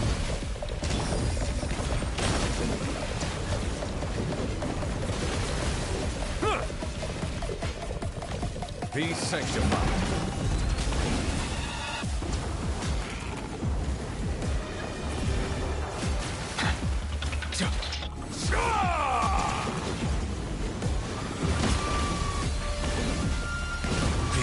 enter! On we go! Adventure time! Yeah! Useless!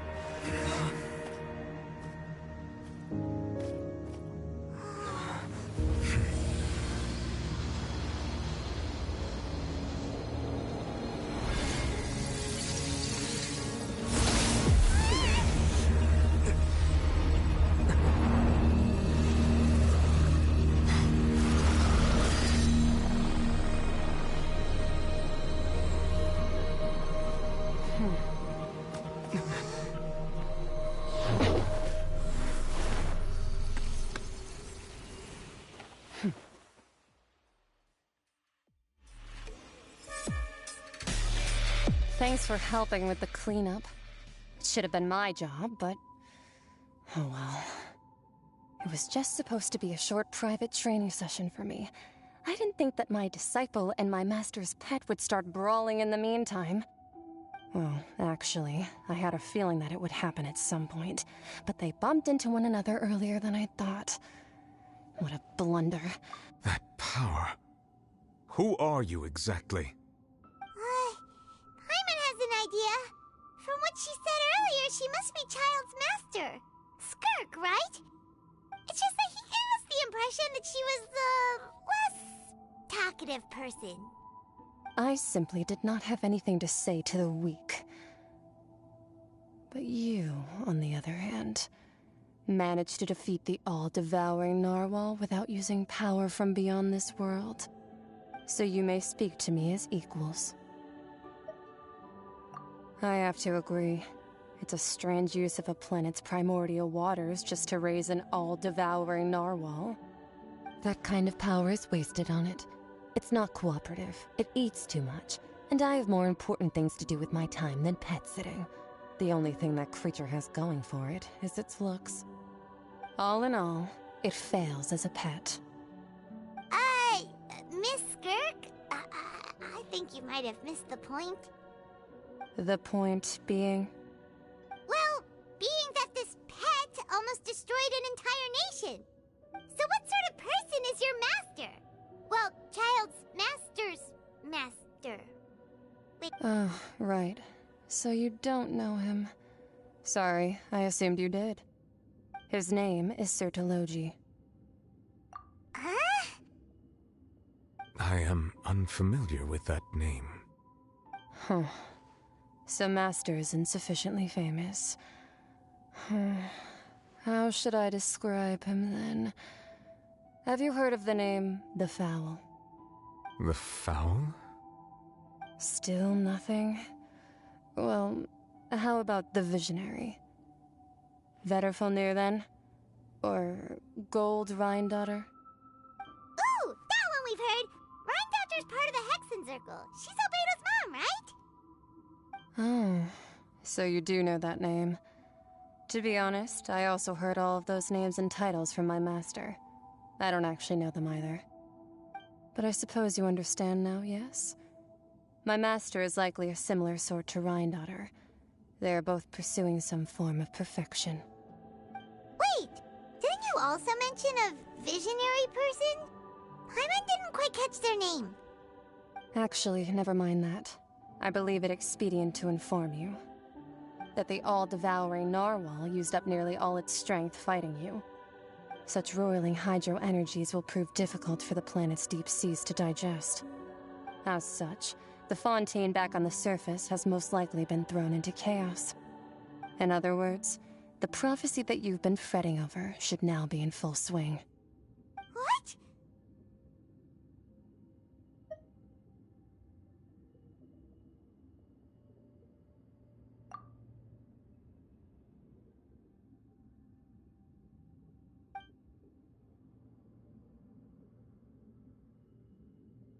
Not to worry. Focalors has already managed to deceive the heavenly principles.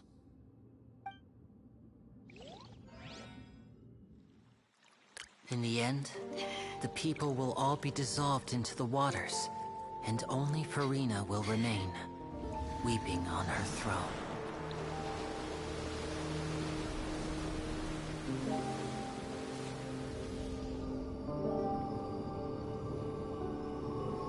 Only then will the sins of the people of Fontaine be washed away.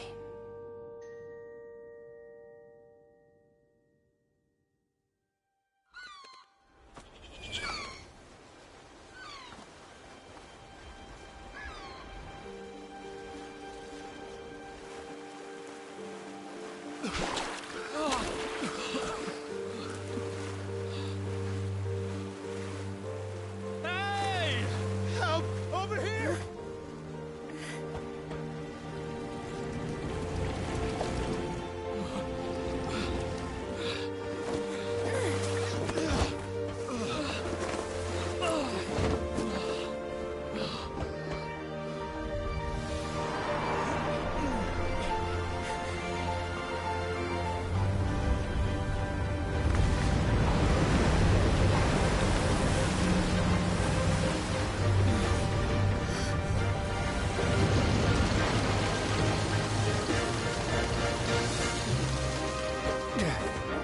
All hands, initiate emergency rescue!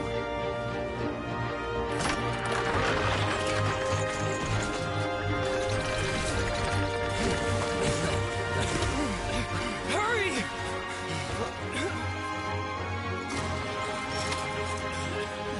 Hey, lend a hand!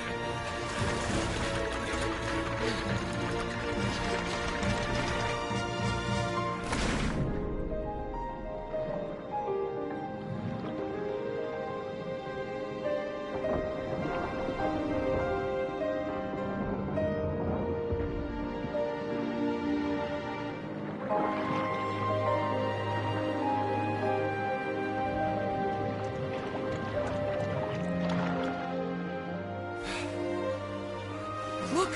The water's receding!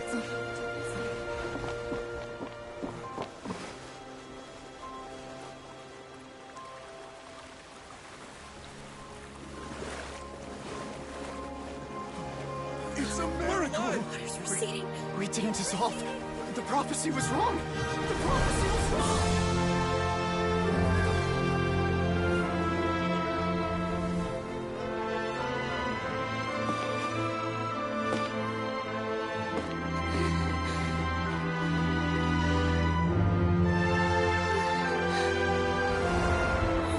Are you right? Yeah. We're saved. The prophecy was wrong.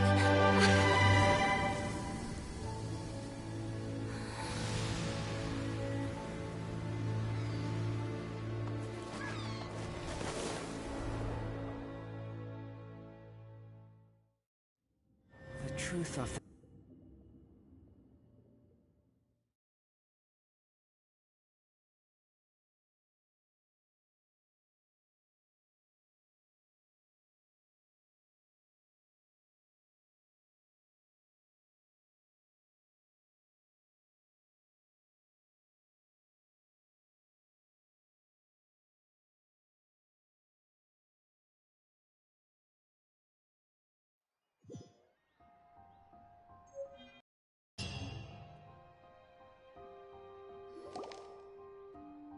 The soil renewed!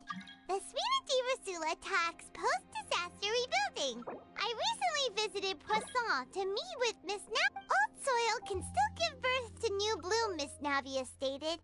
Hope is like seeing a small cookie when you're starving late at night. You just need a little. Skyship Winglet, boon or bane of the Fontaine Research Institute. The various disputes that have arisen on account of Mr. Edwin have suddenly become a shield over the Institute, with Jurier turning out to be a once overlooked hidden gem. People always call the first researcher mad, but few know what to call the second. And should that latter person achieve a miracle, they would find it all the harder to find a word with which to classify him and his team. Wow! Paimon barely recognizes the people in the reports. Are those really Jurier and Navia? They sound like What do you think? Pretty enthralling, huh? The Steambird's idea was pretty simple.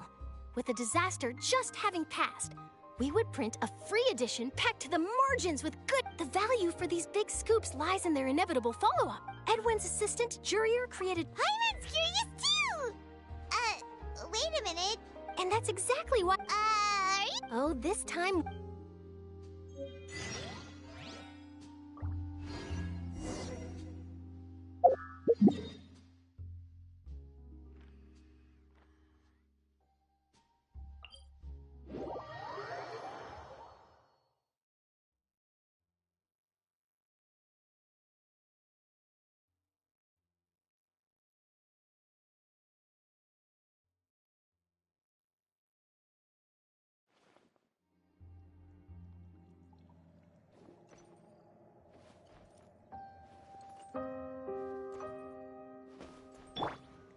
I'm going in!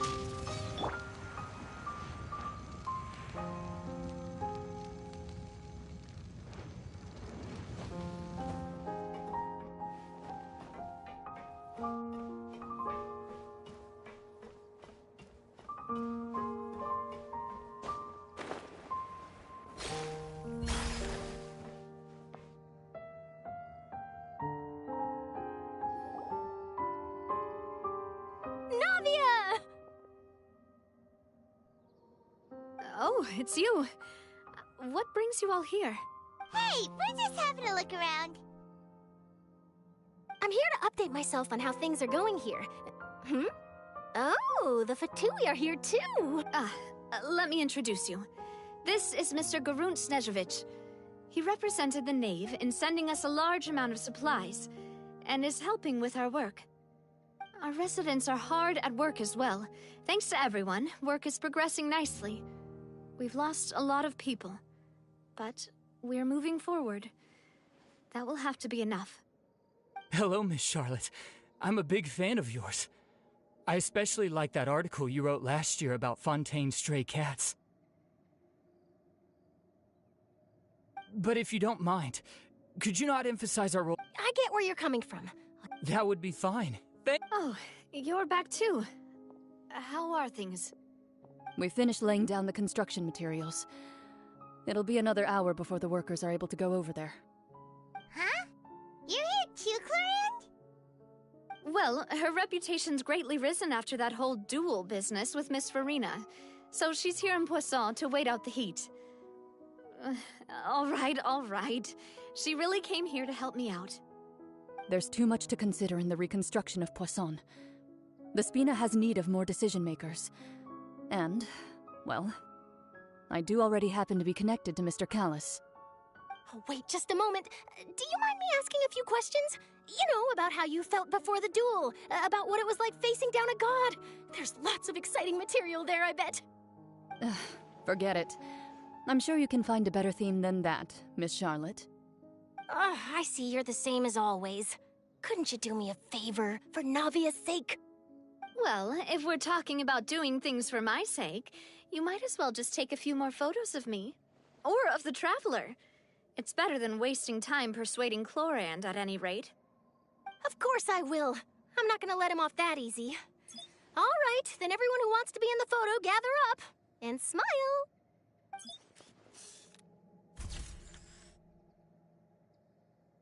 How did it go? Was it a good shot? Did Paimon look cute in it?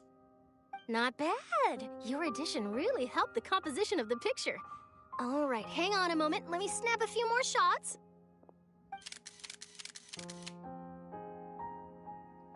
All right, that should do it. I'll be back here later anyway, so let's call it a day. You're very quick. Speed is of the essence when it comes to the news, and freshness is the key. Also, not to brag, but I'm pretty good at building connections. Who knows? Wow, you really do have that never say die spirit. I'm impressed. I'll hazard a guess that this is how you got that interview at the Fortress of Merib. Whoa, you're well informed. Let me make a guess too. I asked Sigewinne, who told Monsieur Neuvillette, and he told you, right? That's a very complete information chain. In truth, All Monsieur Neuvillette asked me was, when did the fortress become so friendly towards the media? I told him that it was best not to speak too soon. There's no guarantee that Wriothesley will make a personal appearance. You're right. I've got to treasure every moment I have with them. Stay safe now. And tell me if you hear anything interesting. I'll treat you to afternoon tea in exchange.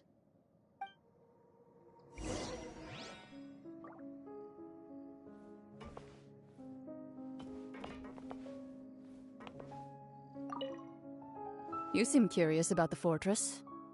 Of course. That Wriothesley. I still remember going down to the fortress to grill him for information on my father's case.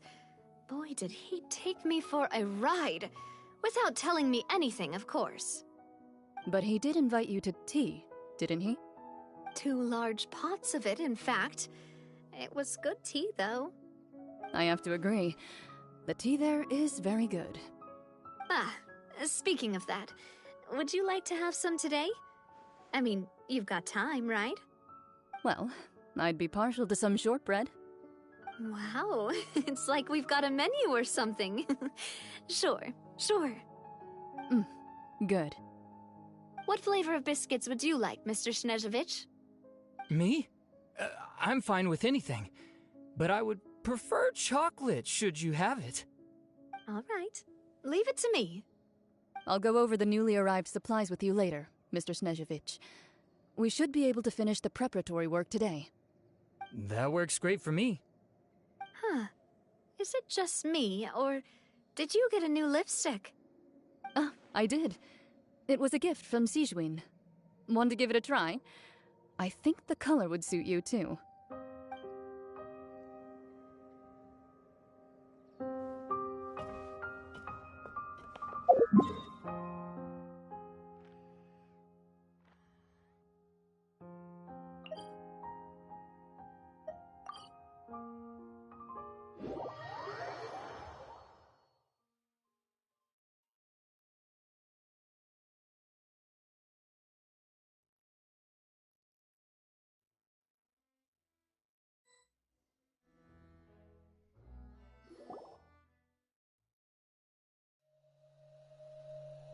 Wow, guess we're here again, huh?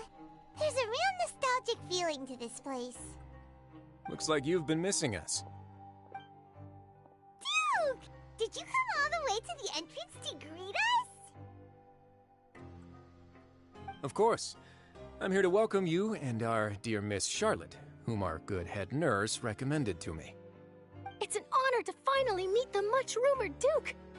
Thank you for consenting to my visit to the fortress, sir. No need to thank me. But that said, I shouldn't be the focus of your interview. I trust you recall our agreement? Of course, of course. All right then, this way.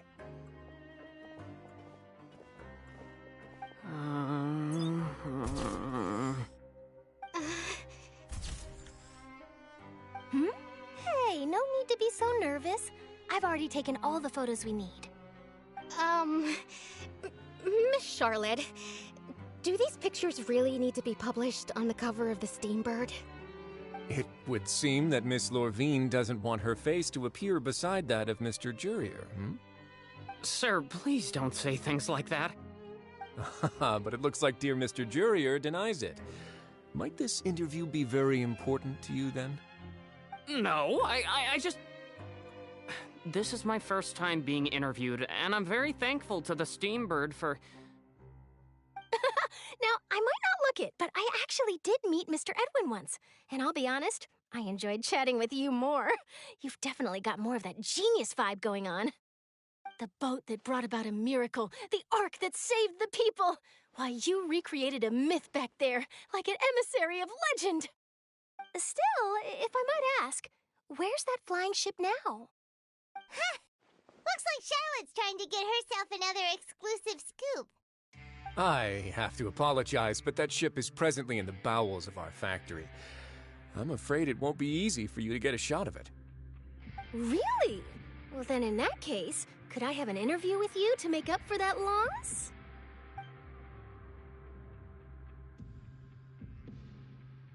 You already know my answer, I'm afraid.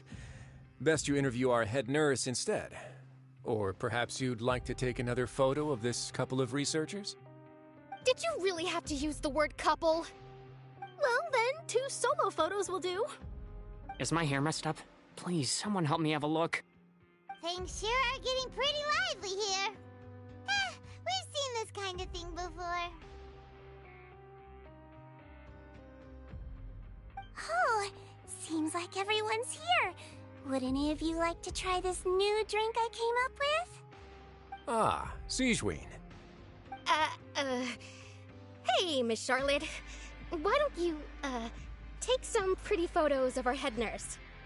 Sure. Come on, Miss Sigewinne. Over this way.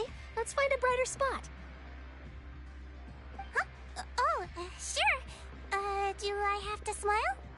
So, how have things been at the fortress?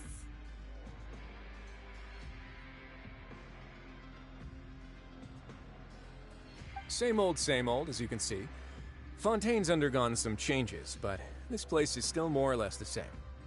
Other than that flying ship, it got a tad too much attention, I think. That's why I decided to let the interview go through. We should direct more public opinions toward the behind-the-scenes heroes. Am I right, Mr. Jurrier? Miss Lurvine? You're too kind, sir. I believe that you too should have your day in the sun. Not that you would want that, which is a pity. I'll just leave the spotlight to you two.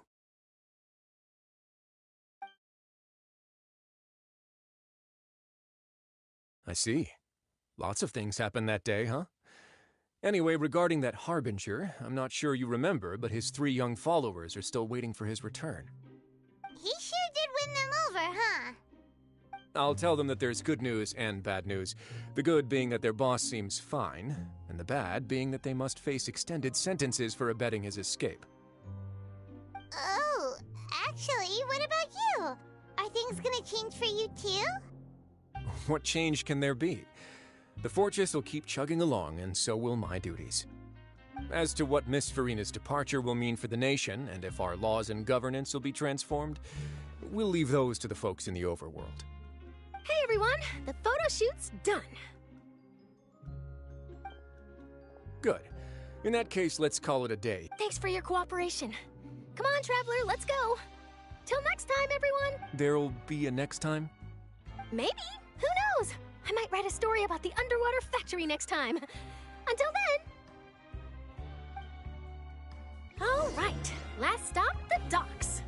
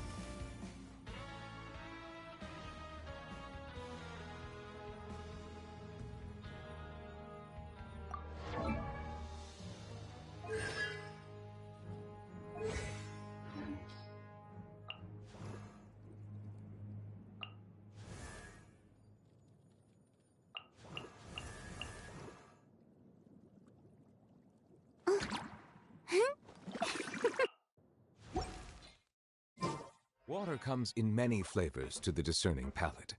Mondstadt's water is crisp and pure, while water from Liyue has an enduring aftertaste. In Inazuma, the water possesses a depth of flavor unlike any other. Sumeru's water, meanwhile, has a rich and complex flavor profile, but it must be savored patiently to fully appreciate it.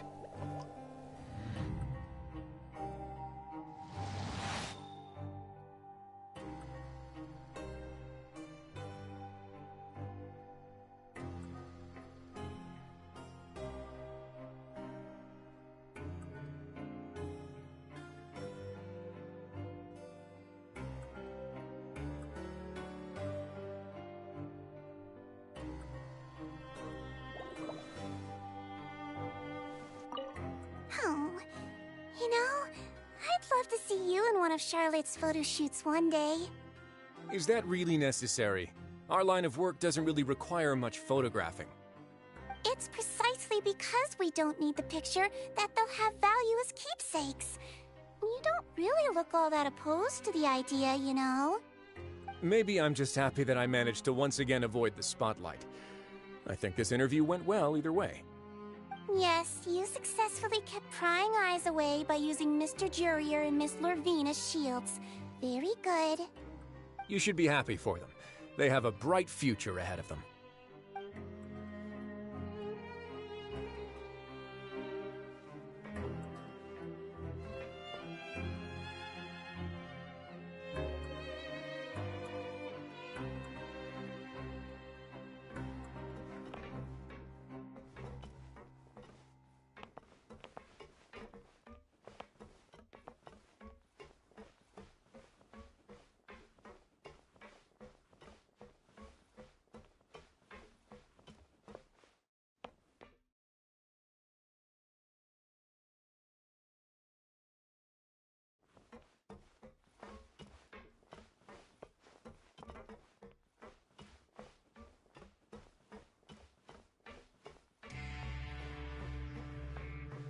Silence!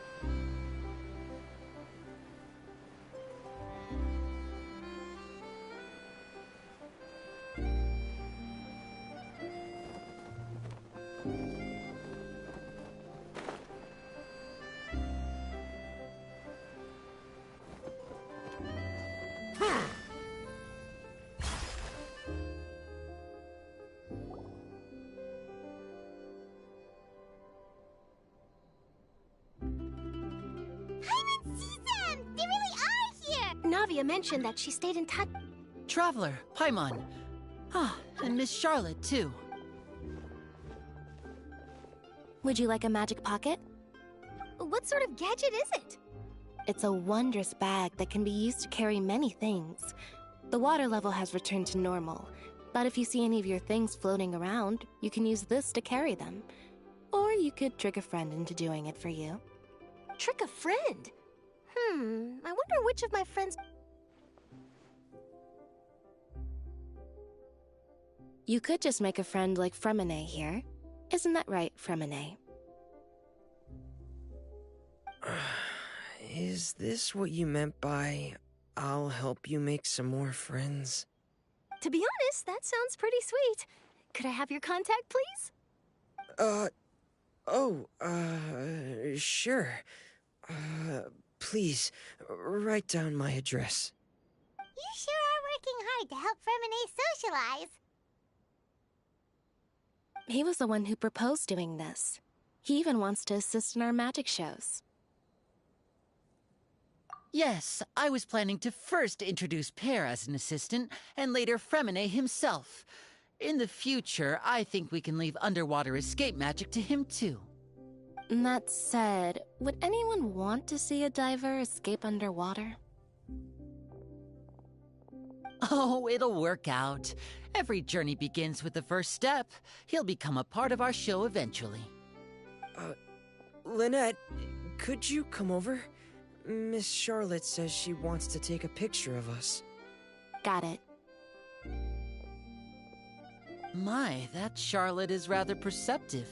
She got rid of everyone the moment she realized I had something to say to you. So, How have things been, Traveler? Father says that you did a great deal during the latest events. She's very grateful for your contributions to Fontaine. That's all right. We were more than happy to help. So, what's she doing now? Oh, I guess you haven't heard. Well, after Lady Farina left, Father and Monsieur Neuvillette opened negotiations, during which he gave Fontaine's Gnosis to her as a diplomatic gift. A diplomatic gift? A Gnosis? Yes, I was quite surprised at first myself. But when I thought it over, there were actually a number of things going for it. It could have been done as an apology for the incident with Lord Child, or as thanks for his help in tying the all-devouring narwhal down. Furthermore, Father did also lend significant aid to Fontaine and Poisson. Well, that's true, but this is a Gnosis we're talking about. Doesn't this seem a bit irresponsible? I would agree, but I've also heard that it seems that Monsieur Neuvillette has had a significant change of heart regarding the matter. So there's some reason for this that only Neuvillette knows about? I suspect you'll have to ask him about that yourself. Ah, yes, speaking of which, I did see him strolling around the entrance to the Fortress of Meripede a while back. Isn't he real busy and stuff? Paimon didn't think he'd have the time for that. But back to the topic. The Gnosis was given to the knave, right? What about Child? They say that he's returned to Snezhnaya to recover from his wounds. I hear that the recent disaster really did a number on his health. That's true. When you think about it, we've had loads of run-ins with the Fatui. To think we'd be allied with them this time. So shocked by such a simple switching of sides?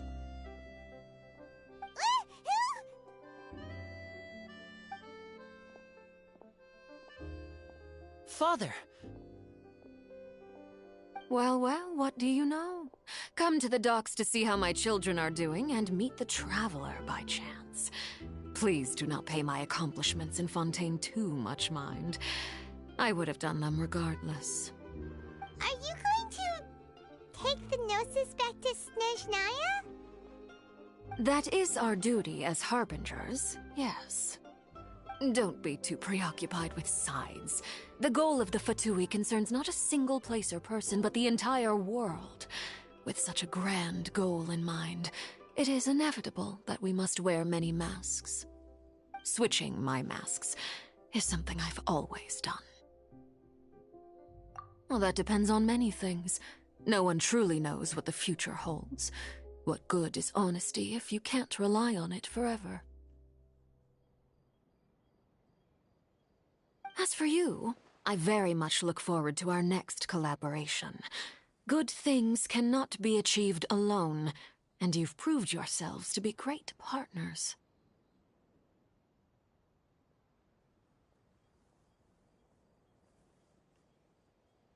A vision? All right. I'll remember to return it. Thank you for keeping it safe for him this entire time. And that's a wrap for me. Huh? You're... Greetings, Miss Journalist. Hello. If I'm not mistaken, there are diplomatic channels I'll need to report to take a photo of you. That is correct. So forgive me, but I will not be able to serve as a subject in your article. However, feel free to write as much as you'd like about our dear magicians and our upcoming rookie talent. I will. The sea breeze is quite pleasant. I shall continue my walk while the weather remains so agreeable. Farewell. Farewell, Father. Oh, she has such an intimidating presence. I didn't even dare to take a picture. Thankfully, I've already wrapped up all my pre-scheduled interviews. Thank you all. This'll be more than enough for me to write about, I'm sure. Don't be too nervous. Why don't you take a magic pocket before you go? Here, Traveler, Paimon, you take one too. To move things about? That's right. Funny. I was giving out magic pockets when we first met, too. And what do you know? I'm doing the exact same thing right now. So many things have happened. I guess this must be life. We will all follow our own paths, and serendipity will lead you to your fated friends.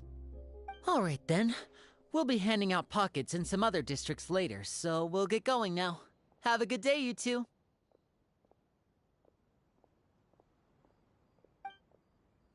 Well, guess we sent Charlotte off. Shall we go see how Neuvlette's doing? As long as he's not so busy that he...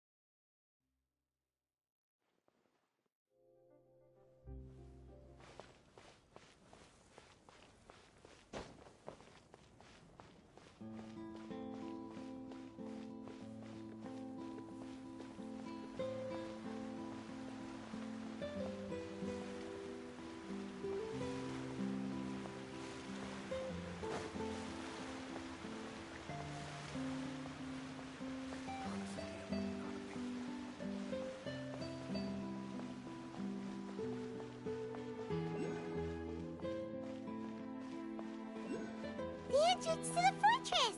Ooh, he really is there!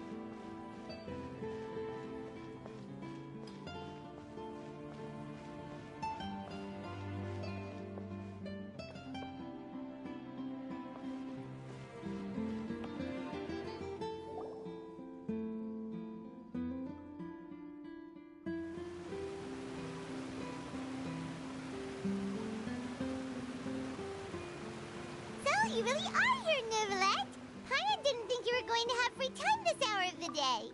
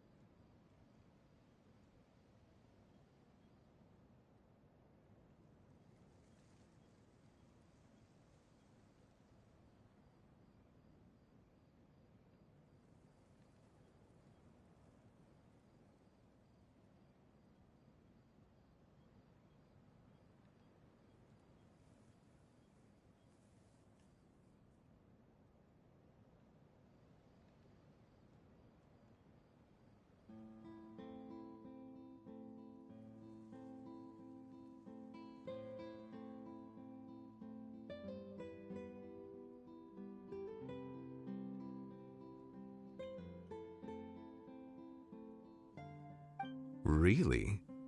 Oh, I suppose you must have met Mr. Linney. He took the time to greet me earlier when he passed this way. In any case, you came at a good time. I was just considering reaching out to you to set up a meeting, so I may explain some things that I haven't had the time to before.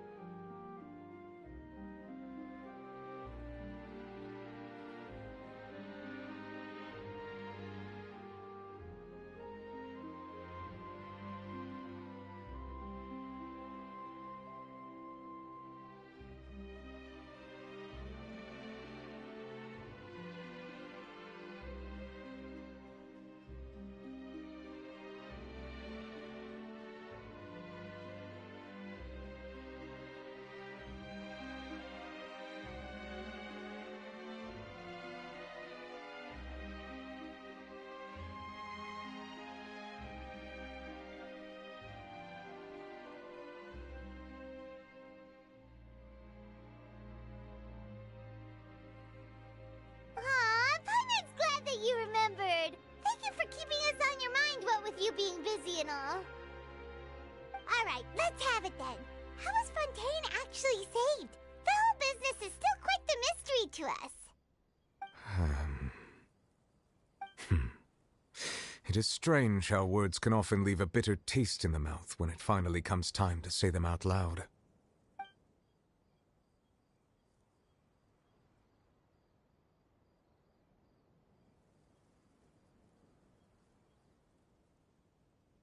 Whoa. So that's what happened?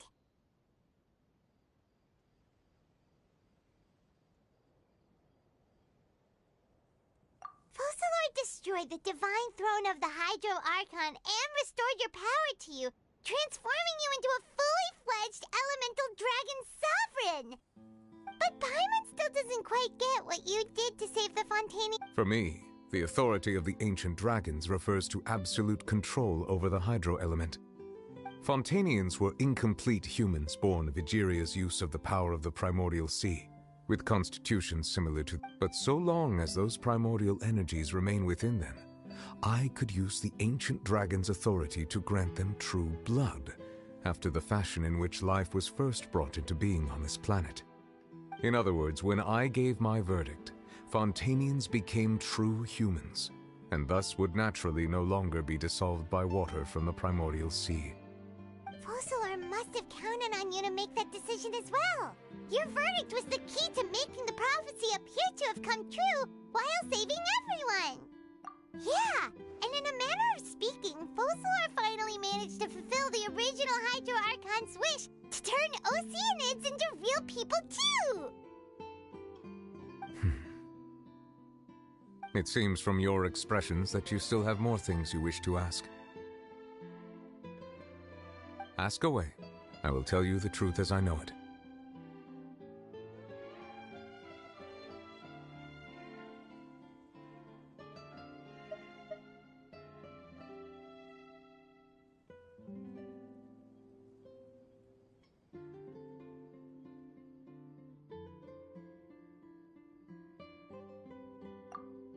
Oh, that's right! They say you've given it to the Knave as a diplomatic gift or something! Leaving aside their intentionality, the two Fatui Harbingers have indeed done much for us during this crisis. Their sole remaining goal in Fontaine, at least at this point, would seem to be the Gnosis.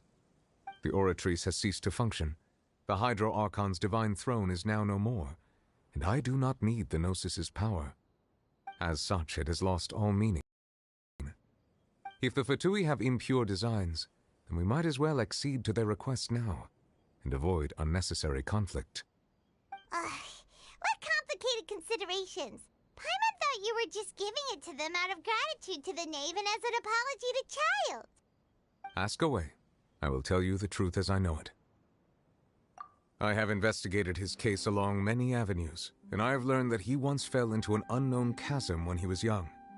There, by chance, he awakened the all-devouring narwhal. But whether it be by sentiment or reason, that should not have been enough to consider him the root cause of the disaster.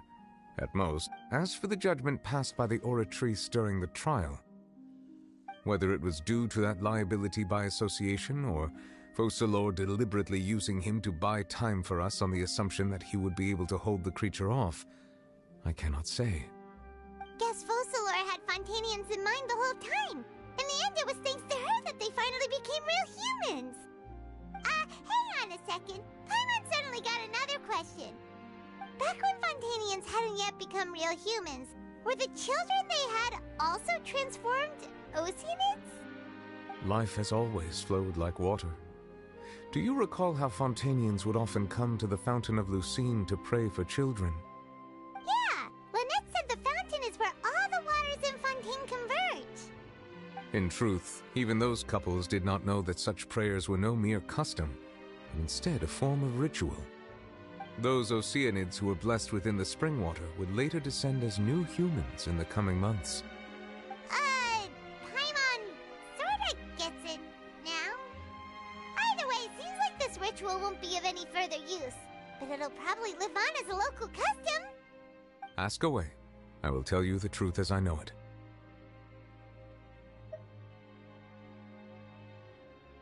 Yeah, about that. Wriothesley said Furina has already left. What's that all about? Ah, Lady Furina. The people are only aware that her death sentence has not been carried out. She abdicated the post of Hydro Archon and left affairs related to that title to me, before leaving the Opera House. I related Focalor's words to her faithfully and completely. After hearing them, she seemed neither saddened nor comforted. She simply said that she was tired and needed to rest. Having said that, she then packed her things and moved out of the Opera House, not unlike how an ordinary person might. But she's still got a place to stay, right? You need not worry. I will make arrangements to ensure that she will not want for food, clothing, board, or travel. In truth, I am somewhat happy for her. The wear and tear on her spirit will, of course, take time to heal. But now that she no longer has to play the role of Focalor the Hydro Archon, she can finally lay down her burdens and lead a normal life. What about you then? What are your plans now that you've regained your full powers as the Hydro Dragon? After Focalor passed on, the Oratrice also ceased to function. This matter will directly affect our trials. After much careful consideration, I've decided to take over its role in our courts. From now on, I shall hear cases and pass verdicts by myself. Looks like you're still considering stuff from the perspective of the Udex, huh? As an elemental dragon, there are indeed many things. As such, before I attend to my other responsibilities, I must first and foremost continue to serve Fontaine as its highest judge.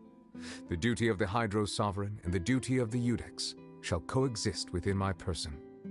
Additionally, the Hydro Archon's departure has brought about another problem, which is that the Opera House shall... That's true. That power was derived from the people's faith in the Hydro Archon, wasn't it? Wait, but the various mechs and machines in the city are all still okay. Where are they getting their energy from? As I am now, I have full command over... Wow. This ancient dragon's authority stuff is really quite useful, huh? Ask away. I will tell you the truth as I know it. You will soon be heading to Natlan, I presume. I'm afraid that I have little talent as a travel guide, so all I can do is tell you what I know about that land. As far as I'm aware, Natlan can be said to be a nation of dragons. A nation of dragons? You mean like you?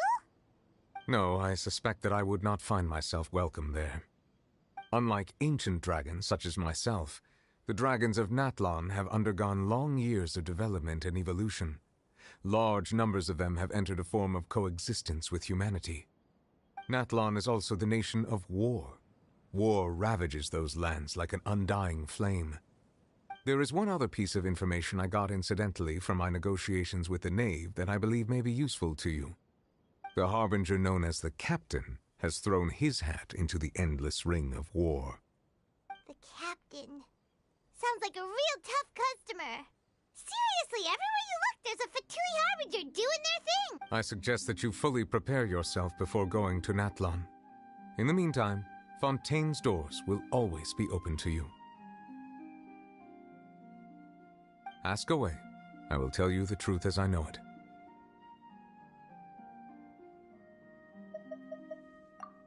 Hang on a sec. Paimon's still got a question about the Gnosis.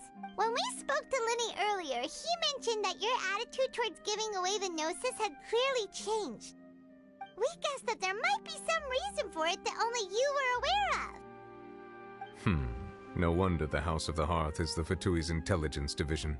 They are certainly sharp. So regarding this specific issue, I was just getting ready to share something with you. What is it? In truth, I exchanged some further words with that lady named Skirk after sending you two back to the surface. It went something like this.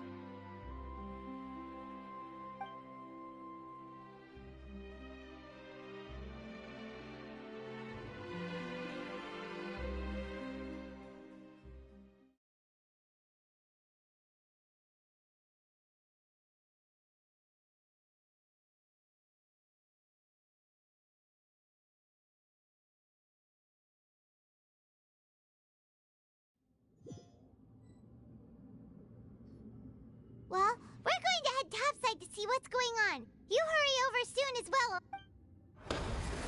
Whoa! What next?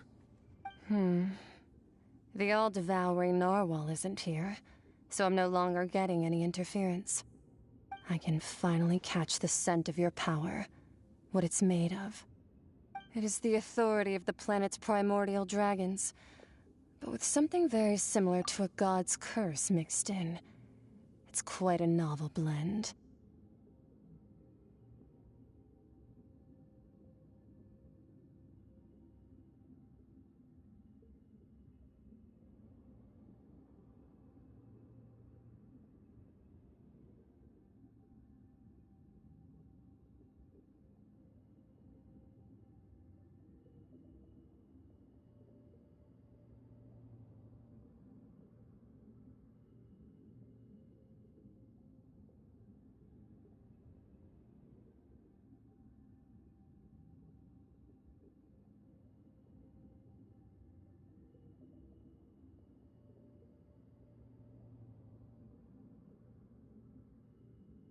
I'm sure I've encountered something like this before. What was it again? I do not know what you speak of. Of course. How could I forget? You should have the remains of the third Descender on your person, yes? Remains? I've never heard of any such thing. Huh. According to your parlance, I believe it may be called a gnosis. Well, that much is true. After Focalor's divinity faded, she handed her gnosis to me. But I fear I have never heard of it described in the manner that you just did.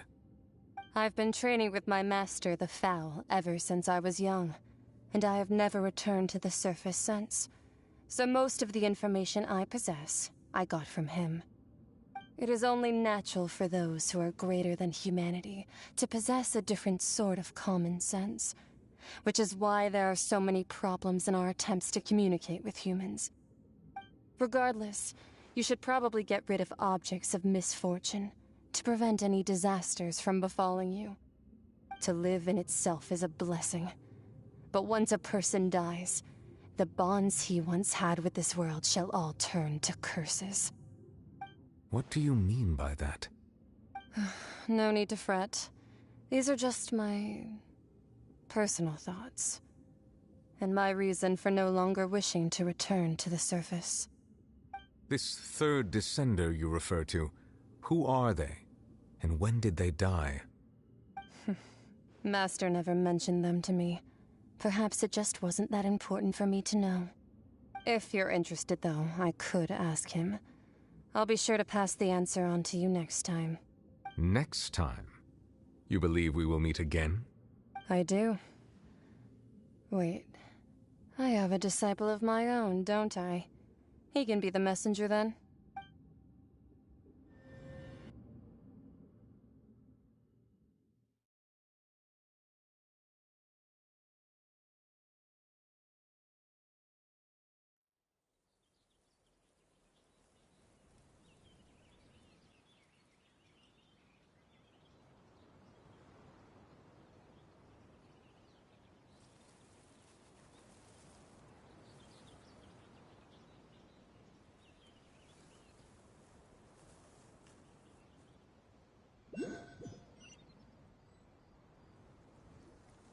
That's what she told me. Whether it would prove useful or not, I wanted to pass that information on to you. The remains of the third Descender? So that's what the Gnosis actually are. Paimon just thought they looked like chess pieces. How could they be a person's remains? All the same, assuming that there was no misunderstanding or special metaphor at play, that is what she meant to say. And she said that it would bring misfortune and that you should check it, which is why you gave it to the Fatui. If she speaks the truth, then I would simply be putting Fontaine at unnecessary risk by keeping it here.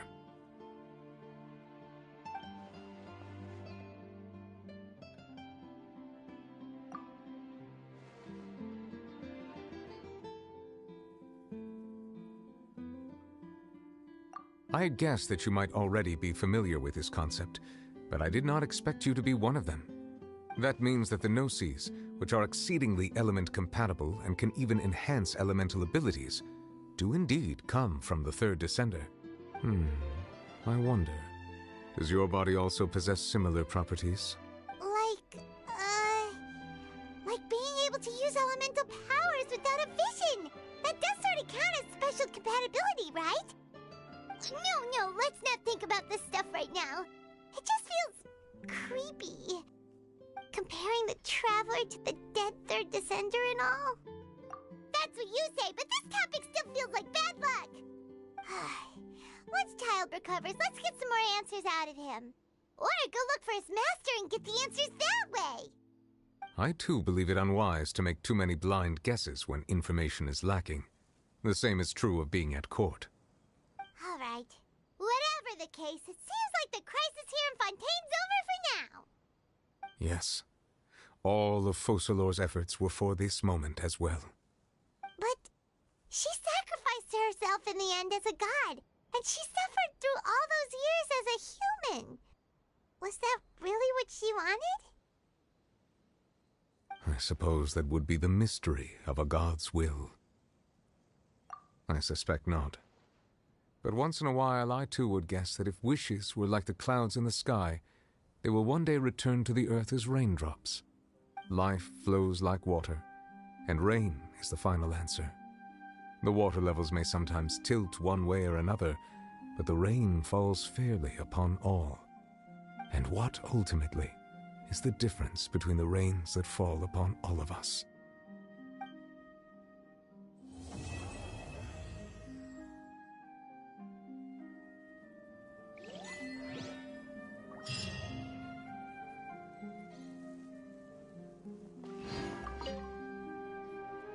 It seems from your expressions that you still have more things you wish to ask away. I will tell you the truth as I know it. I suggest that you fully prepare.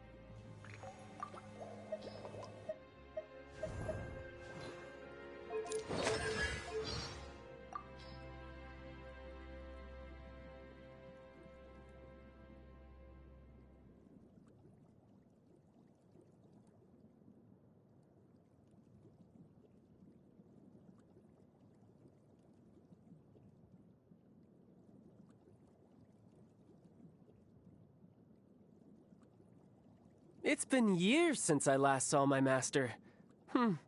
I should hope the next we meet, I'll at least be able to force her to use both hands to beat me.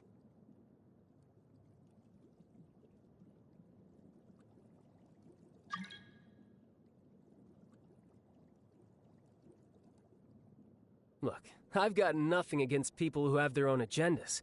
I myself joined the Fatui to get more experience in combat. But I don't like her at all. If she stood to benefit from betraying others, she'd turn against the Tsaritsa in a heartbeat. There isn't a sane bone in her body.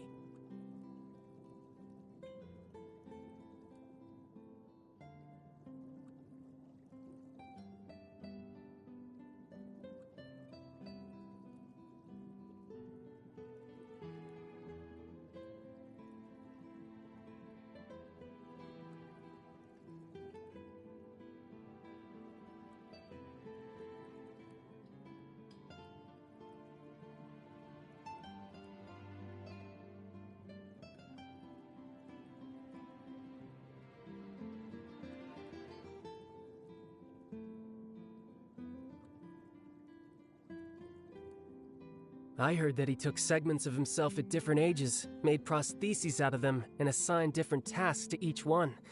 I know, all my comrades are a little weird. Well, come to think of it, if I met another version of myself, we'd have to fight then and there to decide which one of us gets to survive.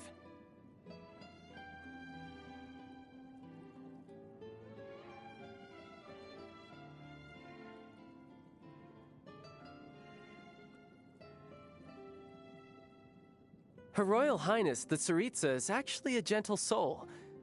Too gentle, in fact. And that's why she had to harden herself.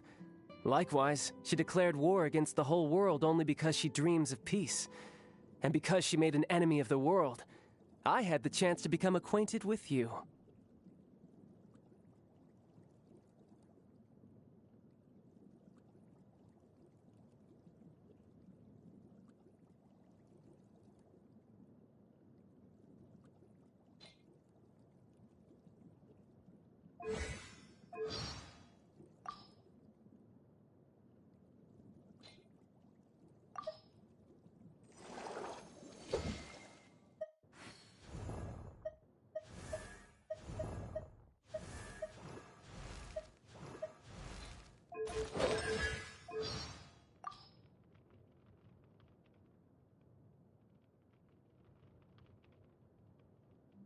I was born unlucky.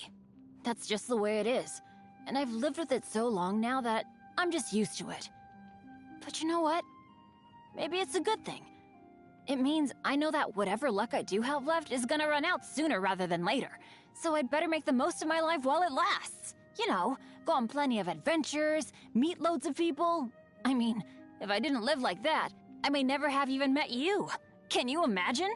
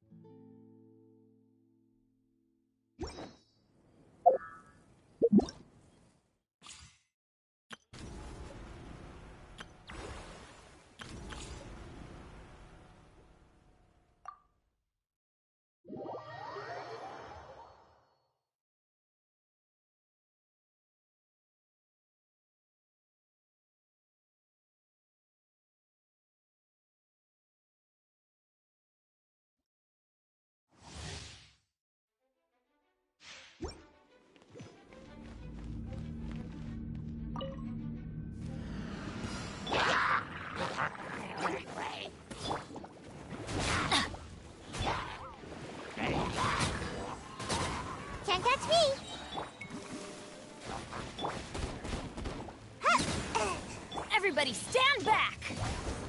Shower me with praise! Let the world come alive!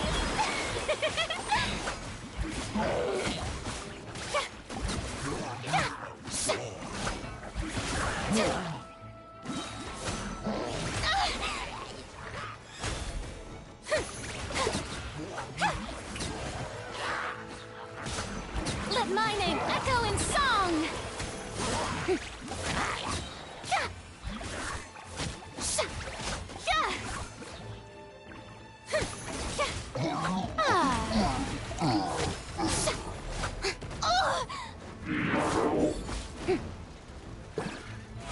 How brilliant! Time to shine! How dare you! Eat this! Teamwork is dreamwork! Come on out!